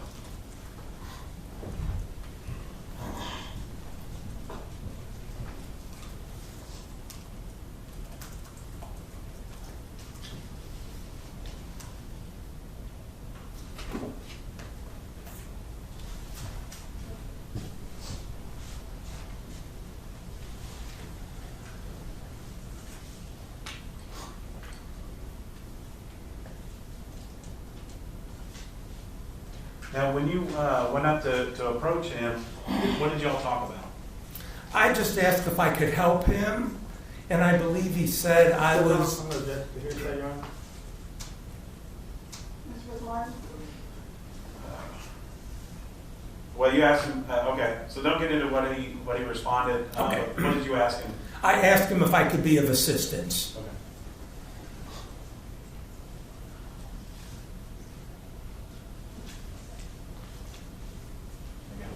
I'll pass the witness.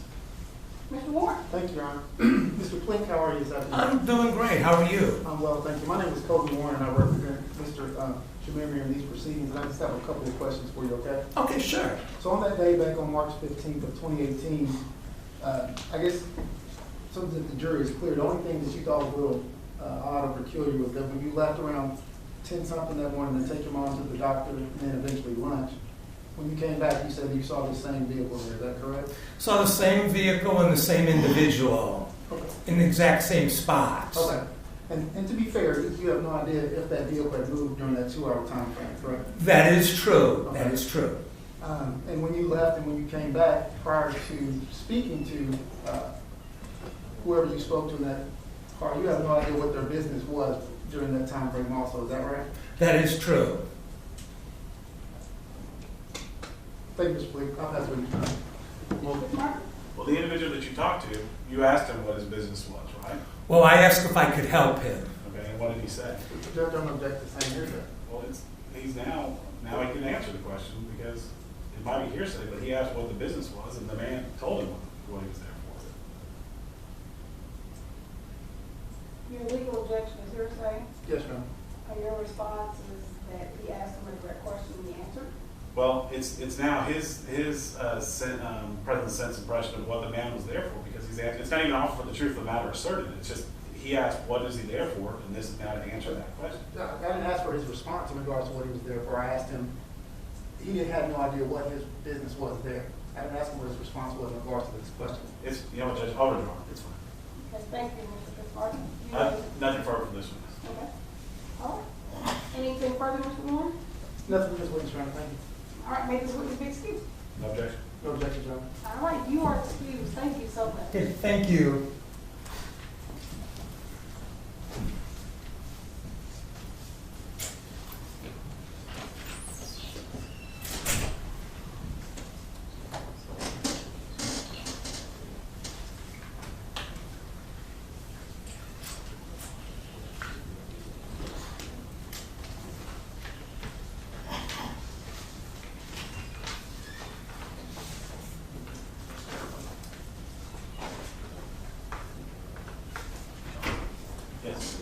You ready for the next one?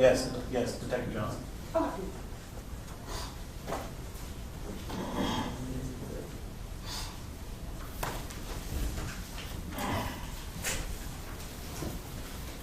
Thank you. Will you please raise your right hand for me? Yes, ma'am. Please hold on this word of time to the truth, the whole truth, and nothing but the truth, so help you God? Yes, ma'am. All right, thank you. You may proceed. Thank you, Judge. Good afternoon, Detective Johnson. Can you please state your name?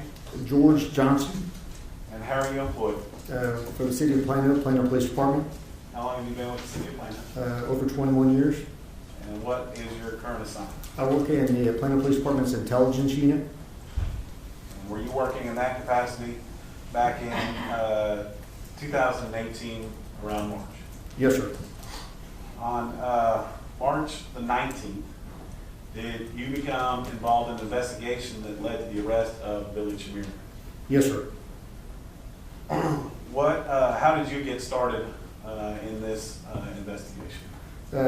Detective Turbiarte had requested research on a subject in a vehicle associated with the investigation they were working.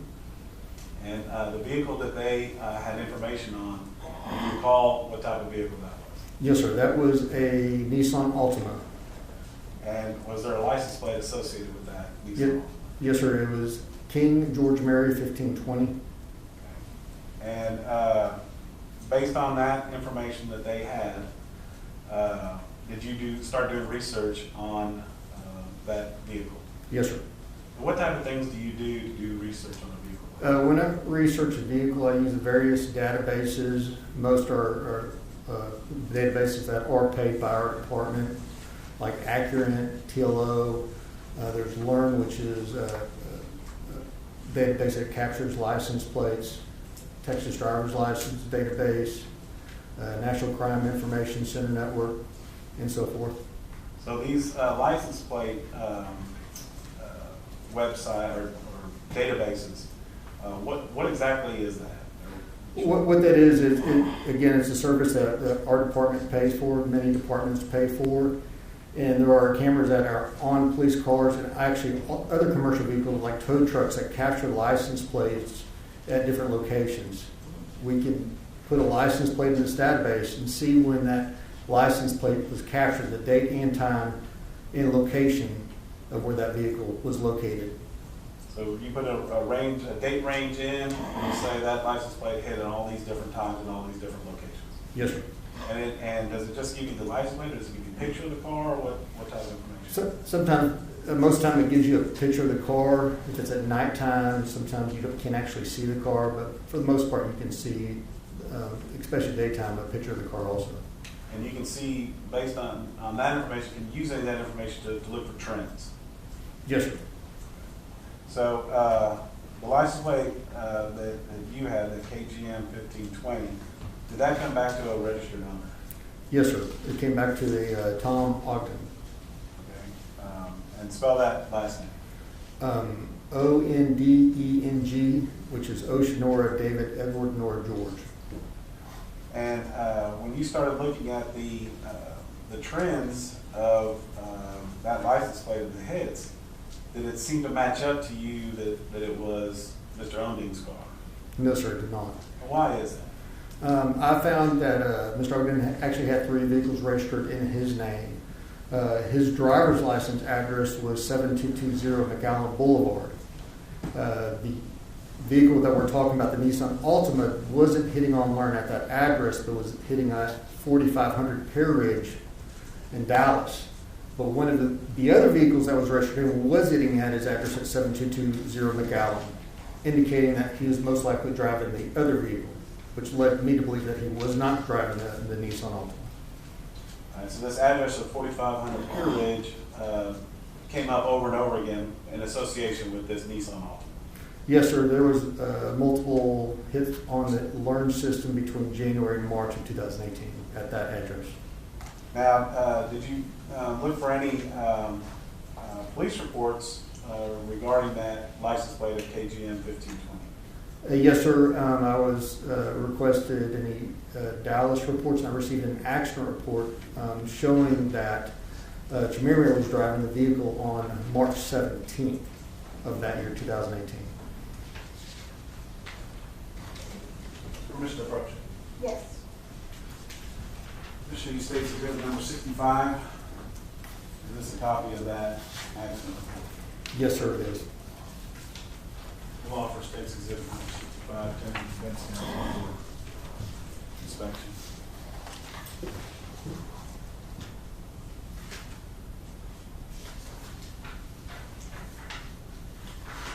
No objection, Your Honor. All right, case number 65 will be admitted.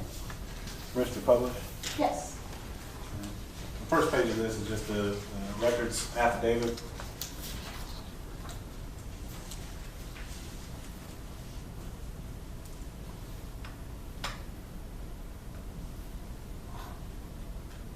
So can you tell that this was, what type of an accident this was? Yes, sir, it was a single vehicle accident where, or not single vehicle accident, but the Chemirmir had struck another unattended vehicle. And it's got the driver of the Unit 1 listed right there. Is that name spelled correctly? No, sir. But nonetheless, it linked you to, it gave you a name of Chemirmir, is that right? Yes, sir. And this happened, you said, on what date? It was on the 17th of March, about 2 a.m. And so you're looking, this is on March 19th is when you're doing your research, and this had happened just 2 days before. Yes, sir. In the early morning hours of March 17th. Yes, sir. So now that you had a name of Billy Chemirmir, did you start doing research on Billy Chemirmir? Yes, sir. And were you able to develop a phone number that linked to Billy Chemirmir? Yes, sir. I was able to locate a phone number. Okay. Did you also develop an alias to Billy Chemirmir as well? Yes, sir. And do you remember what that alias? It was Benjamin Kubota, if I don't master the last name. Maybe Koitoba? Koitoba, yes, sir.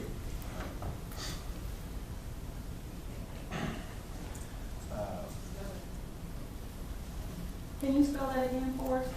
Yes, ma'am. It's going to be Koitaba, and that's King, Ocean, Ida, Tom, Adam, Boy, Adam. Thank you. You're welcome, ma'am. So you had a name, you had an alias, you had a phone number. Did you look to see if there's any outstanding warrants for Mr. Chemirmir? Yes, sir. I found that he had an outstanding warrant for public intoxication out of the Dallas Police Department. Can I take this witness on wordography? You may.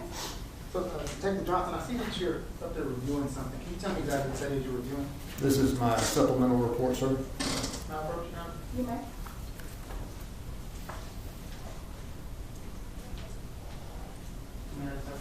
Sure.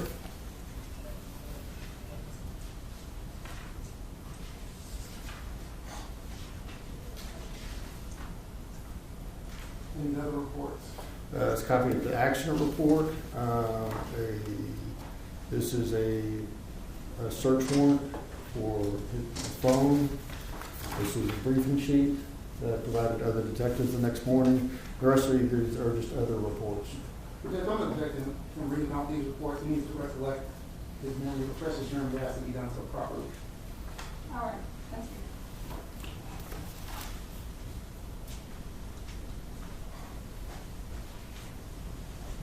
All right, Mr. Martin, you may proceed. May I approach? You may. She was from March 6, number 66. Is that a copy of the arrest warrant for Billy Chemirmir? Yes, sir. Law for States number 66.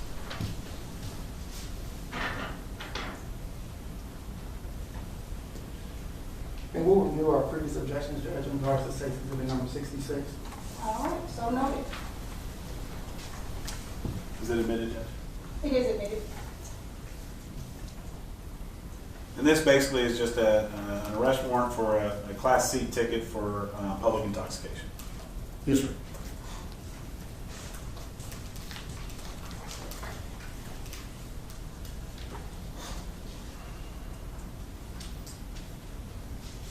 this is happening on the 19th.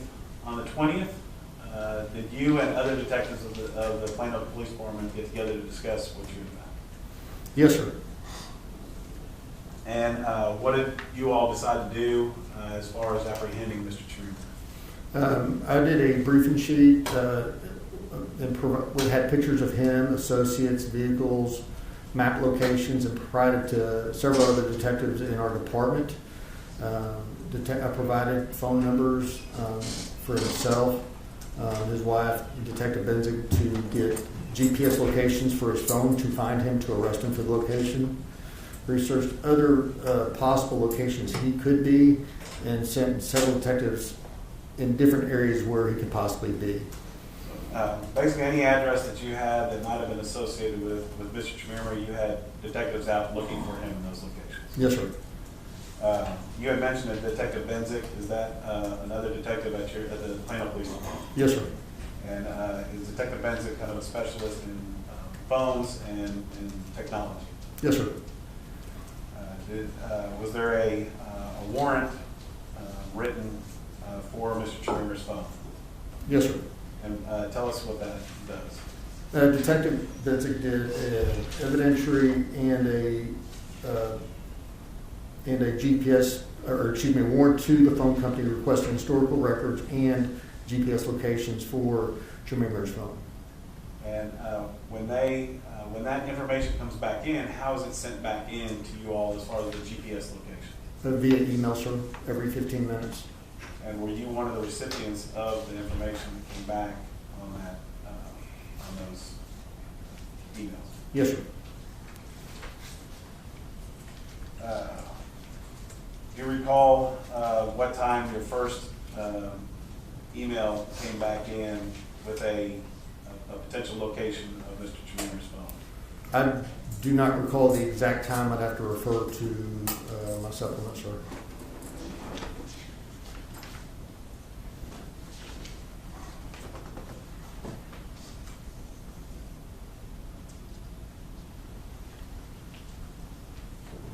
Commissioner Approach.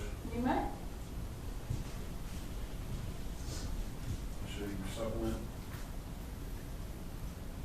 Yes, sir. It was at 17:32 hours. Okay. So that was the first ping came back. Is that what we call them, kind of pings? Yes, sir. All right. The first ping comes back at 7:32, or I'm sorry, 5:32 for those of us that aren't that familiar with military time. So at 5:32, the first ping comes back. Did that give you a whole lot of information? It showed that Chemirmir was in the area, but at the time the ping radius was large, and so it just showed that he was possibly in that area. And the area that it was centering around, was it close to his home? Yes, sir. Did you receive 15 minutes later another ping? Yes, sir. Commissioner Approach. You may. And what time was your next ping? It was at 5:47. And then there again, was that, did it put you right on him, or did it put you kind of, again, too generalized to find Yeah, him? just in the area, sir. Now, where are you when all of this information is coming in? I was at the Plano Police Station, sir. And how are you communicating with other detectives? I'm on the radio with them, and also calling them on the phone. And you said you're part of the intelligence unit. Yes, sir. And is there are other members of this intelligence unit in different areas of town trying to work this out? Yes, sir. And at the time, most of us are at that 4500 Pear Ridge, just because that was the best known location for him at the time.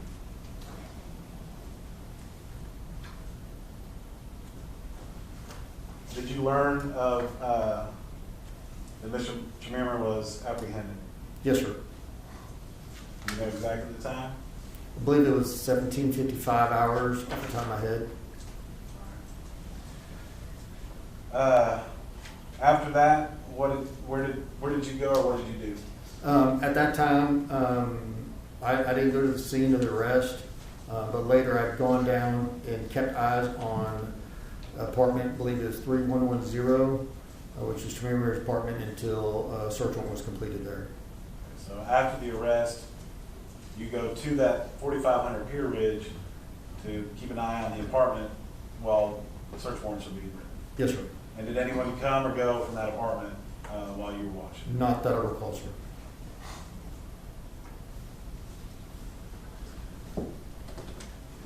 I'll pass witness. All right. Mr. Lauren, any questions?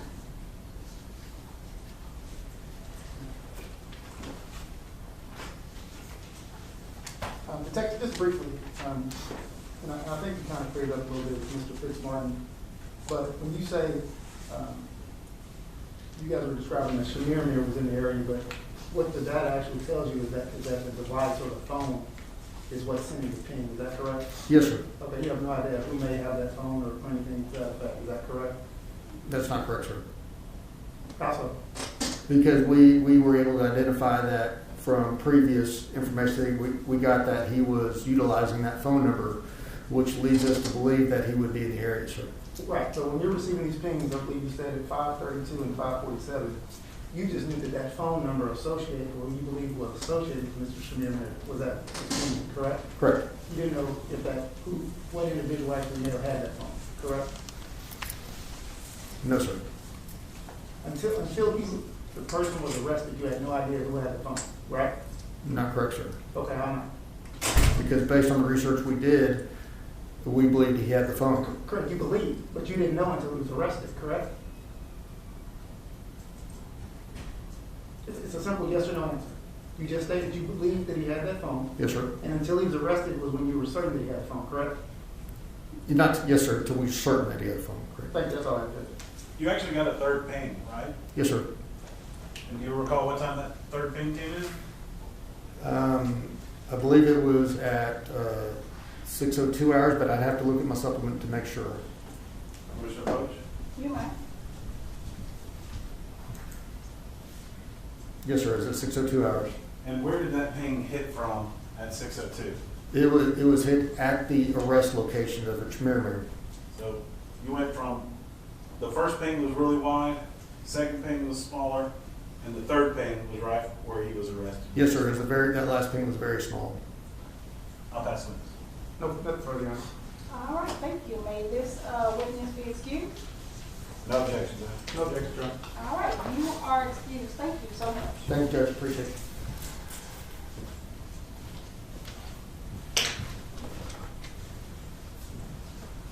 Call Detective Claggett.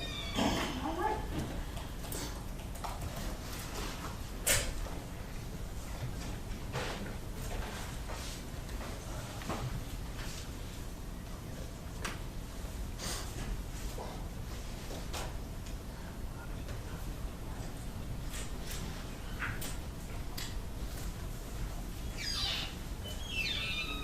Good afternoon. Good afternoon. Would you please raise your right hand, please? Do you so solemnly swear to affirm to tell the truth, the whole truth, and nothing but the truth, so help you God? I do. All right, thank you so much. You may be seated.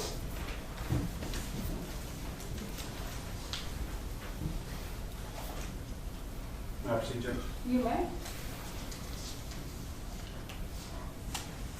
Good afternoon. Good afternoon, sir. Can you please state your name and spell your last name? Joe Claggett, Claggett. And how are you employed? I am a detective with the Plano Police Department. How long have you been with the Plano Police Department? Over 24 years. And what division are you assigned to? I'm assigned to the intelligence unit. We just heard from Detective Johnson. Is he one of the other members of your intelligence unit? Yes, sir. I'm going to direct your attention to March 20th of 2018. Were you involved in the arrest and investigation of Billy Chemirmir? Yes, sir, I was. Tell me what, that morning or earlier in that day of 3/20, where did you go? I was directed to go to 4500 Pear Ridge in an attempt to locate Mr. Chemirmir. And is that the Rancho Palisades apartments? Yes, sir. You had an address that you thought might be his address and apartment? That's correct. When you went to investigate that, did you learn that there was a different number that he was more recently associated? Yes, sir. Originally, we believed it was apartment 531, but after contacting leasing staff, I realized he was probably in apartment 3110. And then did apartment 3110 have a specific parking spot assigned to it? Yes, sir. Number 67. So you now have the parking spot, the apartment number, and the best place to try to find Billy Chemirmir. Is that right? Yes, sir. So what do you all do as a team in regards to that information? We set up in our vehicles in the parking lot around that apartment and different parts of the complex. You also have someone keep an eye on the apartment itself to make sure that there is As best we could, yes. Commissioner approach. You may. She states exhibit number 67. Is this a, what is states exhibit number 67? This is a map of the apartment complex, Rancho Palisades. Rancho Palisades there at 4500 acres. Yes, sir. Walker states exhibit number 67.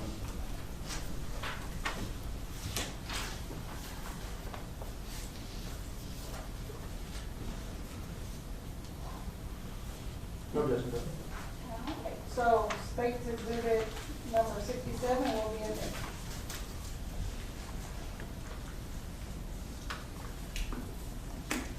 All right, so as we're looking at states exhibit number 67, just to get kind of oriented here, you got Frankfurt Road here. Do you see that? Yes, sir.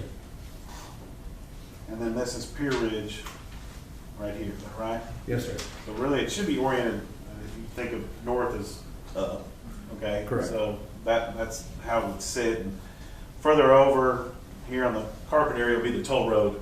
Yes, sir. Going north and south. Yes, sir.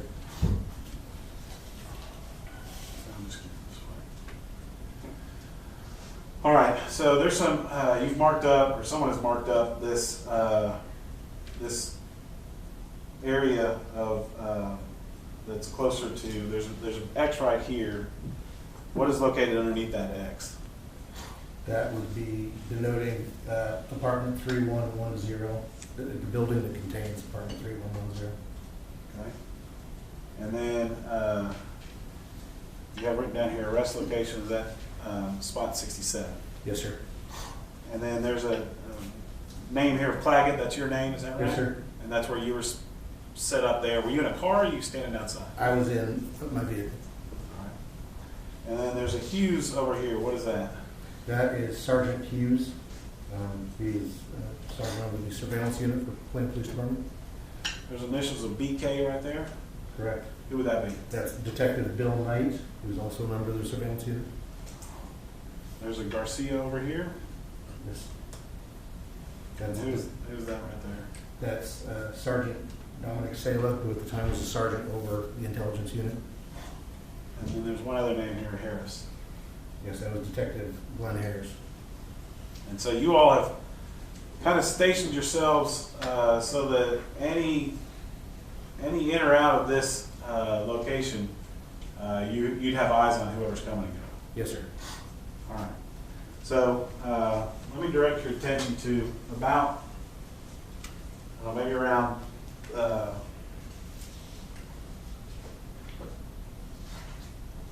say around 5:50 in the evening.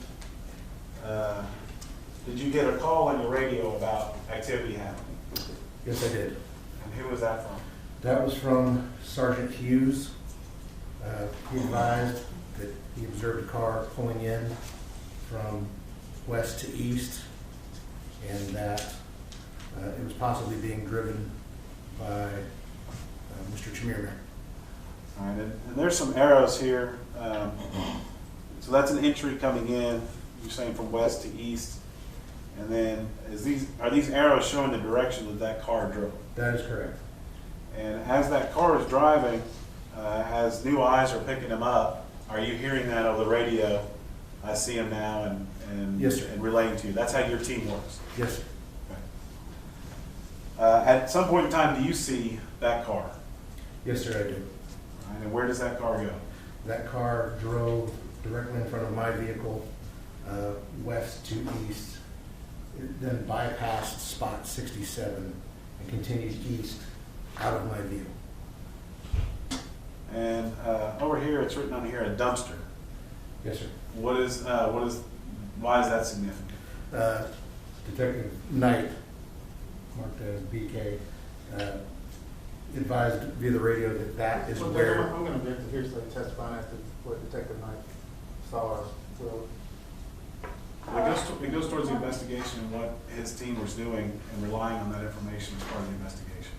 All right, so it'll be all, you make it to you? Okay. So were you given any information about what happened there at that dumpster? That Mr. Chemirmir had stopped the vehicle there and had exited the vehicle. Okay. And did he make any, did he exit the vehicle and go anywhere or leave the vehicle or what? He was just around the dumpster. I don't recall any other information given at that point. At some point in time, do you know how long that took for him to be over there, or how long from when you lost sight of him to when you saw him again, approximately? As best as I can recall, a couple minutes possibly at the most. At some point in time, do you see him again? Correct. And do you recall what kind of car he was in? It was a gray Hyundai, I believe a 4-door. It had Tennessee license plates on it. I do know that. And where did that car go to at that point in time? I observed the car coming back to the west, and it pulled into, nose in, into spot 67. So once it gets into spot 67, what happens next?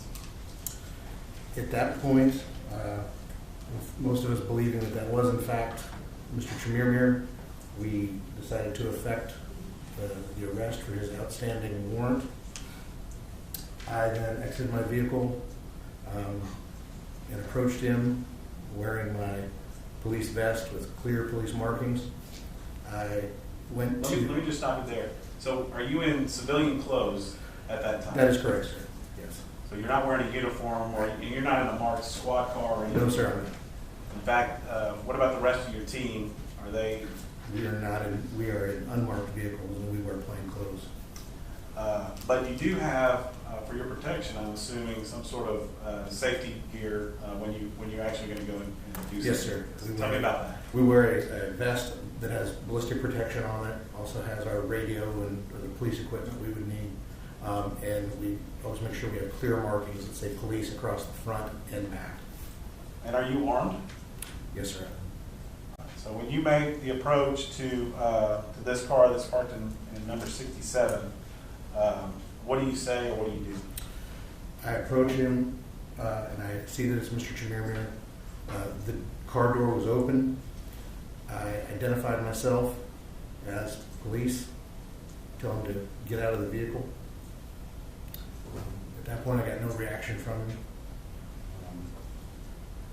I observed that when I approach him on the driver's side, I observed that in his left hand, he is carrying a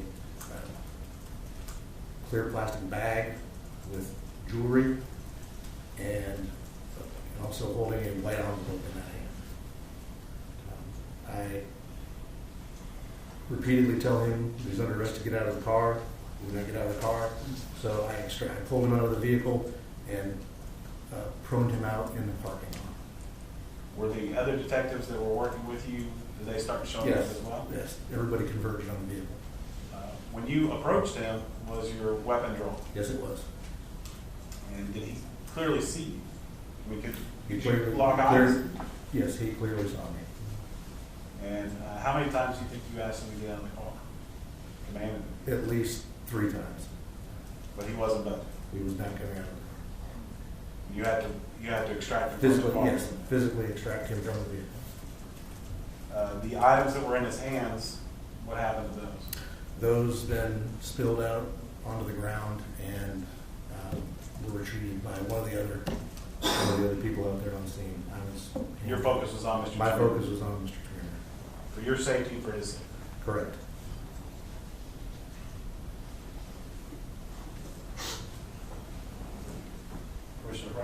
Anyway.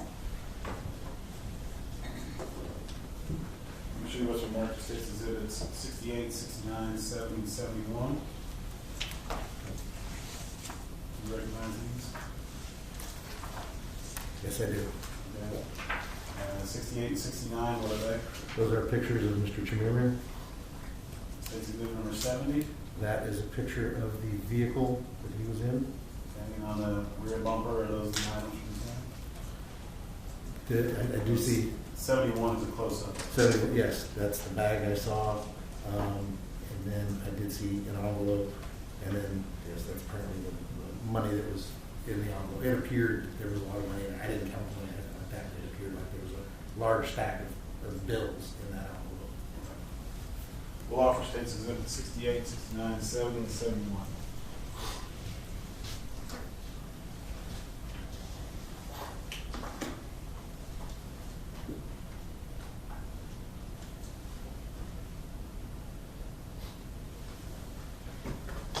Objection, Your Honor.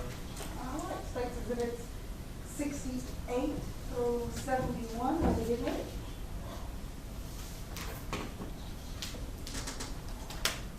States exhibit number 68. Do you recognize do you see Mr. Chemirmir in the courtroom today? I could see that is Mr. Chemirmir right there at the end of the table closest to me. Okay, can you describe maybe what does this tie look like? I can't, if you could, sir, if you could turn my way, it looks like it's black and white. At least the top part of it, that's all I can see. Okay. Well, let the record reflect the witness and identify the defendant on the court. The record will so reflect that the defendant was identified in open court. And that's the same individual that you arrested that day? Yes, sir. And this is how he was dressed and how he appeared that day to you? Yes, sir. There's exhibit 69, another angle of Mr. Chemirmir. Yes, sir. You had said that this Sonata had Tennessee plates. Is this the Sonata parked in spot 67 that you removed Mr. Chemirmir from? Yes, sir. In State's exhibit number 71, are these the items that were in Mr. Chemirmir's hands when you extracted him from that car? The jewelry and the, I believe that's the envelope with the money. Yes, sir. And you know that there was money, there's, looked like a lot of bills inside there, but, yes. But you just know that that stuff was in his hands? Yes, sir. Yes, sir.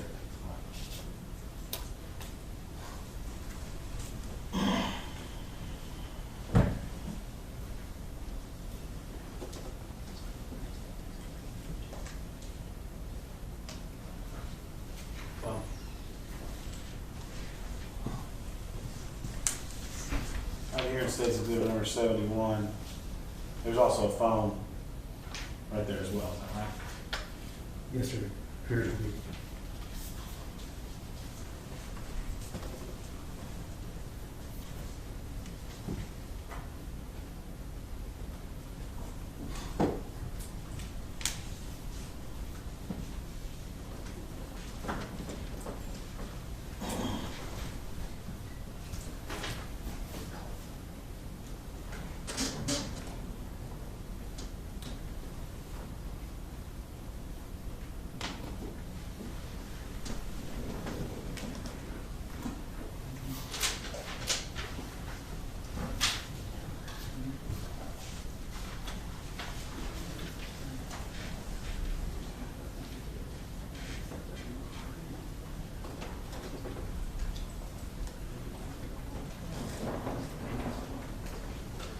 I'll pass witness.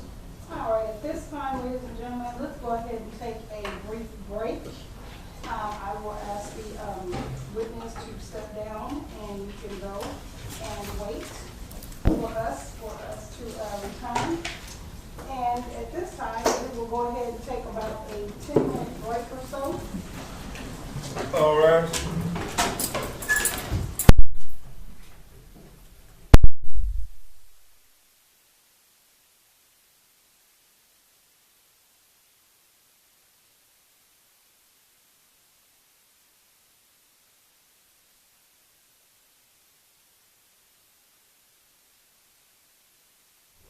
Okay, you saw they just broke for lunch, and what we've heard so far is we've heard testimony. For me, the most interesting testimony we heard this afternoon was from Richard Plink, who was the son of Mary Bartell, and he's describing having, taken his mother and come back to her apartment and gotten her back into the apartment. And he notices this guy, this guy in his car.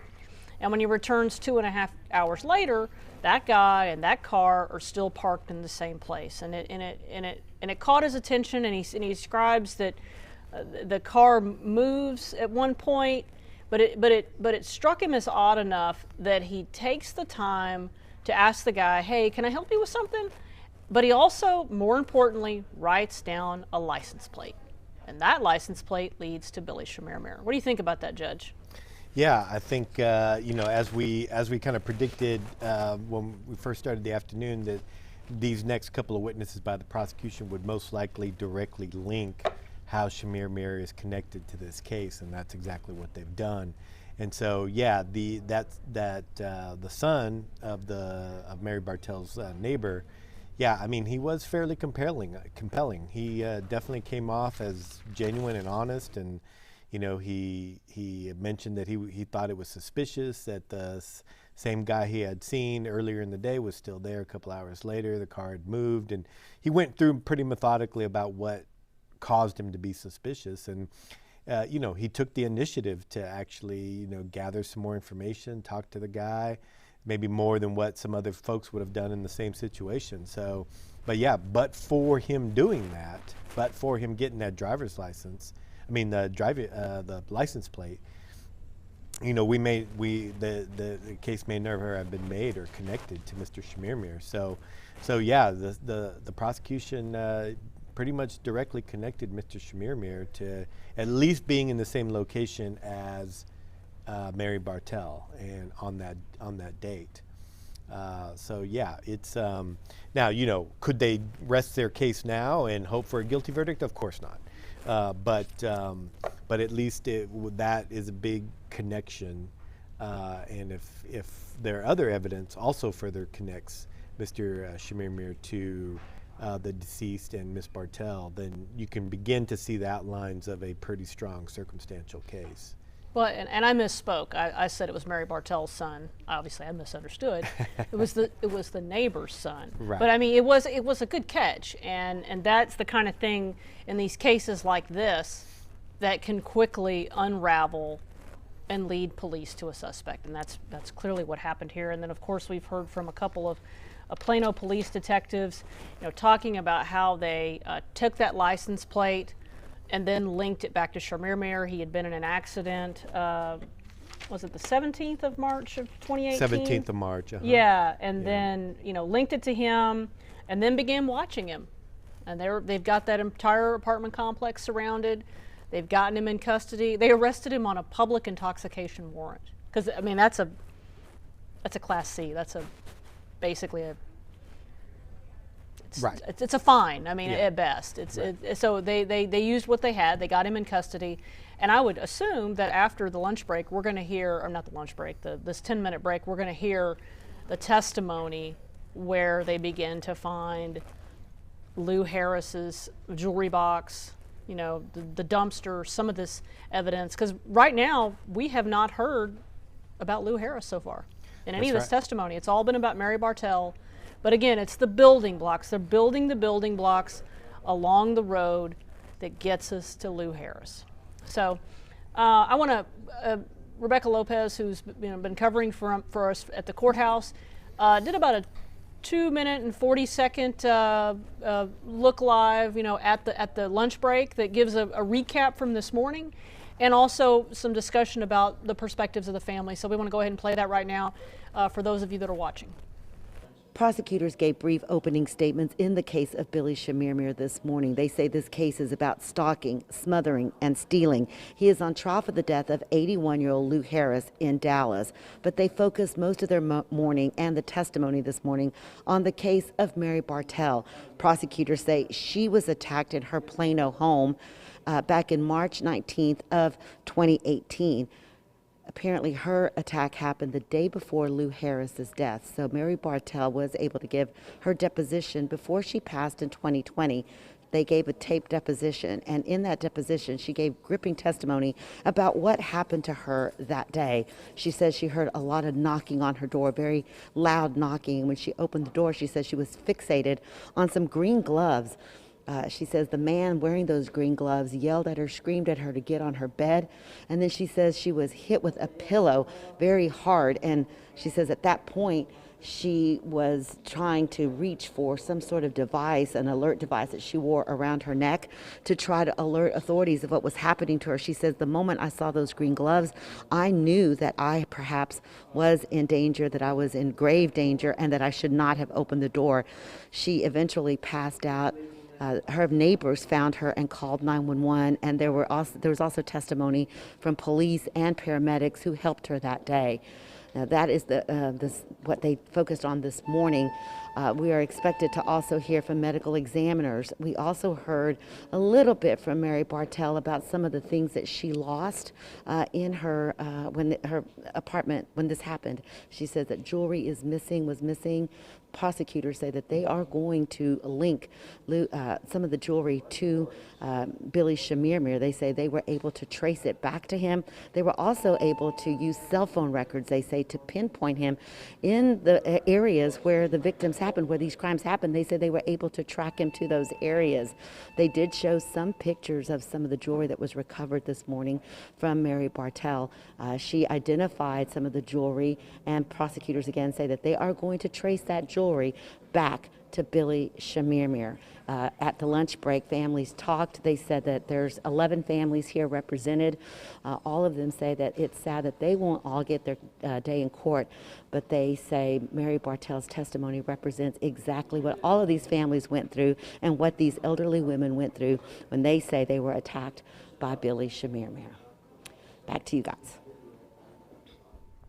Yeah, Judge, it's interesting to listen to Rebecca Lopez's perspective. She's really been covering this from the start. She was the one that broke this originally, this kind of extraordinary case. We talked about it this morning. I cannot recall any other situation where a suspect is accused of specifically targeting elderly women like this, and using his job as a healthcare worker to carry out the attacks, allegedly.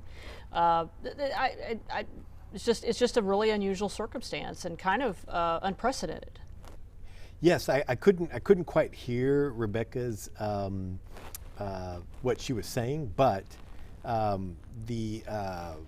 yes, I cannot think of a case like this in Dallas County before, and so especially targeting elderly women by someone in Mr. Chemirmir's position. Yeah, I can't recall something like that. I mean, if the allegations are true, he could be, one of the most serious serial killers in Dallas history, I think. What do you think so far about the job that the defense is doing? The defense, well, so far it's hard to tell exactly where they're going. And so, Kobe Warren, who's taken the lead on cross-examining witnesses, when he only had like a couple of questions for the son of the neighbor and maybe one or two of the detective. And so that, coupled with the cross-examination and the deposition this morning, it's hard to discern if they're going to have like a definitive defense, sort of like alibi, or Mr. Chemirmir was out of the country, or something, something like that, when these events occurred. And so, it may be that their defense is going to be that the circumstantial case is not strong enough to support a conviction. That could be their defense. But right now, it's hard to glean anything from the few questions that they've asked.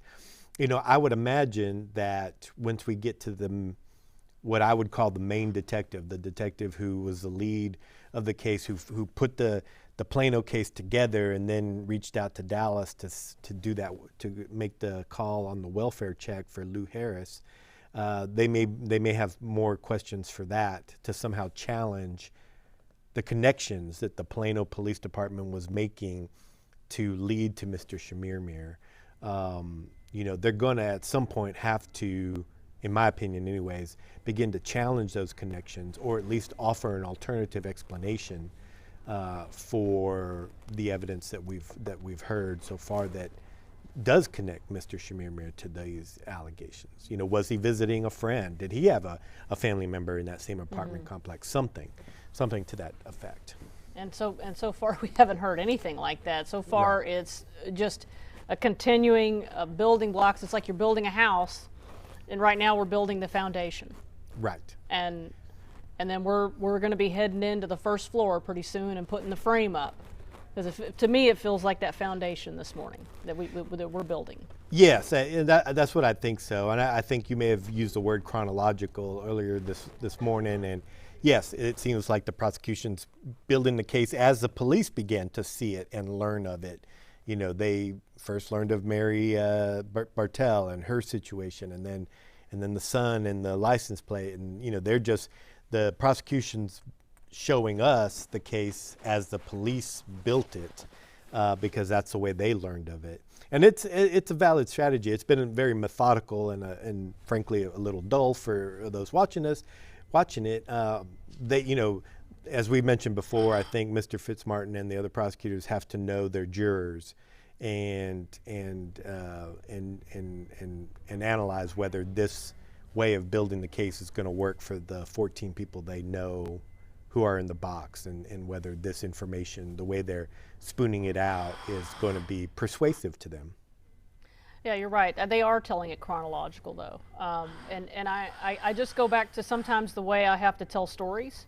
And a lot of times that's what makes sense.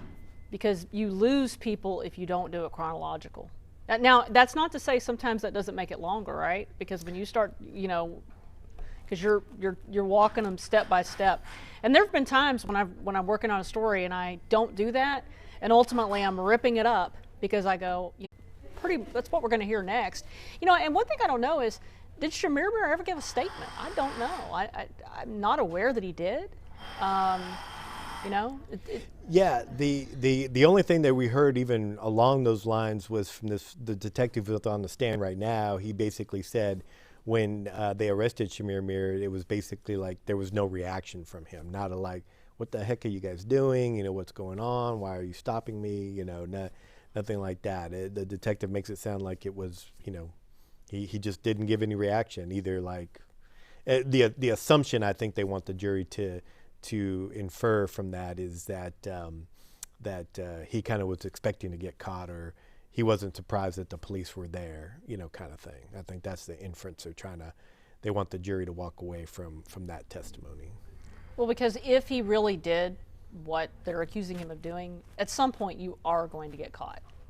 Again, I go back to my bank robbery analogy. If you rob enough banks, you will get caught. It's just kind of the way of the world. At some point you're going to make a mistake. And the mistake in this case was, this amazing lady, Mary Bartell, survives this attack, and then the neighbor's son writes down this license plate. When you think about those things that had to happen for police to make him, for him to become a suspect, it's nothing short of amazing, actually. Right. No, and great detective work, actually. Yeah. No, you're right about that. Were they done with that last detective, or did it seem like they had more from him? No, they had turned him over for cross-examination, and then that's when the judge broke. So when we come back, the defense will have an opportunity to ask this detective questions. It doesn't sound like this detective was what I would call the main detective or the lead detective. So I could see the defense maybe not having him on the stand for a very, very long time, but I would imagine that when we get to the main detective, the defense may have substantial questions for that individual. Because that's presumably going to be what triggers the phone call that leads to finding Lou Harris. Right. So like I've said before, I think the defense needs to challenge how they're making these connections and whether they're valid connections, or ask the police officer, could other things explain it, explain what they've seen and noticed and things of that nature. Do you expect the defense to put on their own case? I mean, they don't have to. Well, I mean, they don't have to. If they're going to, if they have an alibi, then yes, I would imagine so. When again, we can't really glean too much from what they might do based on what they've done so far today. But if their defense is going to be like, well, their case is just not very strong, it's not as strong as the state believes it is, then they may not call any witnesses. I think I mentioned to you before that in a case like this, maybe the only person who can really explain away some of the coincidences, some of the connections, may be Mr. Chemirmir himself. And, would he be a good witness for himself? Does he have good command of the English language? Does he have a good explanation for some of these connections? If not, then they may not put him on the stand and just argue that it's too circumstantial. So we'll see. Would you put him on the stand? Well, I don't know him. You have to know. I mean, you have to be able to talk to him and get a feel for him and how confident he is. And there's so many factors that go into whether you put your client on the stand or not. Looks like. You may call your next witness, please. All right. Looks like they're not going to cross-examine him. Guess not.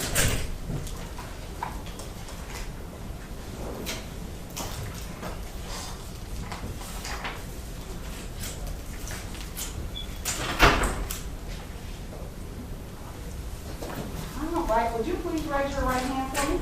Do you so solemnly swear affirm to tell the truth, the whole truth, and nothing but the truth, so help you God? Yes, ma'am, I do. All right, you may be seated. Thank you. Thank you. And you may proceed, Mr. Tanya. Thank you, Judge. Good afternoon. Afternoon, sir. How are you? Can you please introduce yourself and spell your last name? Yes, sir. My name is Fred Garcia. Last name is spelled Garcia. And how are you employed? I am a detective with the Plano Police Department. And what division are you assigned to? Currently, I am assigned to the Technical Liaison Unit as the lead tech, supporting our Criminal Investigation Division. Back on March 20th of 2018, what division were you assigned to? I was assigned to CID, our Criminal Investigation Division.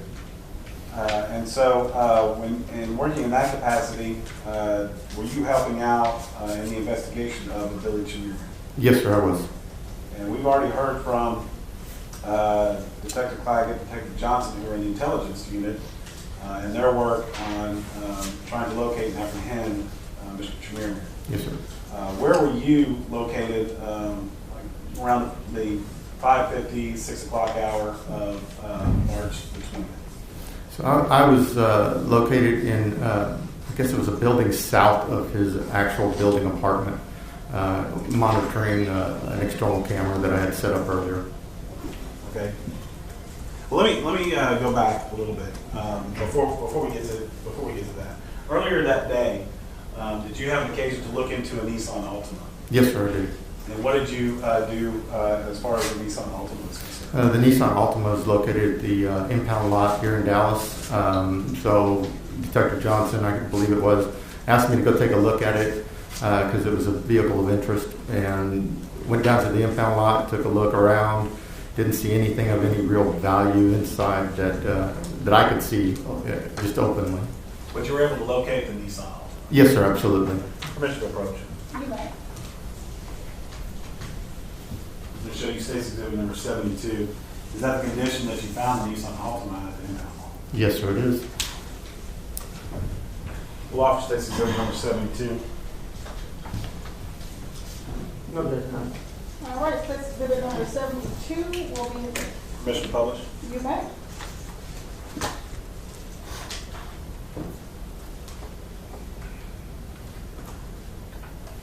So, State's Exhibit number 72, we've already seen State's Exhibit number 63. That's another picture from there at the impound lot. Is that right? Yes, sir. State's Exhibit number 62, which shows that unique license plate at KGN 1520. Yes, sir.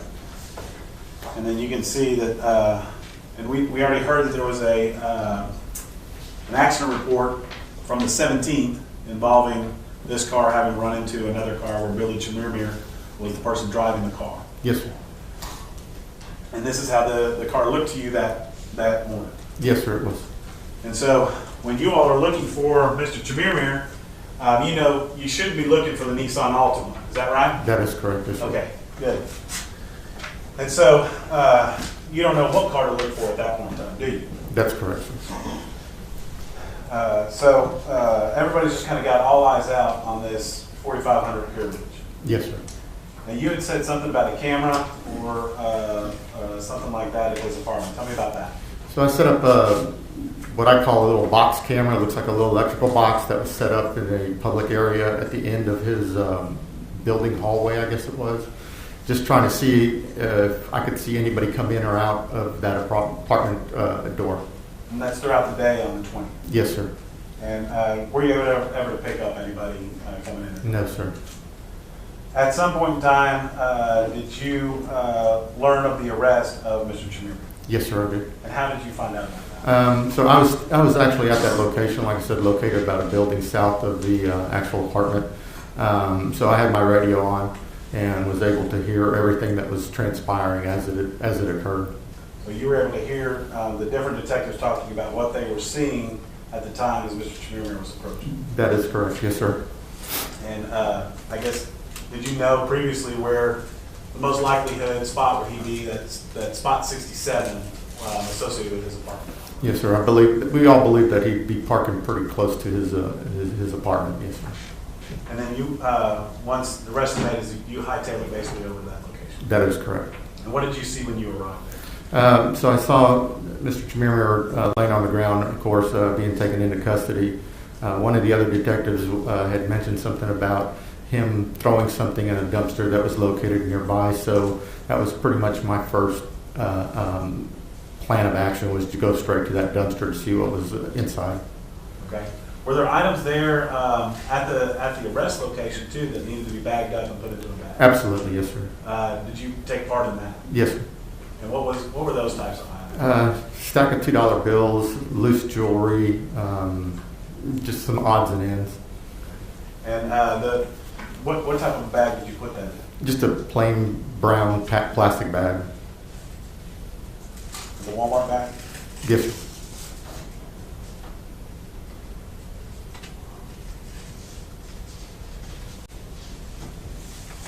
And then all the items that were there, were they eventually collected up and held till today? Yes, sir. That's correct. You said you went to the dumpster and you looked inside the dumpster. Were there items in there of interest to you? Yes, sir.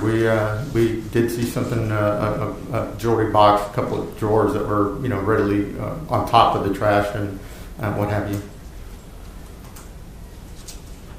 Commissioner Brooks. Okay.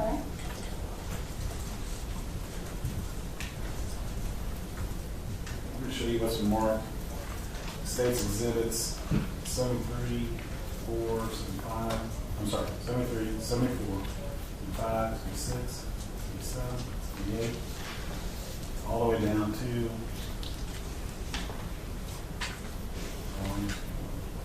79, 80, 81, 82, 83, 4, 5, 6, 7,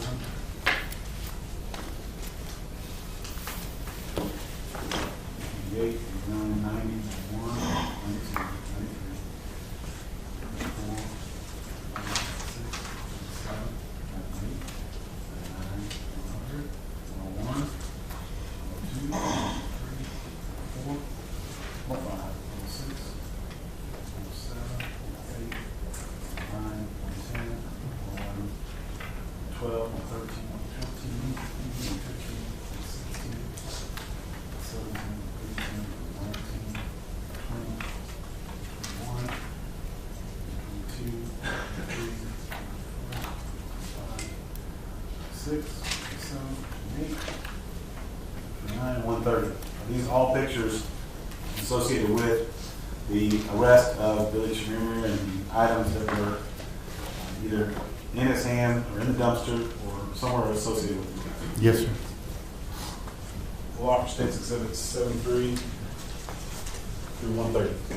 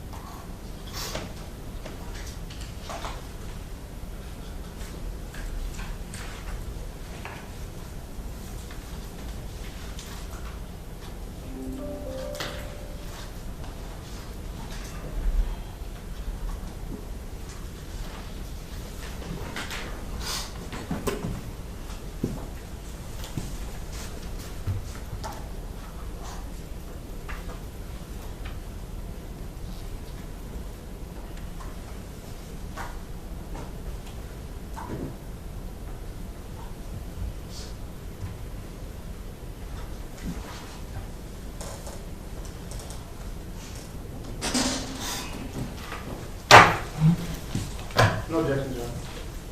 All right, so State's Exhibits 73, number 73 through number 130 will be admitted into evidence.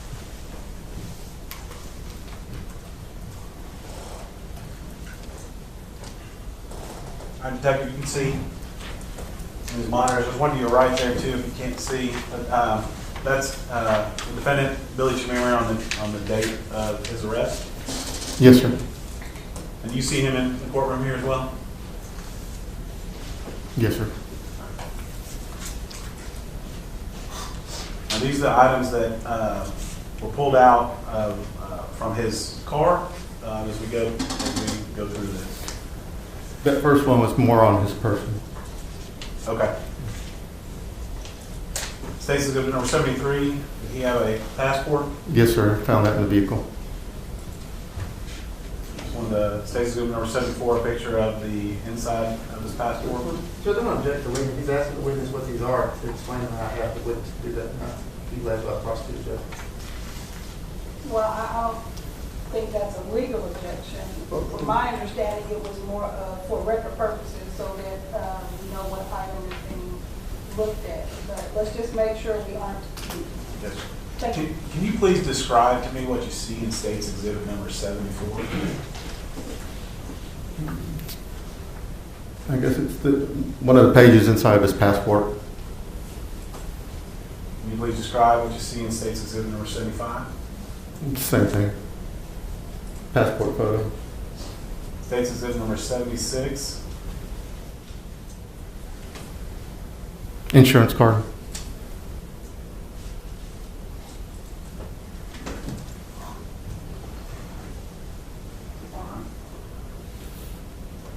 State's Exhibit number 77. What are those? 2 sets of keys that I found inside the vehicle. State's Exhibit number 78. It's a hammer that I found located under the passenger front seat. And that's inside that, the Sonata. That's correct, yes, sir. State's Exhibit number 79. Is that a close-up? Yes, sir. State's Exhibit number 80. Just a picture of the set of keys that I located in the car. 81. Picture of the wine bottles that I found in the back seat. State's Exhibit number 82. It's the plastic bag I used to contain all the items that were on Mr. Chemirmir's body. 83. Just a close-up of what's inside of it. 84. Again, it's just a picture of what was inside that box. I'm sorry, inside the bag. State's number 85. His phone. 86. Again, his phone. Did you ever learn what his wife's name or his? No, sir, I didn't get involved with that part. City number 87? The same, in his phone. City number 88? Baseball cap that he had with him. 89? A money, I guess a money envelope with some notes on it that the $2 bills were in. City number 90, is that the other side? Yes, sir. City number 91? It's the same envelope with the money inside. So looking at state number 92, you had mentioned the $2 bills. We'll get to that, but was there other denominations as well? I believe so. I didn't take a close look at it at the time, but I did see various denominations through a quick glance. State number 93? I was not there when they put the money out, but that looks like the money that was taken off of his person.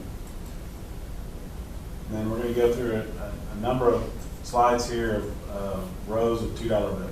Yes, sir. Stage number 94, 95, 96, 97, 98, 99, 100, 101, 102, 103, 104, 105, 106. Those are all slides of different rows of $2 bills. Yes, sir. Stage number 107, some of the jewelry that was, well, where did 107 come from? Jewelry was on his person at the time of the arrest. Stage number 108. The same.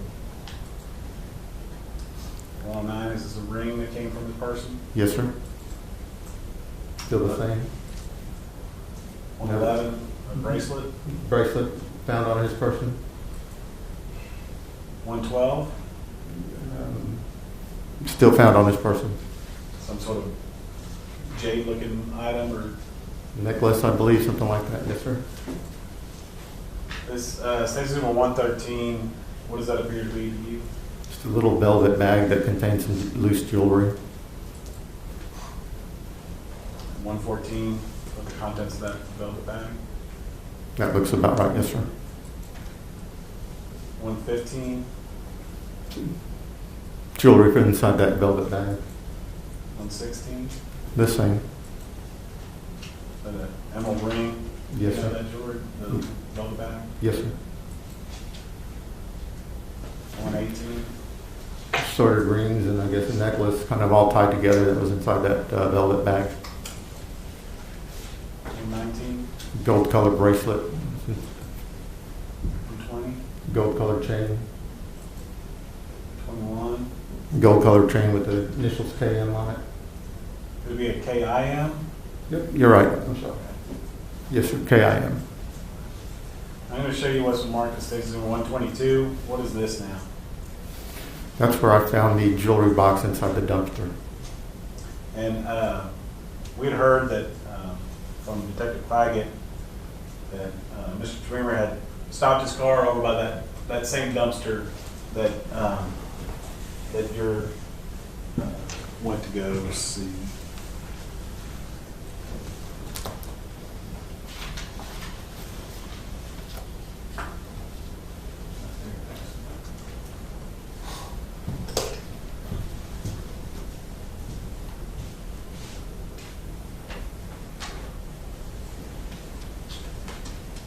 So we had seen earlier that there was a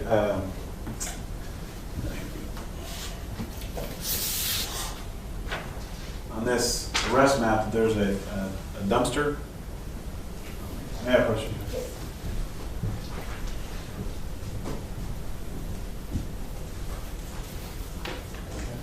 Yes, sir. That's exactly. And so that dumpster is the same dumpster that you went to look for this red jewelry box. Yes, sir. Since we'd seen him stop there, dump something inside, that's where I went and that's what I found.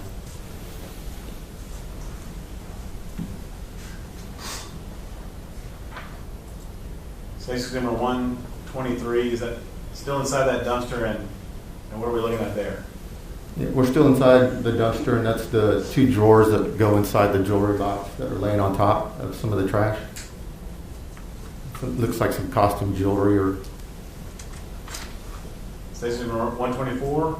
just the items that I saw removed from the dumpsters, just for a better look. 125, is this a close-up of that? Yes, sir. 126, this look like the door to that dumpster? I'm sorry, not the dumpster, the jewelry box. Yes, sir. Okay. Did it appear to have any damage to you? Absolutely. Looked like it'd been jimmied open.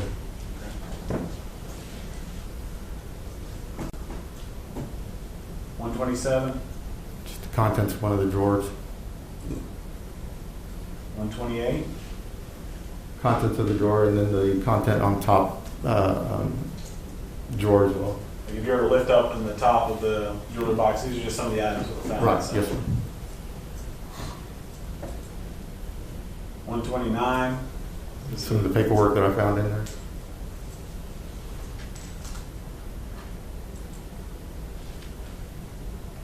Does this paperwork have to do with William Richard Harris? Yes, sir. And then you see the name right here.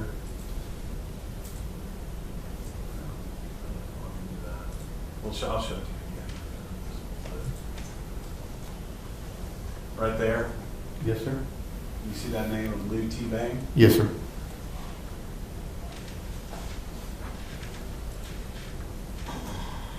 And another, station number 130, is this another item that came out of that jewelry box? Yes, sir, it is. The name of Lou T. Bang? Yes, sir.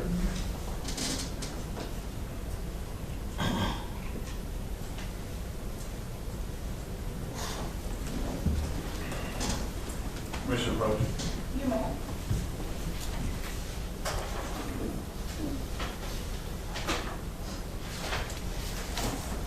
Look at station number 267. We're just looking at that jewelry box. Is that all those extra items that are inside that jewelry box?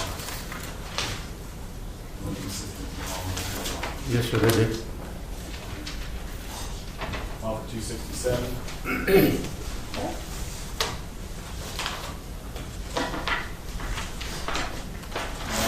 He's looking at, here's 258, that's the other item of jewelry that were inside that, the jewelry box was inside the Yes.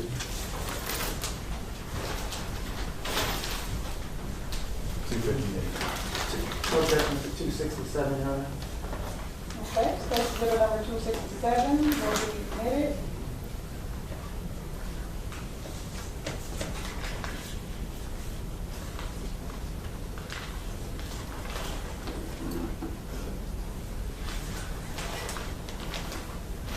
Objection to 258. Okay, and State Exhibit number 258 will be admitted as well.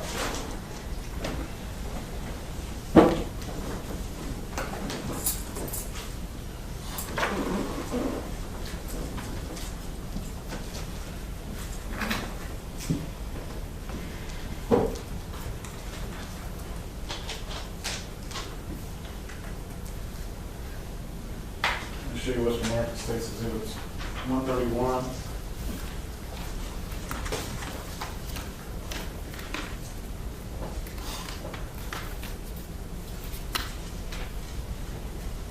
Passport. The visa, I'm sorry, visa. Kenyan passport. Yeah, the passport that contains those pictures that we had talked about earlier with the visa and the next. Yes, sir. Identify for who? For Mr. Chemirmir. Okay, so it's 131. This is in number 138, 137. What's 137? Baseball cap that I found at the location with him. I don't know if he was wearing it at the time because I wasn't involved in the actual takedown, but I collected it along with the other items. Okay. And it's basically number 138. This is the white envelope that had the U.S. currency in it.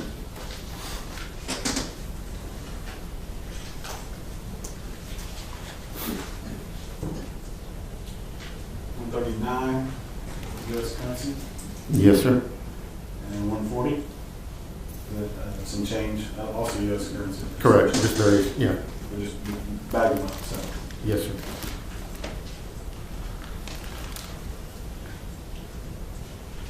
Law for states exhibits 137, 138, 139, and 140. No objection, John. All right, so exhibits 137 for 140 will be admitted.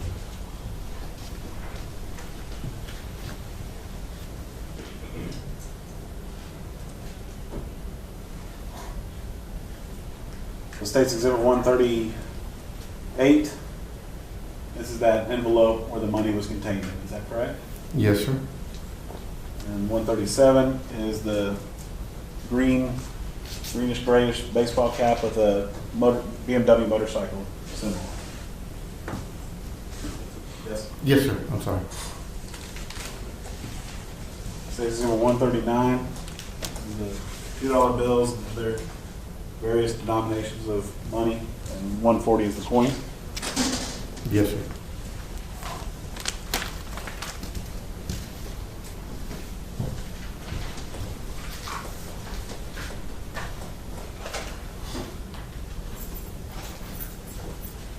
$133 and $134. The keys. Yes, sir. These are the keys that I found in the vehicle. State's exhibit 133 and 134. No objection, John. 133 and 134 will be admitted.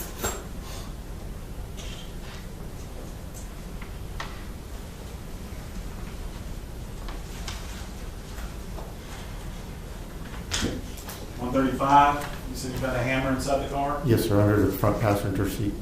Law for 135. No objection, John. 135 will be admitted.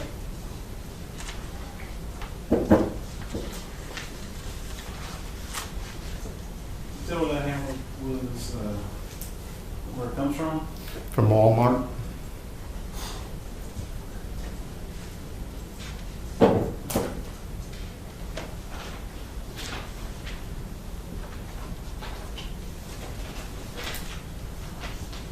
So pictures of a phone, show you 136. Yes. The phone was taken off and then It appears to be so. Yes, sir. Law for state's exhibit 136.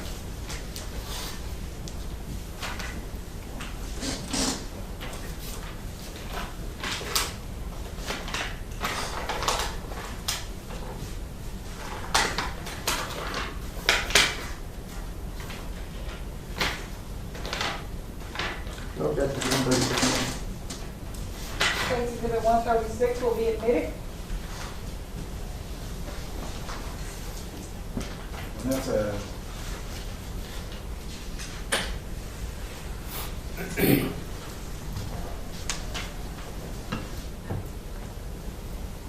Alcatel. Yes, sir.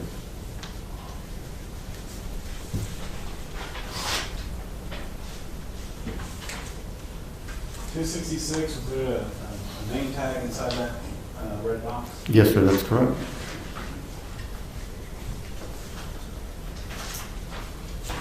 Show you basically number 259, which is an envelope.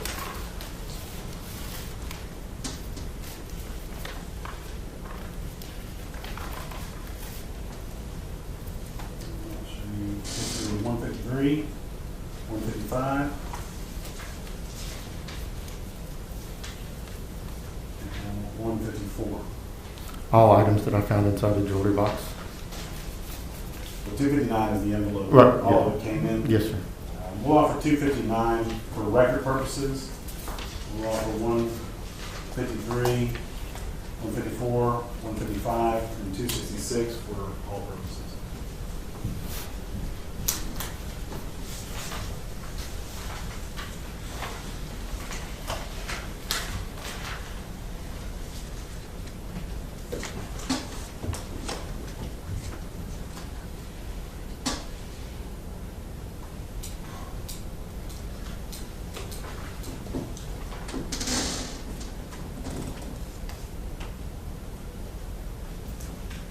No objection, John, to 153, 155.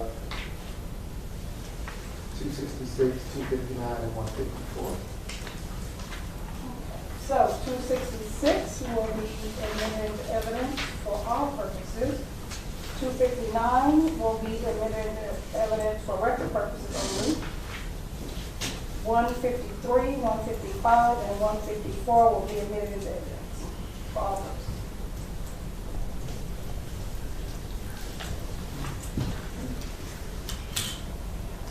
So 266, the W.R. Harris or Bill Harris name tag for Caltech. Yes, sir.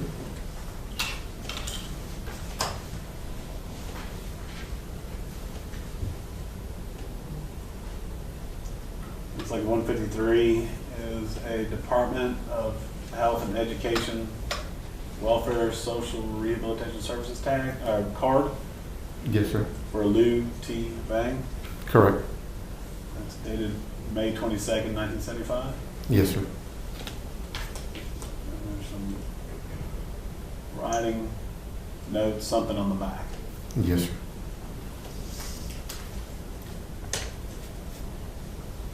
$155, like a bank book from the Bank of East Asia. Yes, sir.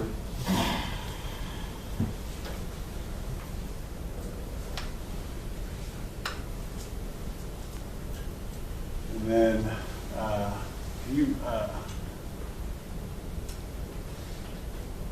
this is State's Exhibit 154. Is that right? Yes, sir. It looks like an affidavit. Correct. Yes, sir. Can I publish this, Judge? By reading it? Okay. I'm the wife of William Richard Harris, an American citizen who resides at the Minri Hotel in Singapore, and I am proceeding to the United States to join him or her. He will be financially responsible for my travel and resettlement costs. Names of company: Alien Children, Lou T. Bang, from Saigon, Republic of Vietnam, from 1975.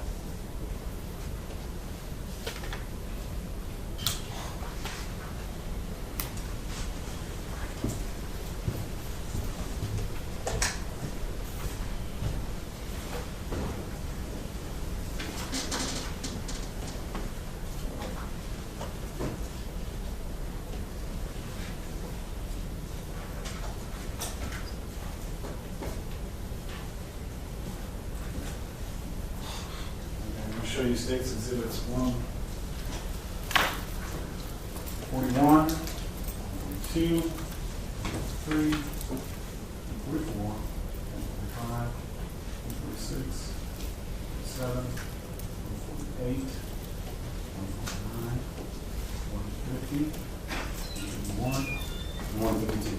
Yes, sir. These are all the items, the jewelry items that were in his hands at the time of the arrest, or that you saw out there at the time. That is correct. We'll offer State's Exhibits 140 to 152. I'm sorry, 141 to 152. No objection, Your Honor. Okay. State's Exhibits 141 through 152 are admitted.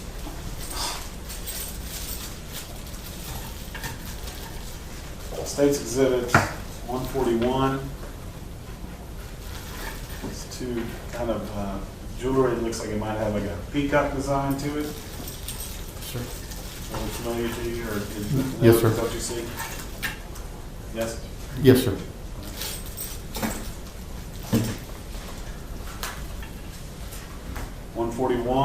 I'm sorry, 142. The diamond ring. That is correct. Yes, sir.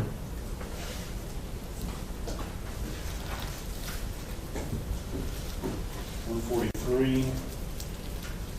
It's a bracelet, has some sort of black and silvery design to it. Yes, sir.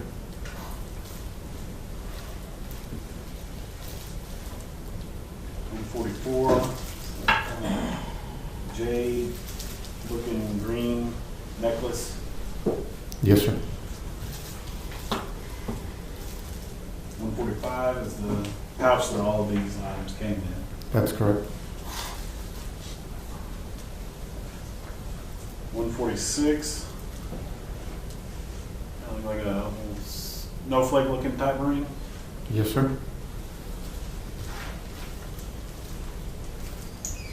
147 is that ring that has like an emerald.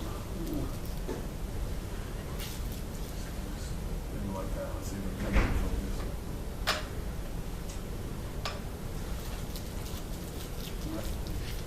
That look right?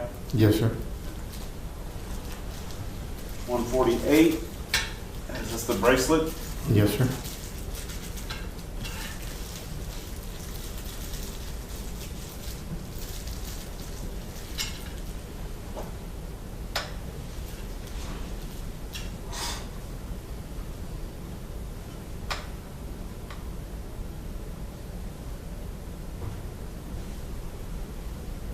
Okay. 149.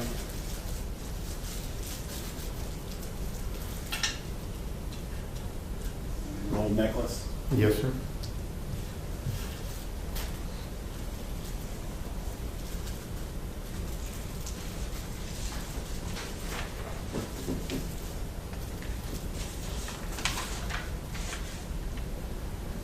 And that's a little bit easier to see here now.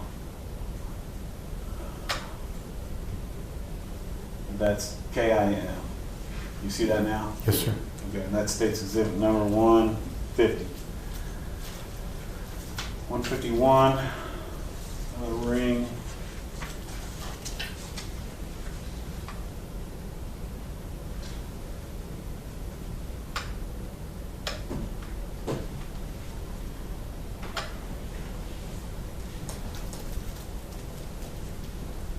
A little diamond and green stone design. Yes, sir.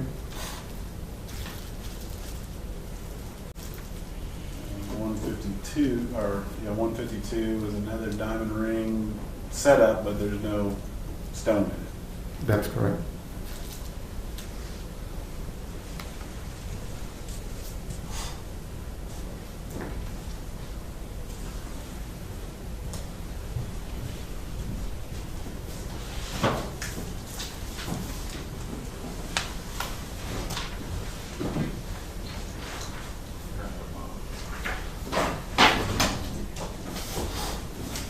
State's Exhibit number 156. Is that red jewelry box? Yes, sir, it is. And this the door should go right there. That is correct. And that's the part that we looked at. It was like pretty damaged to try to. Yes, sir. I have been forced open this. Law for State's Exhibit number 156. Go ahead, John. State's Exhibit 156 will be admitted.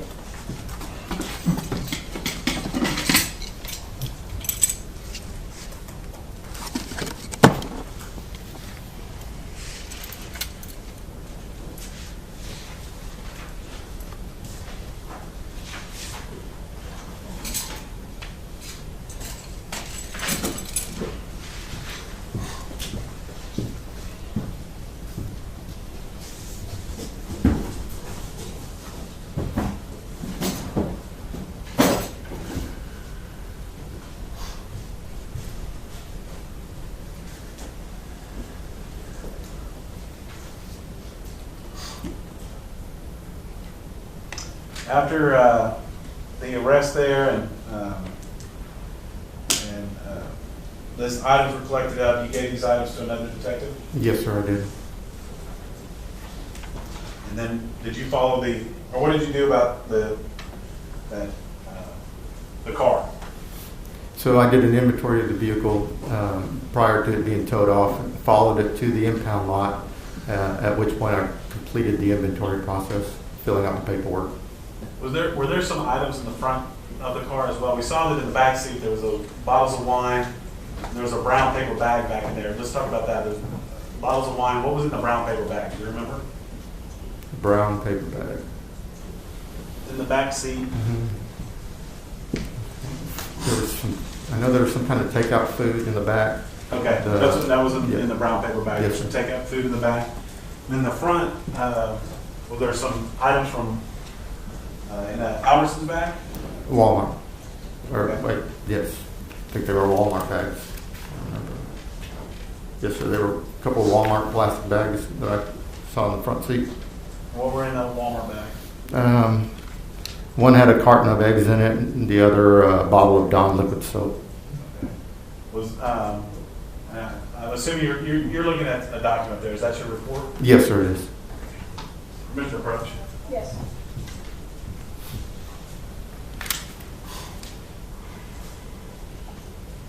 Is there also a Albertsons bag in there as well? Yes, sir. And what did the Albertsons bag have? That's correct. Diapers.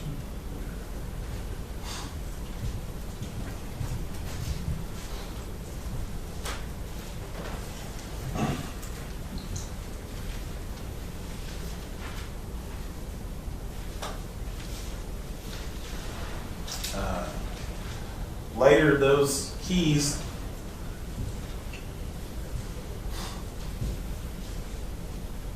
did you have an occasion to go back and get these keys 133 and 134 out of that car and bring them to a location in Dallas on at 6609 Warm Breeze?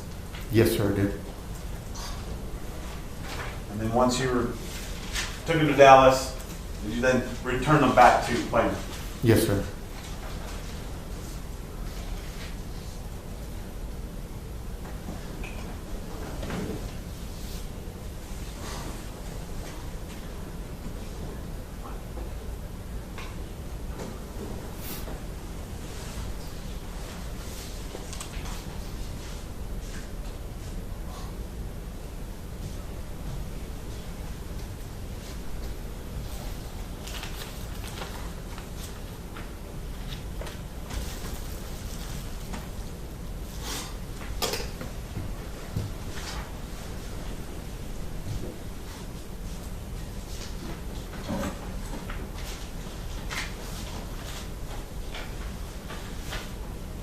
Officer Station number 131,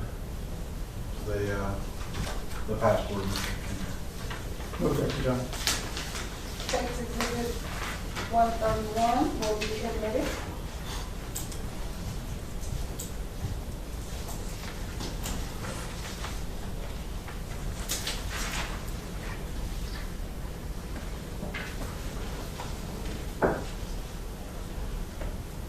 And for the record, Mr. Fitzmartin, I believe 131 had already been admitted. It was a passport/visa of the defendant. It appears that you had already had that admitted by after 258. Okay.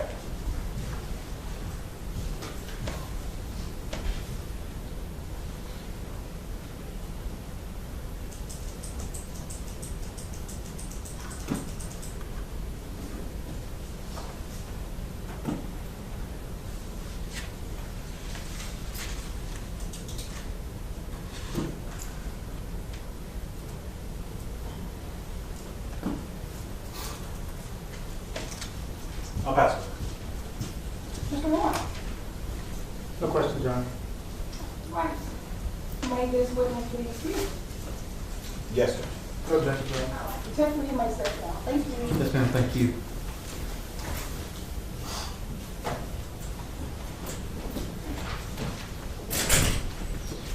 And you may call the next witness. We'll call Detective Hart.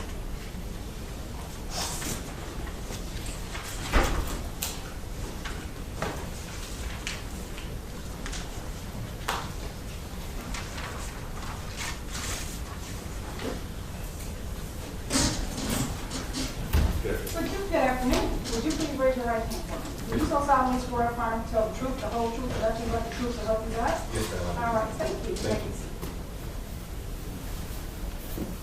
Mr. Fitzmartin, you may proceed. Thank you, Judge. Can you please introduce yourself and spell your last name? Detective Grant Hart, H-A-R-P, And how are you employed? by the City of Plano as a detective in the Criminal Intelligence Unit. We've already heard from some of the other guys from your unit, so we have a good idea of what you all do. Did you have an occasion to investigate and be part of the team looking into Billy Chemirmir? Yes, sir. We've learned about how information was developed from the arrest of Mr. Chemirmir and the items found in the jewelry box. Did you take that information and do something with it? Yes, sir, I did. What did you do? The information that was obtained had some names on it, and I utilized a search engine called accurate.com. That is a pay site we utilize for information. I entered the names into the database and was able to obtain a potential address for a female's name that was on I think it was a consulate, United States consulate piece of paper. What was that name? Miss Wang. It was, sorry, I have to refer to my notes. Lou T. Bang. Bang. V-A-N-G.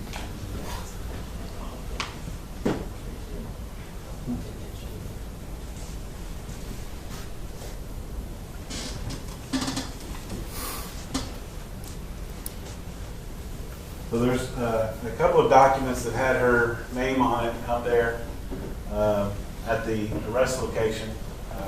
But this is the name you're talking about, Lou T. Bang? Yes, sir. Now, once you had that information, you said you went through some databases to try to find someone that matched that description in the Dallas area. That is correct. I put her name in the database and only searched Texas and came up with multiple names. Hers was the closest to our current location and matched the name that was on the piece of paper. Did another name or a similar name also hit with the name Harris? Yes, sir. Tell me about that. Well, the picture that was sent to me, because I was not at the arrest location, next to the consulate piece of paper was a name tag. It appeared to be like a work name tag and had the initials W.R. and the last name Harris on it.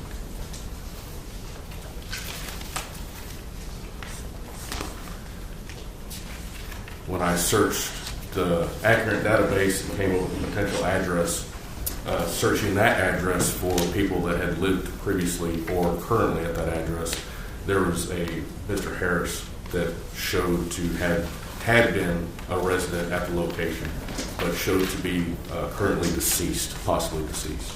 We're talking about at 6609 Warm Breeze in the Far North Dallas area. That is correct.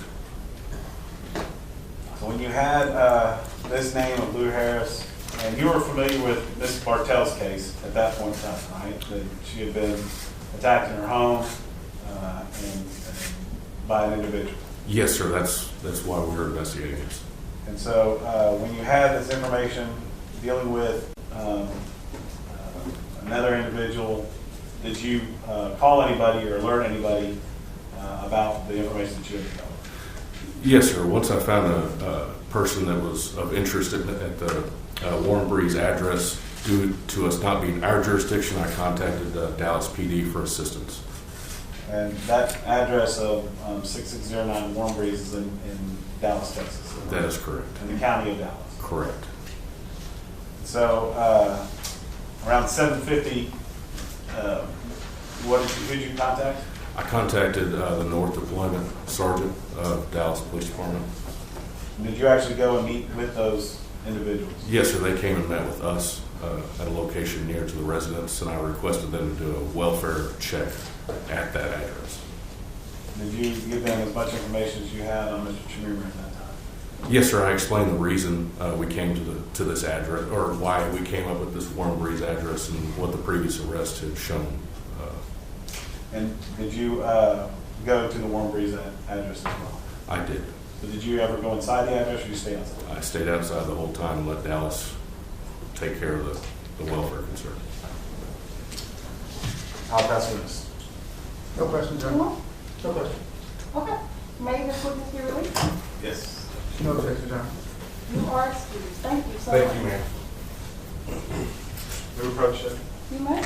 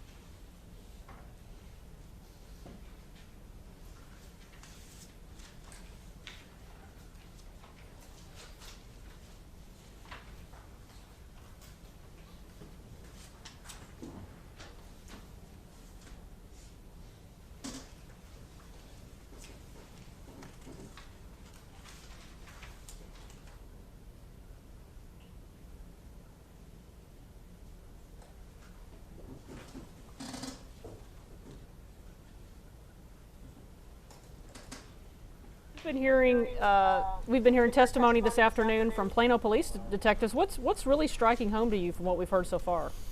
Well, right now, at least on the prosecution side, I mean, again, that methodical progression down the road of making the connections. You know, they put in every piece of jewelry it seems like that they caught Mr. Chemirmir with, and that very important jewelry box that had Miss Lou Harris's name in it. And of course, this last witness is the detective from Plano who called Dallas to go do the welfare check that gets us to the victim that we're here on the case on about. Yeah, let's see what we're going to do here. Yeah. All right. Well, ladies and gentlemen, I believe this is all the testimony and evidence that you were here today. We will resume our proceedings tomorrow morning. I would ask everyone to be here at 9 a.m. Be here no later than 9 a.m. I anticipate we will start testimony and evidence shortly after your arrival. You know the rules. Once everyone gets in the room, push the button. Once you're there, we come running. I also want to admonish everyone. I want to admonish you once again that you are not to discuss this case with family members, with friends, none of your best friends that are on your social media pages, all of your 750 best friends. I would ask also that you are not to, on your own, look up, investigate, discuss, drive by none of the locations, or try to research any of the information that you heard today. Remember the admonishment. The only evidence and the only testimony that you can consider in this case must come from what? This witness stand. So, also that means that even amongst yourselves, you cannot discuss the evidence and testimony that you've heard thus far because we are not at that stage. We are not at the deliberation stage. You're free to talk about your kids, what you saw on TV as far as sports or something of that nature. But just once again, we just want to make sure that everyone is clear of the instructions from the court. We all good? Yes. All right. So we will be released for the day. Thank you. All right.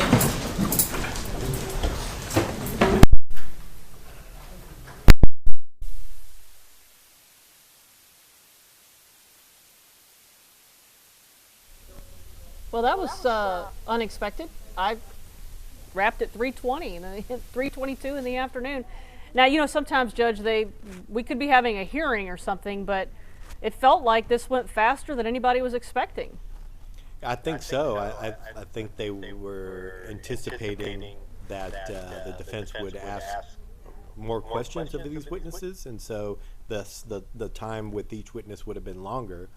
If the defense had asked questions, yeah, I could see how this number of witnesses might have taken us till 5 or 5:30, but since they did not cross-examine these witnesses for the most part, that's why we're finishing at 3:20.